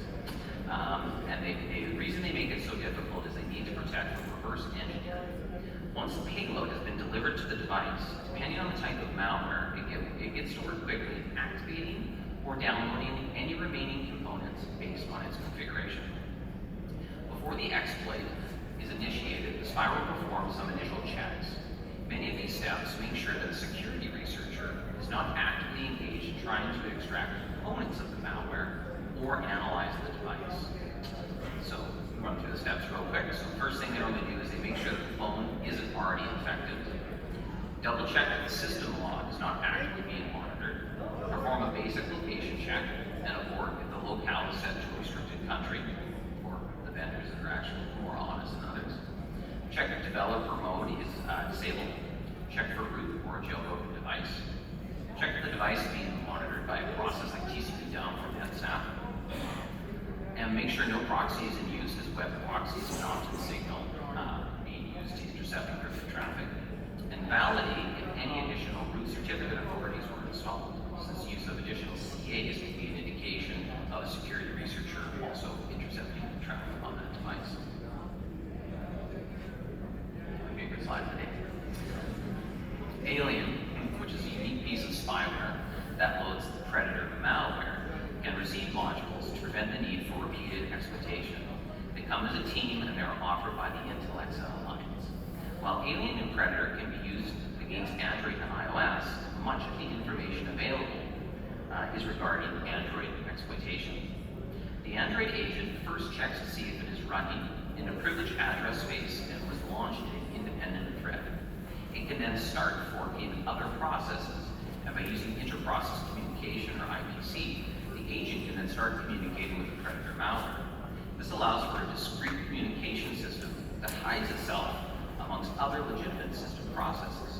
It avoids network-based indicators and also can avoid SE Linux restrictions that are built into the operating system. As you can see in this diagram, Alien exploits the memory space reserved for Zygote to sidestep its way to create a privileged process inside the Android permission model.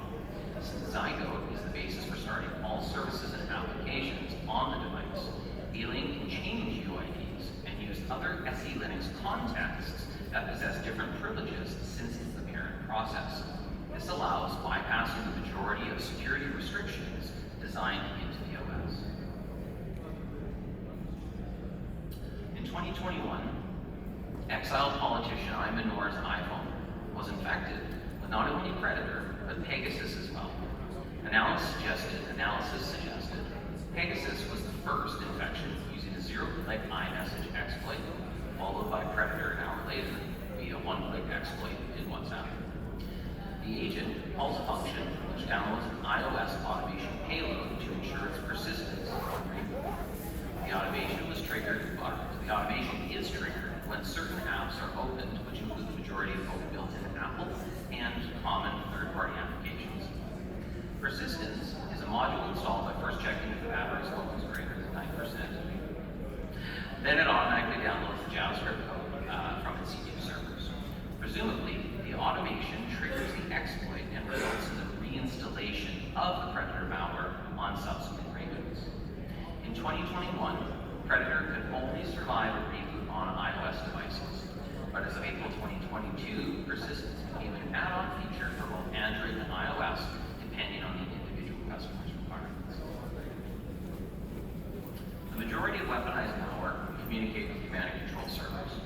Thanks to Talos intelligence, we have further insight into how the malware knows what information to capture on the device before being exfiltrated.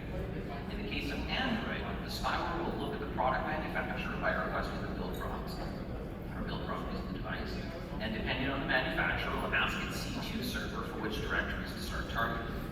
The stolen data is then written to temporary directories before being sent to the C2 server using different methods. Pegasus has multiple communication channels.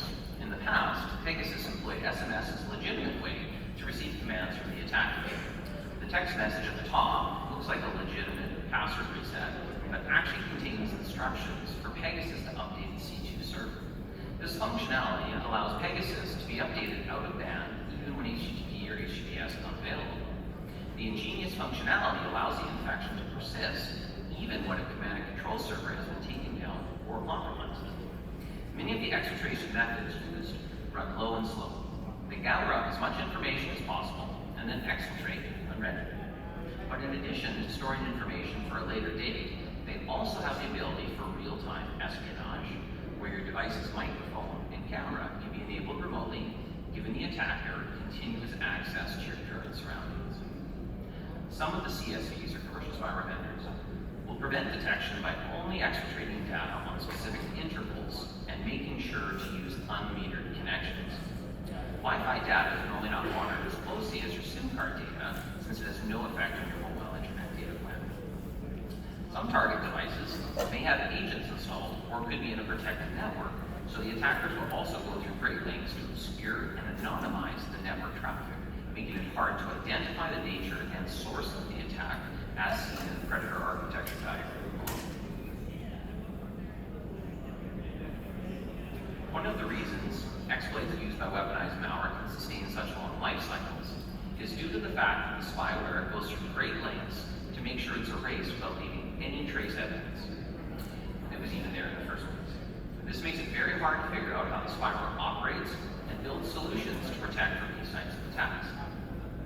Pegasus is a highly sensitive built-in self-destruction mechanism. When the software appears to be threatened or unable to communicate with the C2 servers for more than 60 days, it will automatically self-destruct, removing all persistence mechanisms with it. Pegasus actually even goes as far to remove all of the libraries that it injected to perform live video and audio recording. The attacker can also send a remote self-destruct command for when the surveillance has been completed. This functionality is important as the licenses are based on concurrent infections, allowing for new potential targets. By using these methods, it makes it very difficult to attribute the attack to its originator and maintains the operational effectiveness of the spyware. So encryption is a very important aspect of our lives. Many people don't even realize how many times in a day they interact with some form of encryption, whether it's navigating to a website using HTTPS, connecting to a Wi-Fi network, or even making sure your private photos stay in the cloud where they belong. Some of you may have heard the phrase, encryption is rarely cracked, it's bypassed. Cracking encryption can be hard, really, really hard. So why waste computational resources when you can simply bypass it altogether? Most secure messaging applications and protocols focus on the end-to-end encryption aspect, but when dealing with weaponized malware, you really need to take a holistic approach to data security. So we're going to run through a quick history of mainstream encryption, and then we're going to do a signal messenger extraction. So PHP, a pretty good privacy, still in use today. It was originally created by Philip Zimmermann. He released the open source code in 1991, but back then, the government thought these ideas were dangerous. It was a paradigm shift from ultimate control to no control. They actually classify cryptography as a munition. So if you wrote some crypto code, sent that to a friend in another country, it would be considered the same as selling them a Hellfire missile in today's standards. Since books were considered to be free speech, Zimmerman was able to circumvent these policies and publish the source code in a book called PGP, Source Code and Internals of MIT Press. PGP is primarily known for email encryption, but can also be used to encrypt data at rest.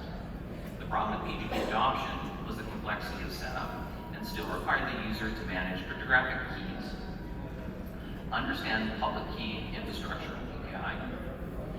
Also, they had to manually encrypt and decrypt messages. OTR was presented in 2004 as an improvement over PGP and S-MIME. The protocol allowed for real-time chat-based communications. Pigeon was the first mainstream implementation of OTR encryption. The protocol had many issues and was repeatedly subject to man-in-the-middle attacks. By 2007, many vulnerabilities were discovered, which led to the creation of the Socialist Millionaires Protocol, improving protection against man-in-the-middle attacks. OTR was the inspiration for protocols like the Signal Protocol, which allowed offline messaging, and OMIMO, which provided multi-end encryption, allowing messages to be synchronized across multiple clients. 5 minutes. Whew. All right. OTR was presented in 2004 as an improvement over OpenPGP and S-MIME. The protocol allowed for real-time chat-based communications. Pigeon was the first, let's go through here 1 second. Signal Protocol is the backbone of modern secure messaging systems. It started its journey in 2010. Moxie Marlinspike was actually the original creator.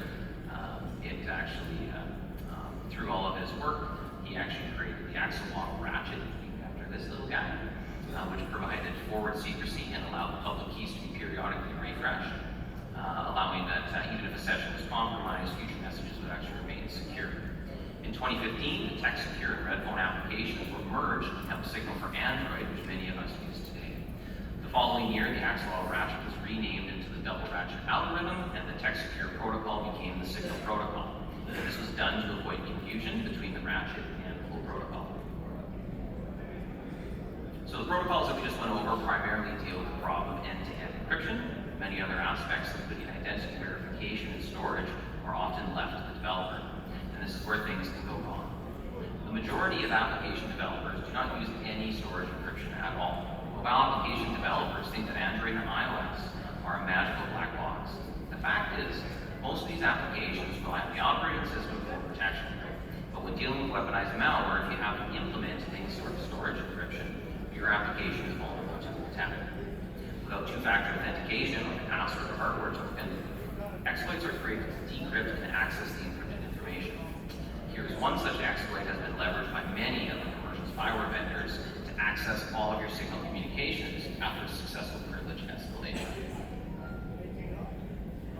So we may not have time to get through this video, but I'll let it play and walk you through it. Wait to get cut off here.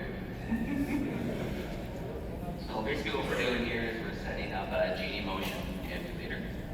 Genie Motion is really nice because it's very easy to gain root privilege to it. And as we know with CSVs, their goal is to gain a root privilege escalation of the device.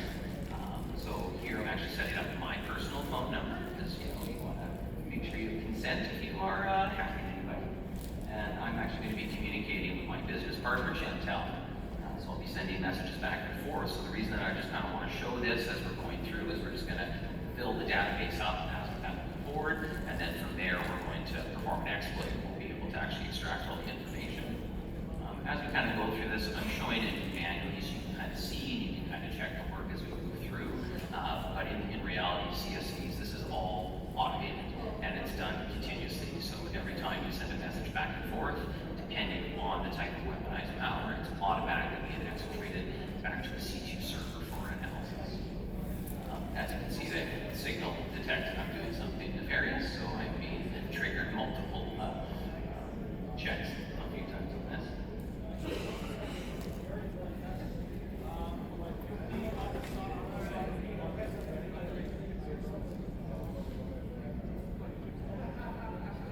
So what I'm going to do here is, rather than I've already gained access to it, we're actually going to try and basically pull all the data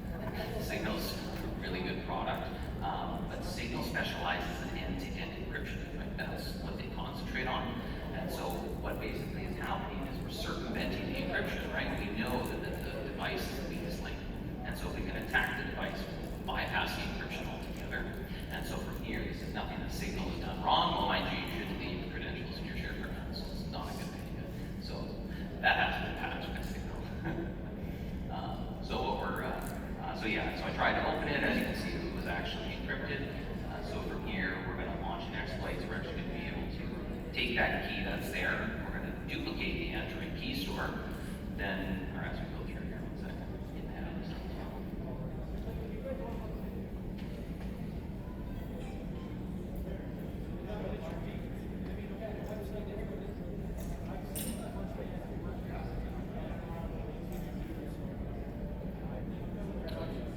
Yeah, so in here, this is actually a hardware key store that's provided by Google by Android. So I'm trying to show my work as we go through, so I've done the checksum on the initial key store that Signal created, which is right there.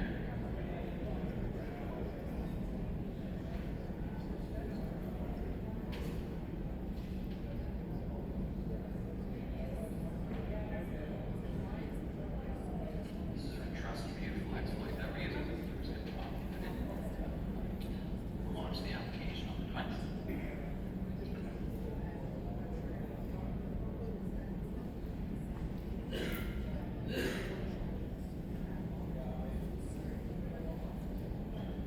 And this exploit is also publicly available too. There's also really nice security researchers help quite a lot of this.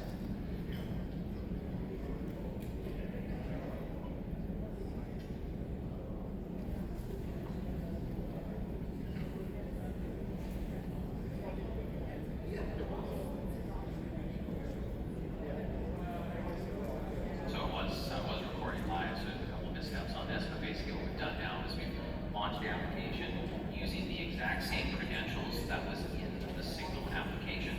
And by clicking inside of this application, we've now created the exact same, well, we've created a key store in the exact same position as the Signal key store. So what we're going to do now is, because we have access inside that key store, we're actually going to duplicate the Signal key store, the traditional real one. We're going to drop it over top of ours, and then using the open source code, we're able to actually figure out how they're utilizing the key store, and from there, reverse engineer and actually dump out the password. So here, there's a few typos, but basically what I'm doing is, showing the work as I go through. We're going to duplicate it, we're going to show checksums. Both of them are going to be identical. Then we're going to go back into our exploit. From there, we're going to run it, and then inside the Android Studio console, you'll see the password dump out. And from there, we got full access to the database moving forward. So this is just kind of the long piece.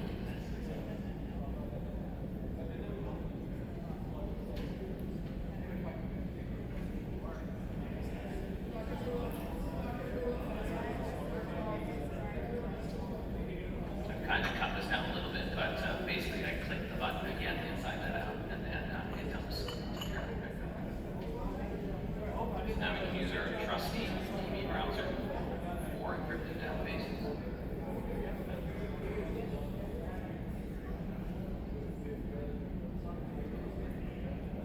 So now we're opening the exact same database we did before. This time we're using the TV browser for encrypted databases. So of course we're going to have to provide some information to it to be able to access it. So we already have a password. And then another security researcher actually figured this one out. Kind of reinforced all the different values you can put in there to be able to access it. And then here we go. We have an entire Signal database. And in here you will see the plain text communication that I sent to Janca here. Yeah.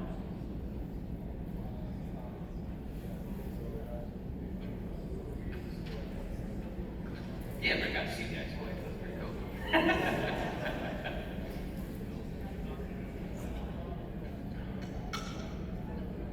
Just jump quickly to the next slide. There you go. We'll skip the protecting yourself for that time. Sorry, guys.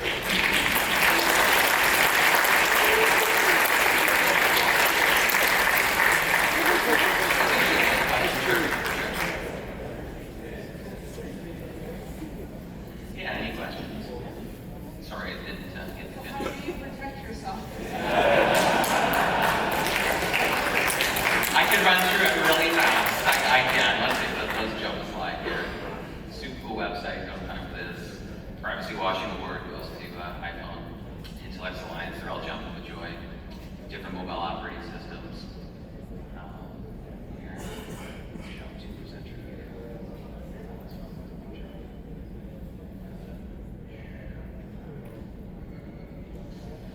tips to secure a device, that was just going to be kind of a fun one.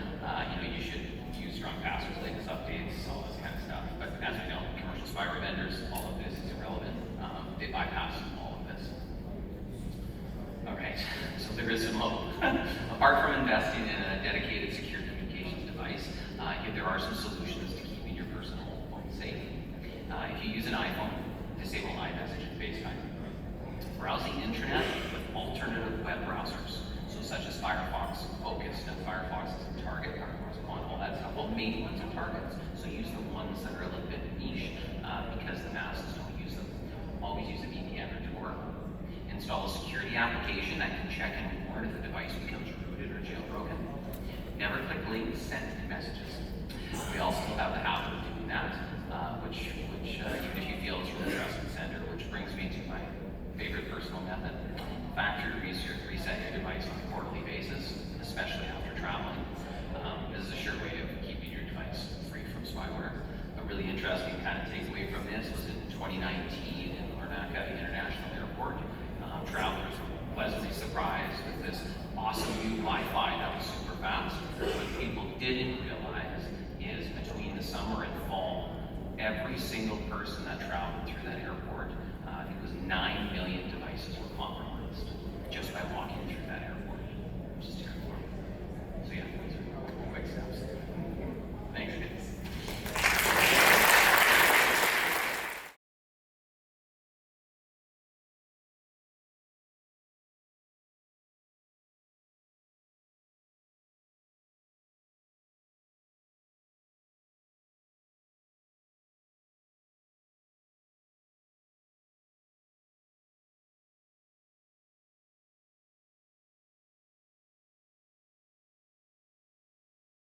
School, but the only thing you have to look for out there is more commuter traffic. So, proceed. Hopefully, you'll be a little bit entertained. So, hello everyone. My name is Bisson. I'm a retired intelligence officer with the Canadian Security Intelligence Service, and I'm currently the director of the Global Intelligence Knowledge Network. I've been fortunate enough to work for Canada's national security and intelligence community for over 25 years. And upon my retirement in 2020, I decided to start a digitally based business that focuses on providing a better understanding of how national security and intelligence collection has an effect on all of us. After my retirement, I began to notice that the digital frontier was becoming more and more a domain where espionage, sabotage, and foreign interference threats were taking place, and non-state actors were working on behalf of Canada's adversaries to threaten our national security. Because of my background, experience, and essentially just a sheer interest in national security threats, I wanted to gain a better appreciation for this growing phenomenon. So I completed a cybersecurity analyst certificate program in 2023 with IBM. Although I'm a retired intelligence professional, I keep an eye on everything intelligence related, but more from a global perspective, as opposed to just Canada-centric. I've had the opportunity to speak on CTV, CBC, and global news on multiple topics relating to national security issues and related to Canada and internationally. I do a weekly podcast called the Global Intelligence Weekly Wrap-Up, where I dive into international stories concerning intelligence collection, terrorism, espionage, cyber espionage, and foreign interference. I provide analysis and insights with each story to allow the listener a better understanding and appreciation for what is happening in the shadow world of intelligence and how that spills over into our day-to-day lives.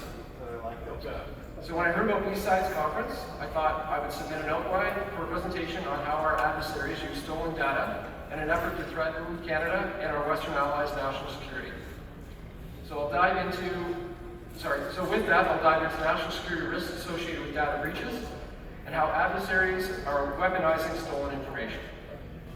As I said, I'm not a cybersecurity expert or an academic, and as such, I will only be able to provide answers on issues that don't get too technical, so hopefully no one's too disappointed in that. However, my experience with national security threats and training through the IBM Cyber Analyst Certificate gives me a foundational understanding of what these dangers and what the breaches, the dangers and how these dangers and breaches are posed against us. So with that. So data breaches as a national security threat. Data breaches, often seen as issues of privacy or corporate security, have now become major national security threats. When adversaries gain access to personal data, sensitive government information, or critical infrastructure details, they open up avenues to destabilize entire systems, influence governments, and threaten our strategic defenses. In other words, each data breach isn't just a digital incident, it's a potential for national security vulnerability. In today's talk, I'll walk us through a series of case studies that illustrate how these breaches are used against us.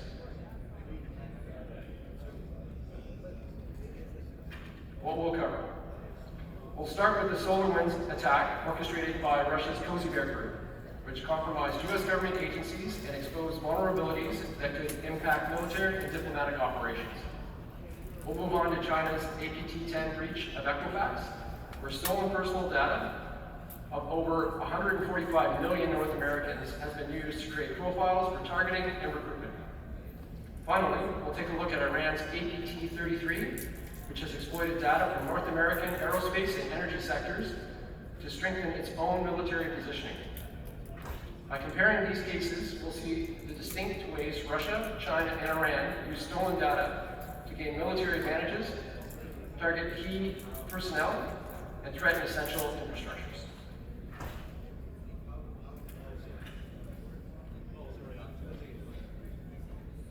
Together, these examples underscore the importance of understanding data breaches as strategic threats that require serious countermeasures. Let's examine how these data breaches are being weaponized, the motivations behind these tactics, and the steps that are necessary to secure our national infrastructure against future threats.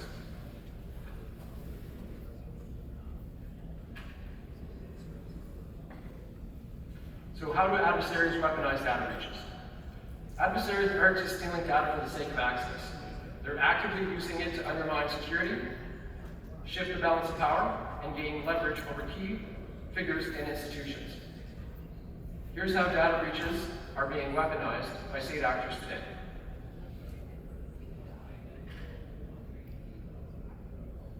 One, building strategic profiles for targeted influence and recruitment. Adversaries often leverage data breaches that contain personal information, names, financial histories, family ties, and even social media activities to build detailed profiles on specific individuals. For example, the breach of Equifax by China's APT-10 group provided a wealth of personal information on over 145 million Americans and Canadians. This kind of information can be strategically useful for recruiters, insiders, influencing individuals, or targeting specific groups within government and critical industries. When state actors understand a person's financial situation, connections, or vulnerabilities, they can approach them with precise and often irresistible offers that align with their unique needs or interests. Two, exposing critical infrastructure vulnerabilities. Data breaches that reveal information about infrastructure systems, like the recent attack on the energy and aerospace sectors by Iran's APT-33, are particularly concerning. Access to these networks don't just provide insight into operational details, it exposes structural vulnerabilities that could be exploited to disrupt services or conduct sabotage.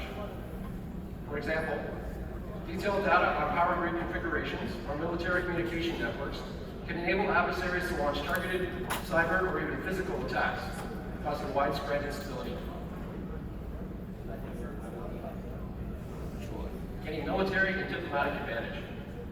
Stolen information often includes details on defense projects, technical advancements, or diplomatic communications, giving adversaries a window into strategic decisions and capabilities.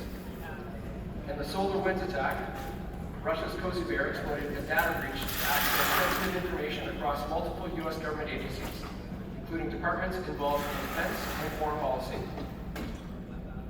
By intercepting this data, Russia's intelligence agencies may be able to anticipate US and Canadian actions in military and diplomatic spheres, gaining a strategic advantage that can shift the balance in sensitive geopolitical areas. 4, sabotaging national security and public trust.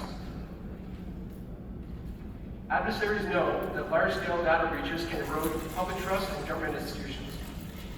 By continually targeting sectors like healthcare, finance, and defense, they can undermine confidence in these systems, making citizens and officials wary of data security integrity and breach that security.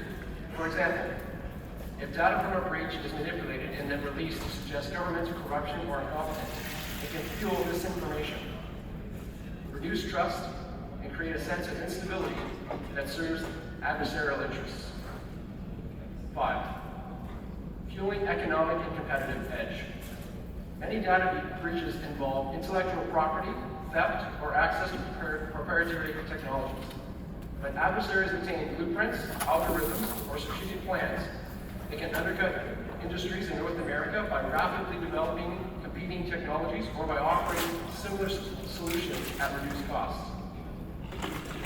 Think of EVs, for example. The economic edge that other countries acquire weakens North American companies and gives our adversaries the upper hand in the global markets. In each of these scenarios, data isn't just a resource, it's a weapon that adversaries are using to influence, destabilize, and weaken North American institutions. This weaponization of stolen data represents a critical security threat that demands robust defense measures, not only at the corporate level, but across all our national infrastructure.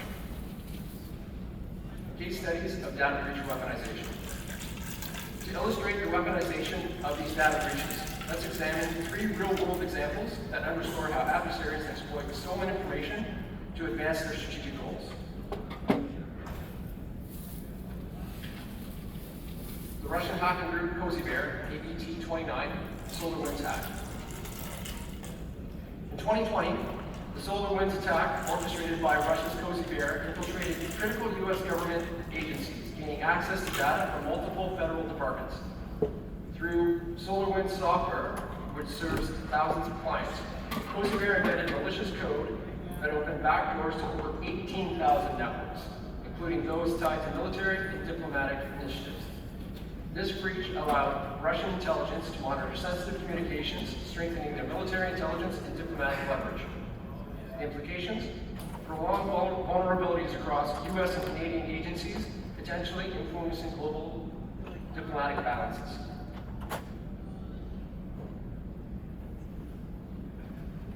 The Chinese hacking group APT-10, Stone Panda, the Equifax data breach. In 2017, China's APT-10 group compromised Equifax, extracting personal data on over 145 million Canadians and Americans.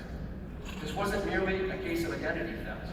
It was a calculated move to create detailed profiles on individuals that could be later used for recruitment, targeting, or exploitation.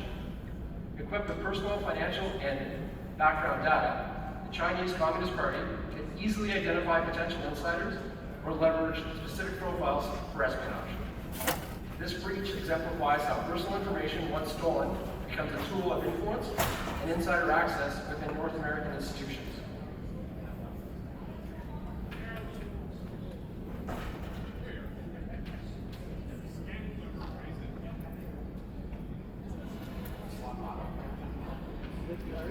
Iran's APT-33 hacking group has repeatedly targeted the North American aerospace and energy sectors, aiming to acquire data that can support Iran's own military advancements or disrupt rival infrastructures. The stolen data encompasses not just industry operations, but intricate technical details on critical energy grids.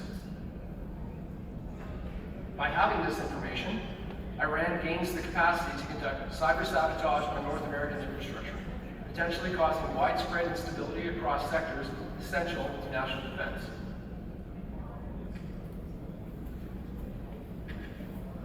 Comparative analysis of Russia, China, and Iran.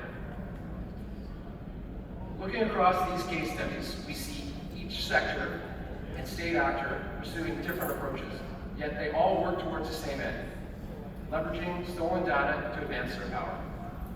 Russia's focus on military and diplomatic intelligence, using stolen data to fortify its position on the global stage.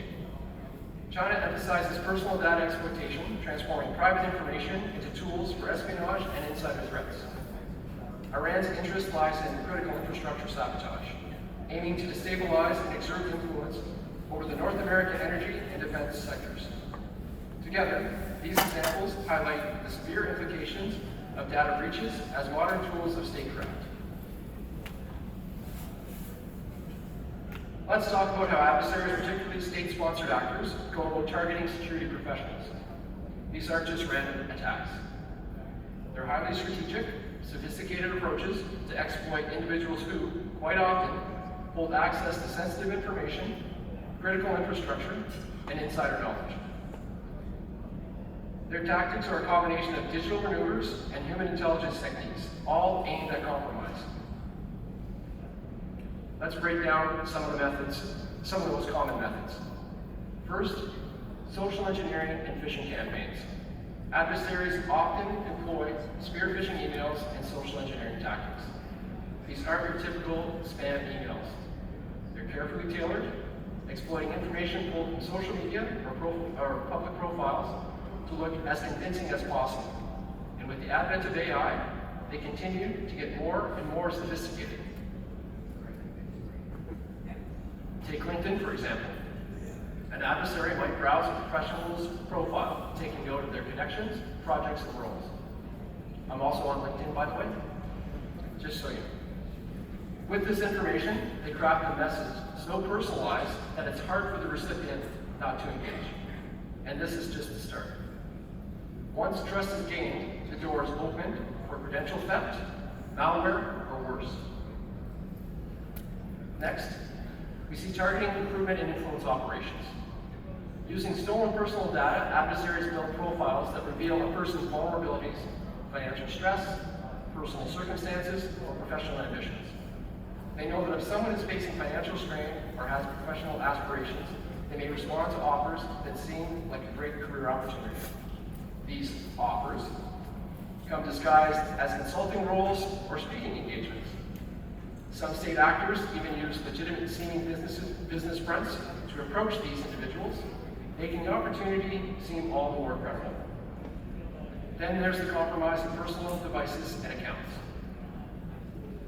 Our adversaries know that security professionals, like many of us, often use personal devices for work or to access remote networks. They exploit any weakness in these devices, perhaps through malware or mobile apps, or by intercepting unprotected Wi-Fi connections. Malware might even be hidden in PDFs or Word documents shared among professional networks. Once they're in, adversaries use these personal access points to worm their way into more secure networks. Another tactic is insider threat cultivation. Once someone is marked as a viable target, adversaries might start grooming them. This isn't an overt recruitment.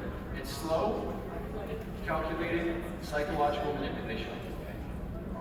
I know, because as a former intelligence officer, I've done it. By offering minor rewards or incentives over time, they foster a sense of loyalty in the target.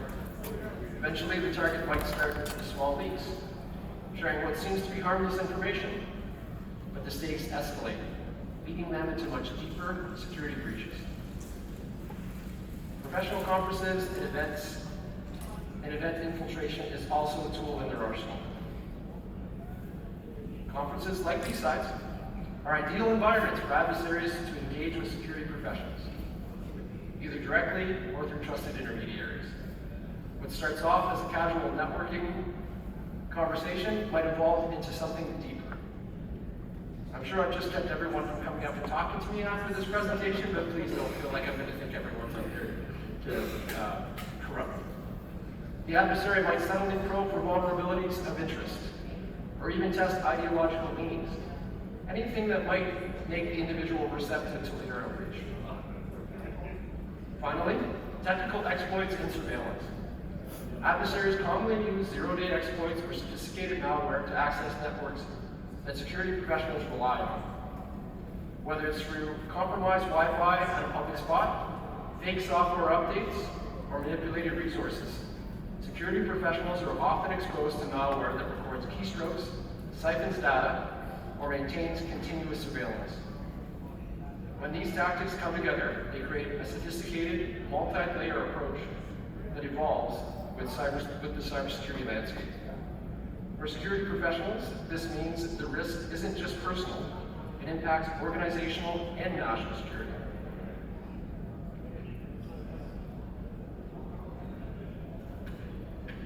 So let's talk about some key solutions and best practices for countering these adversarial strategies. Protecting security professionals requires a layered approach, merging technology, training, and intelligence. Here are some key recommendations. First, develop an intelligence-led data protection strategy. Incorporating threat intelligence into security operations is crucial. This means actively monitoring the indicators of compromise, or IOCs, those subtle signals that adversaries might be probing for weakness. Collaboration with intelligence sharing groups, such as Information Sharing and Analysis Centers, or ISACs, keep professionals informed about the latest adversarial tactics and strengthens data protection.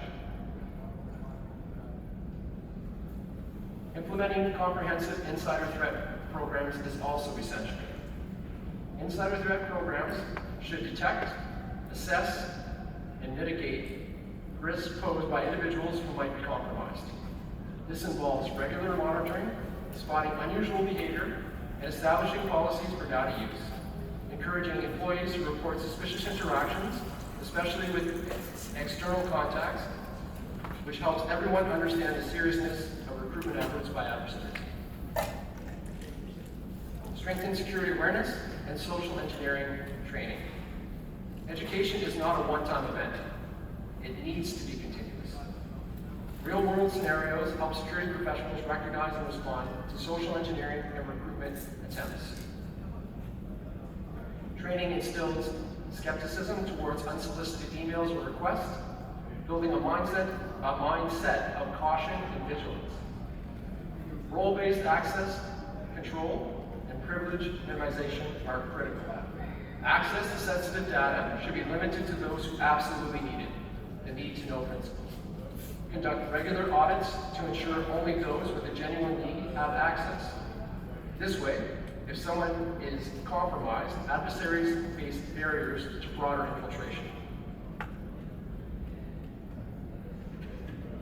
Building trust and protecting competitiveness. By implementing the following, North American companies can ensure that they continue to build and maintain trust not only from their clients, but also from the citizens concerned about the real threat of national security, cyber espionage, and sabotage. These tactics will also help to maintain a healthy level of competitiveness between companies and corporations by ensuring the adversaries do not easily gain further proprietary information. Securing communication channels and devices is also fundamental. Using encrypted communications and enforcing multi-factor authentication on all systems is key. Encourage professionals to stick to secure virtual private networks and to avoid accessing sensitive systems on unprotected networks. Personal devices need enterprise-grade security if they're being used for any work purpose. Enhancing incident response protocols and simulating threat scenarios prepares us for real-world challenges. Incident response planning and simulations build resilience. Tabletop exercises prepare professionals for adversarial tactics, building agility, and incident response. Such exercises should include detecting and mitigating insider compromises. Conduct regular security and background checks. Routine screenings identify potential vulnerabilities among employees. Periodic updates and attention to red flags, like financial distress or unusual behavior, help detect susceptibility to recruitment. Encourage participation in threat information sharing initiatives. Engagement with industry platforms and government channels helps teams stay on top of the latest adversarial tactics. This knowledge sharpens a professional's ability to detect patterns and respond effectively. Finally, implement data loss prevention and endpoint detection and response tools. DLP systems monitor data flows, while EDR systems keep an eye on endpoint activities, flagging any unusual behavior. These tools add a critical layer of defense against unauthorized data access and exfiltration. By integrating these practices, organizations can better protect their security professionals against adversarial targeting. With an intelligent, layered approach, we make it more challenging for adversaries to compromise individuals and, by extension, the systems and organizations that they protect. Thank you for your time. Any questions?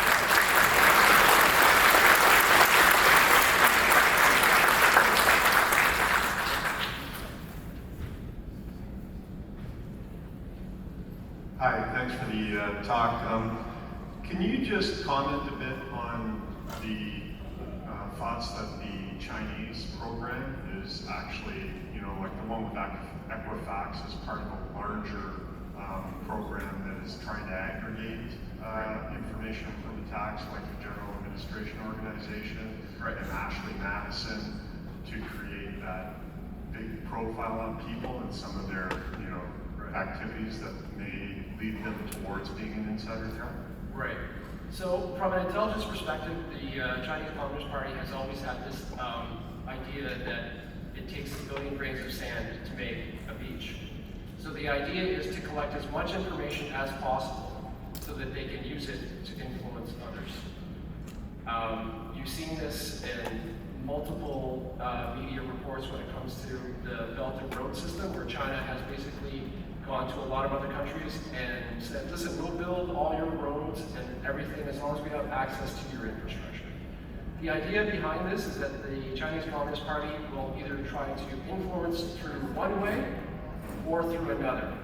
There's been a huge conversation about TikTok and whether or not ByteDance is collecting information for the purposes of further influence. So when you look at it from the perspective of the Chinese government trying to gather more information, it's either so that they can use it to propel their own economic goals or to have influence in other countries in which they feel are adversarial to them. So, does that answer your question? Okay. How do I know whether I'm a target? That's a good question. Some of the things that I talked about in this presentation, I think, give you an idea to look at something twice. In my podcast, I always ended by saying, stay informed, stay curious, and stay safe. And I think that goes for security professionals everywhere.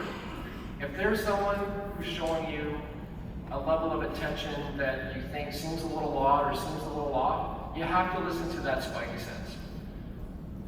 You gotta ask yourself, is this person just trying to find out a little bit more so that it's a business transaction? That's what's really difficult. And sometimes sharing that information with other professionals in your own circles or even in your own company might give you that at least chance to say, no, it's okay, we know this person, he's reached out to others, there's not an issue here. And it also covers yourself down the road, as opposed to saying, well, I interacted with this individual, and yeah, sure, we talked a couple times, and maybe I shared some stuff with them, but, Any other questions? Hi. One thing that's been getting a lot of attention lately is the DPRK IT worker threat.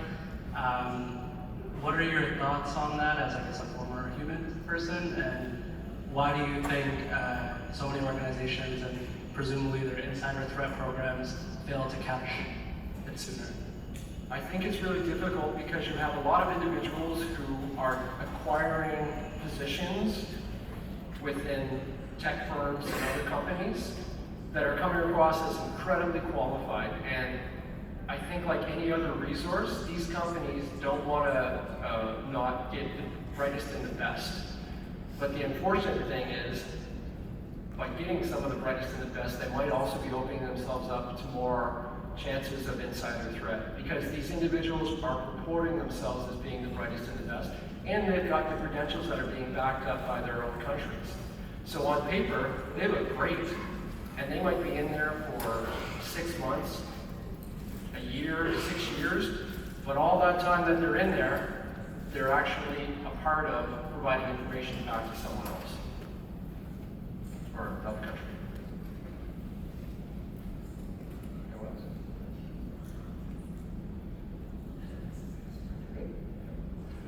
Thank you very much.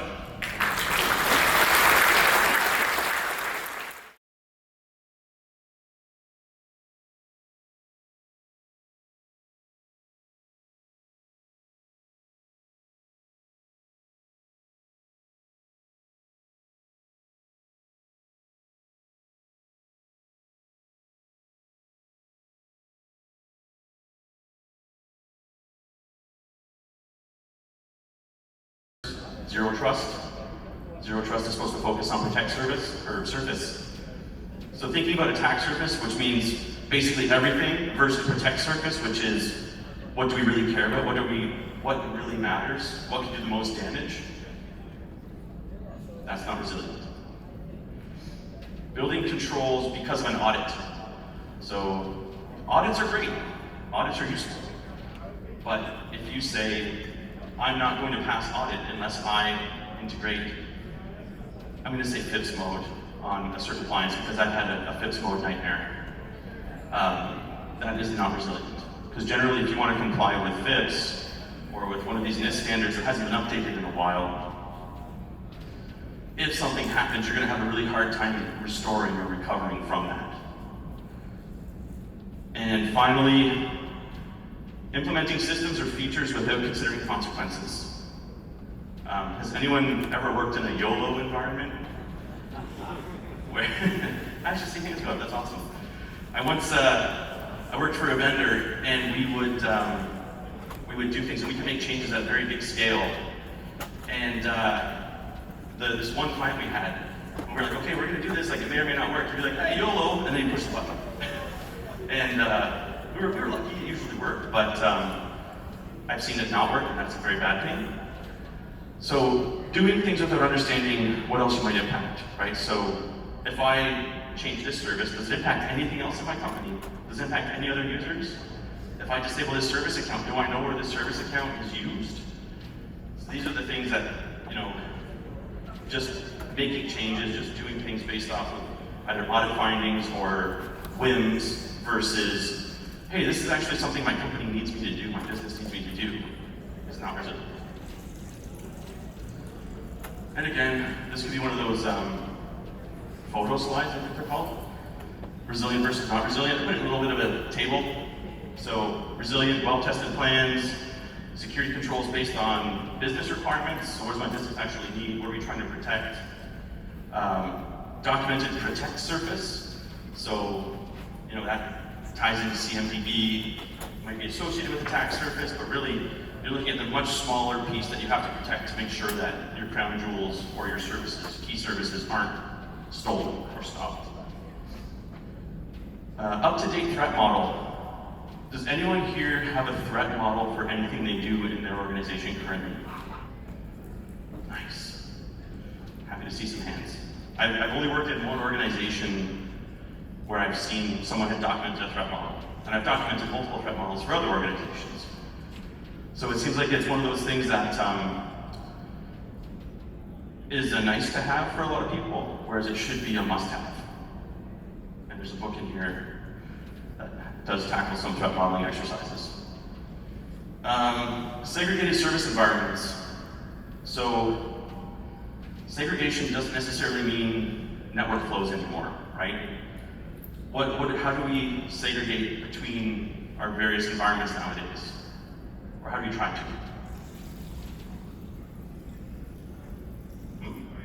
IAM, yeah. IAM, PAM, like we're looking at managing our identities, making sure that any privileged identities or privileged access is restricted or time-bound. Informed by Intel and internal process. So, George is here somewhere. He gave a sweet talk on Intel.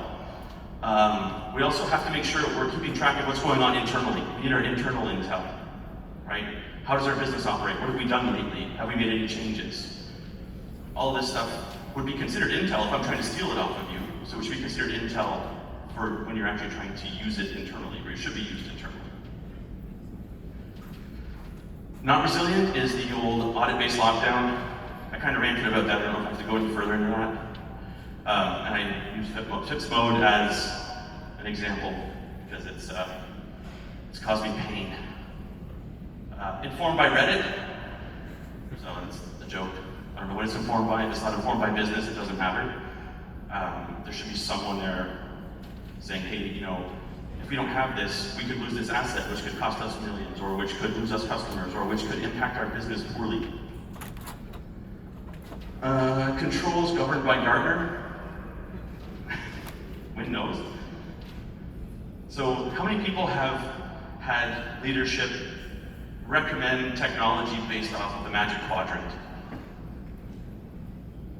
Not as many as I thought, but yeah. So I once worked in an organization, it was a bar, and we were like, I would sit with leadership, and we would look at the Magic Quadrant, they'd be like, I wonder which technology we should pick, or we should try to sell from here. And I was like, oh, I'm in the wrong spot. Attempts to eliminate attack surface.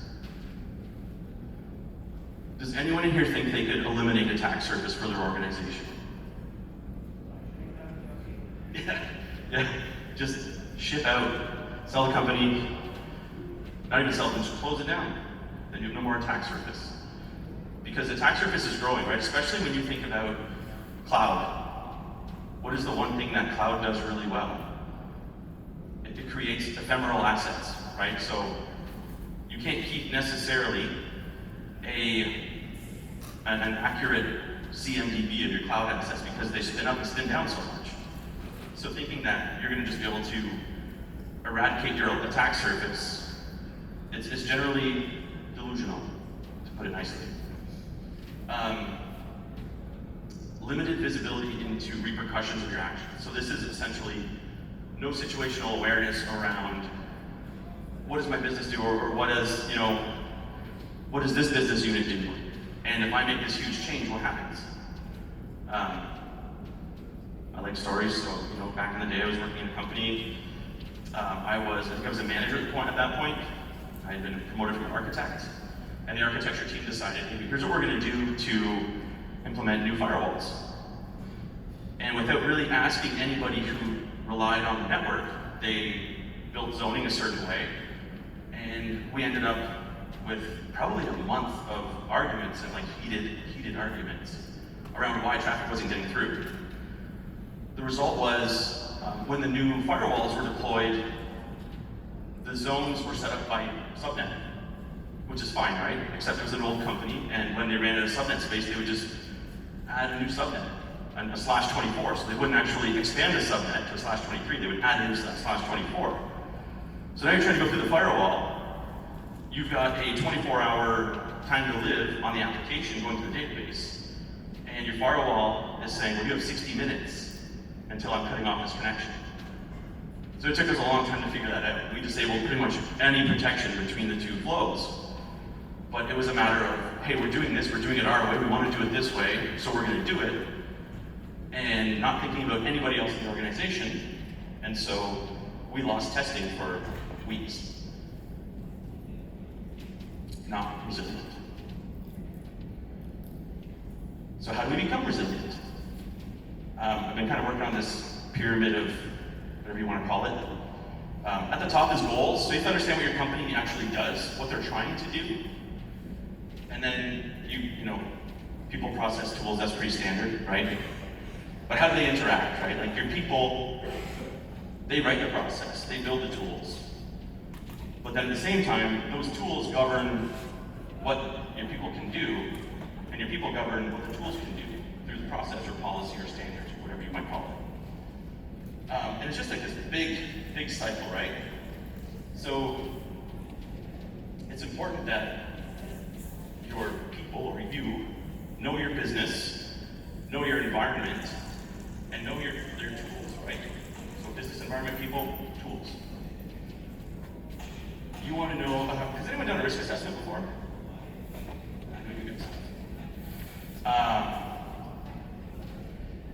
When you're doing a risk assessment, what's one of the first things you have to do?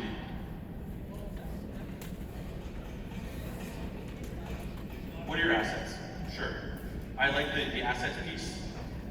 One of the first things I like to do is, who are your stakeholders? Who cares about these assets, right? So, is to find out your assets, who cares about them, what they're doing, and then you look for vulnerabilities and you start moving forward towards the HCRA method, right? So the goals of your company, the stakeholders who care about those goals, the processes that support them, and the systems, right? And then, again, zero trust. Don't hate for saying zero trust, because I'm not preaching zero trust, I'm just saying that if you read about it, you say this list. So DAS, data assets, applications, and services. That's what you're trying to protect. That's essentially your protect surface, right? So you have to understand that in your environment. And then you have to know your people. And one of the lessons we're learning in a pretty big way these days is that you have to know the people who provide services to your company, not just the people who you hire, your FTEs. You have to know the contractors, you know, the supply chain. You have to know these people, and you have to be familiar, be intimate with them to understand how they operate. We'll dig in a little bit. Some of these.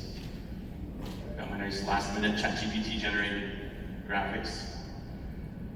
So, you have to know your business, you have to know your goals, because your goals define your decisions, right?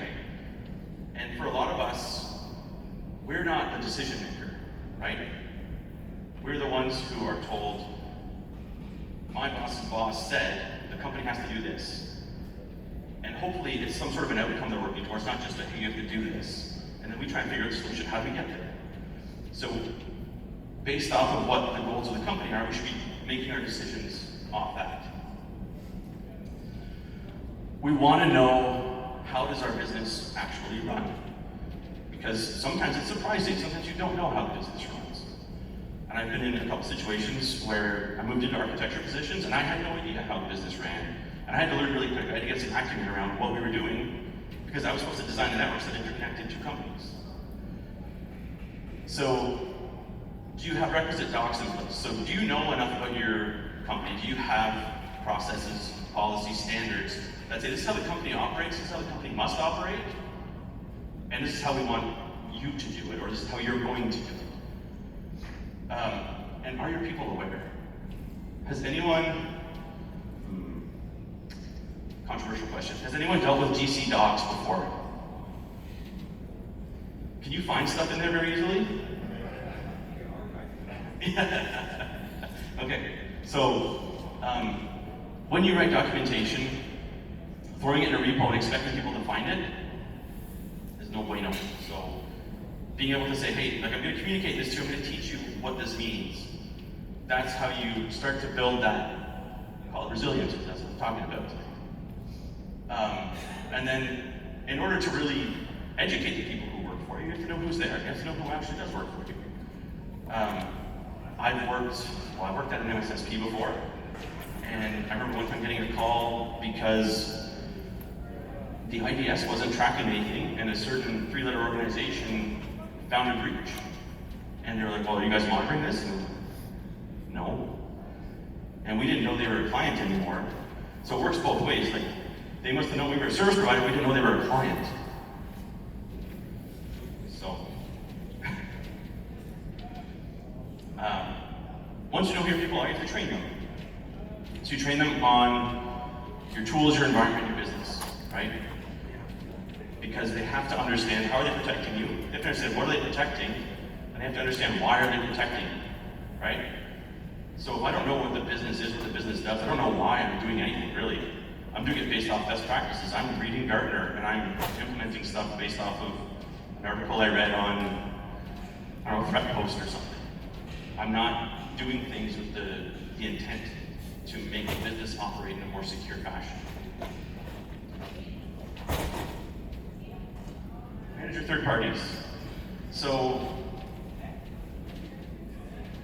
does anyone here use an MSSP for any of their security services? Do you know on a day-to-day basis how they operate, what policies, processes, and standards they have in their organization? It might be proprietary or something like that. But we don't know how our service providers operate. We don't know when they see an alert from our SIM if that is being well protected in their own database. if they're protecting data at rest, if they're protecting data in motion, if they're using TLS 1.2 or if they're using SSL 3. Oftentimes we don't know this stuff, right? We don't know if shit hits the fan, do they have an IR process? What is their IR process? We should do a tabletop with them because we want to understand how they react when something happens. Has anyone ever done a tabletop exercise with a third party before to try and test out how their controls work? It's not really common practice, but I think it's going to be now that we're worried about all these third-party supply chain breaches, right? And the last point there with let's make sure they're treating our data the way they would treat their own, right? Treat my kids like you would treat your own. Treat my data like you would treat your own. And the only way to do that is to, I don't want to say audit them, not official, like, oh, you have to do an ISO 27001 audit from our auditor. It's just we have to understand how they operate. We have to know that if something breaks, they can fix it. If they get popped because of client A, our data is not going to be at risk. We have to understand that. We have to know what those controls are. And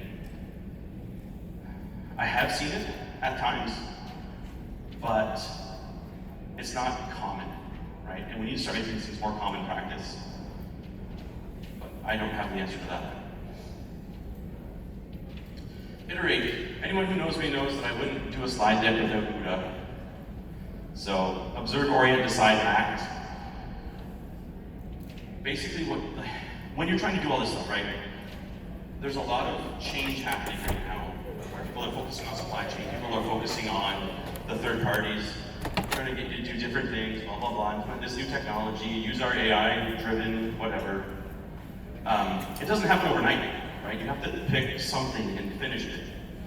So observe, you have to look at your organization, understand what needs to be fixed, right?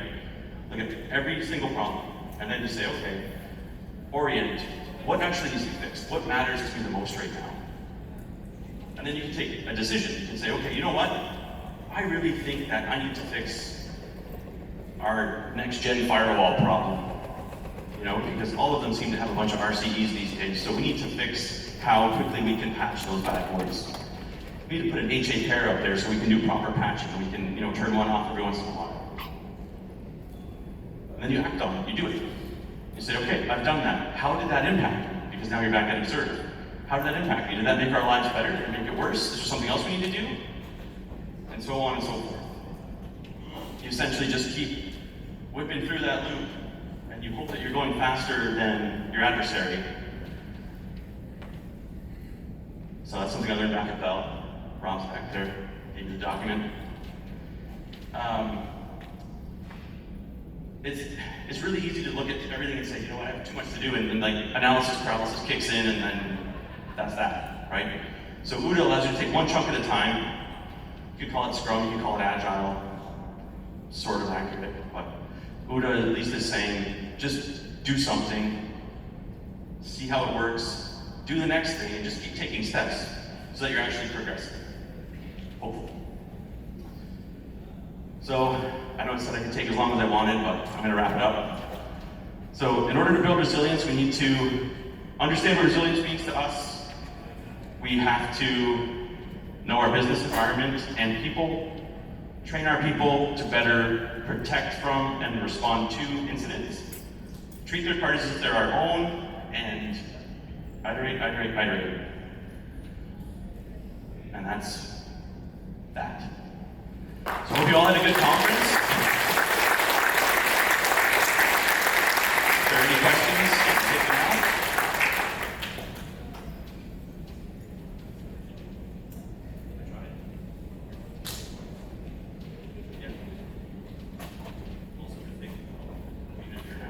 There we go. Sweet. Okay. Is there a Lucas.BSide24 big secure password? Is that person here? Did nobody say? Come on. Do I have to give it to Carl?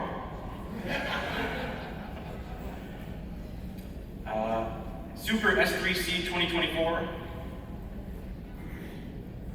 I bet everyone just forgot what their passwords were.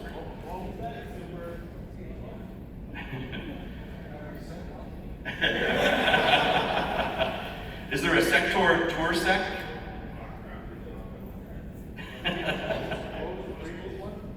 Team Blue FTW?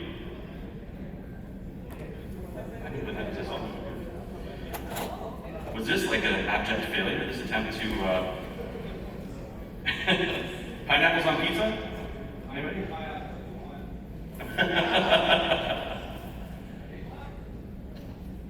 Euler, I barely knew her. Okay, I'm just gonna ask a question. And whoever gives me the answer gets this bag of goodies. Question back there. Yes. Super Yeah. Is that you?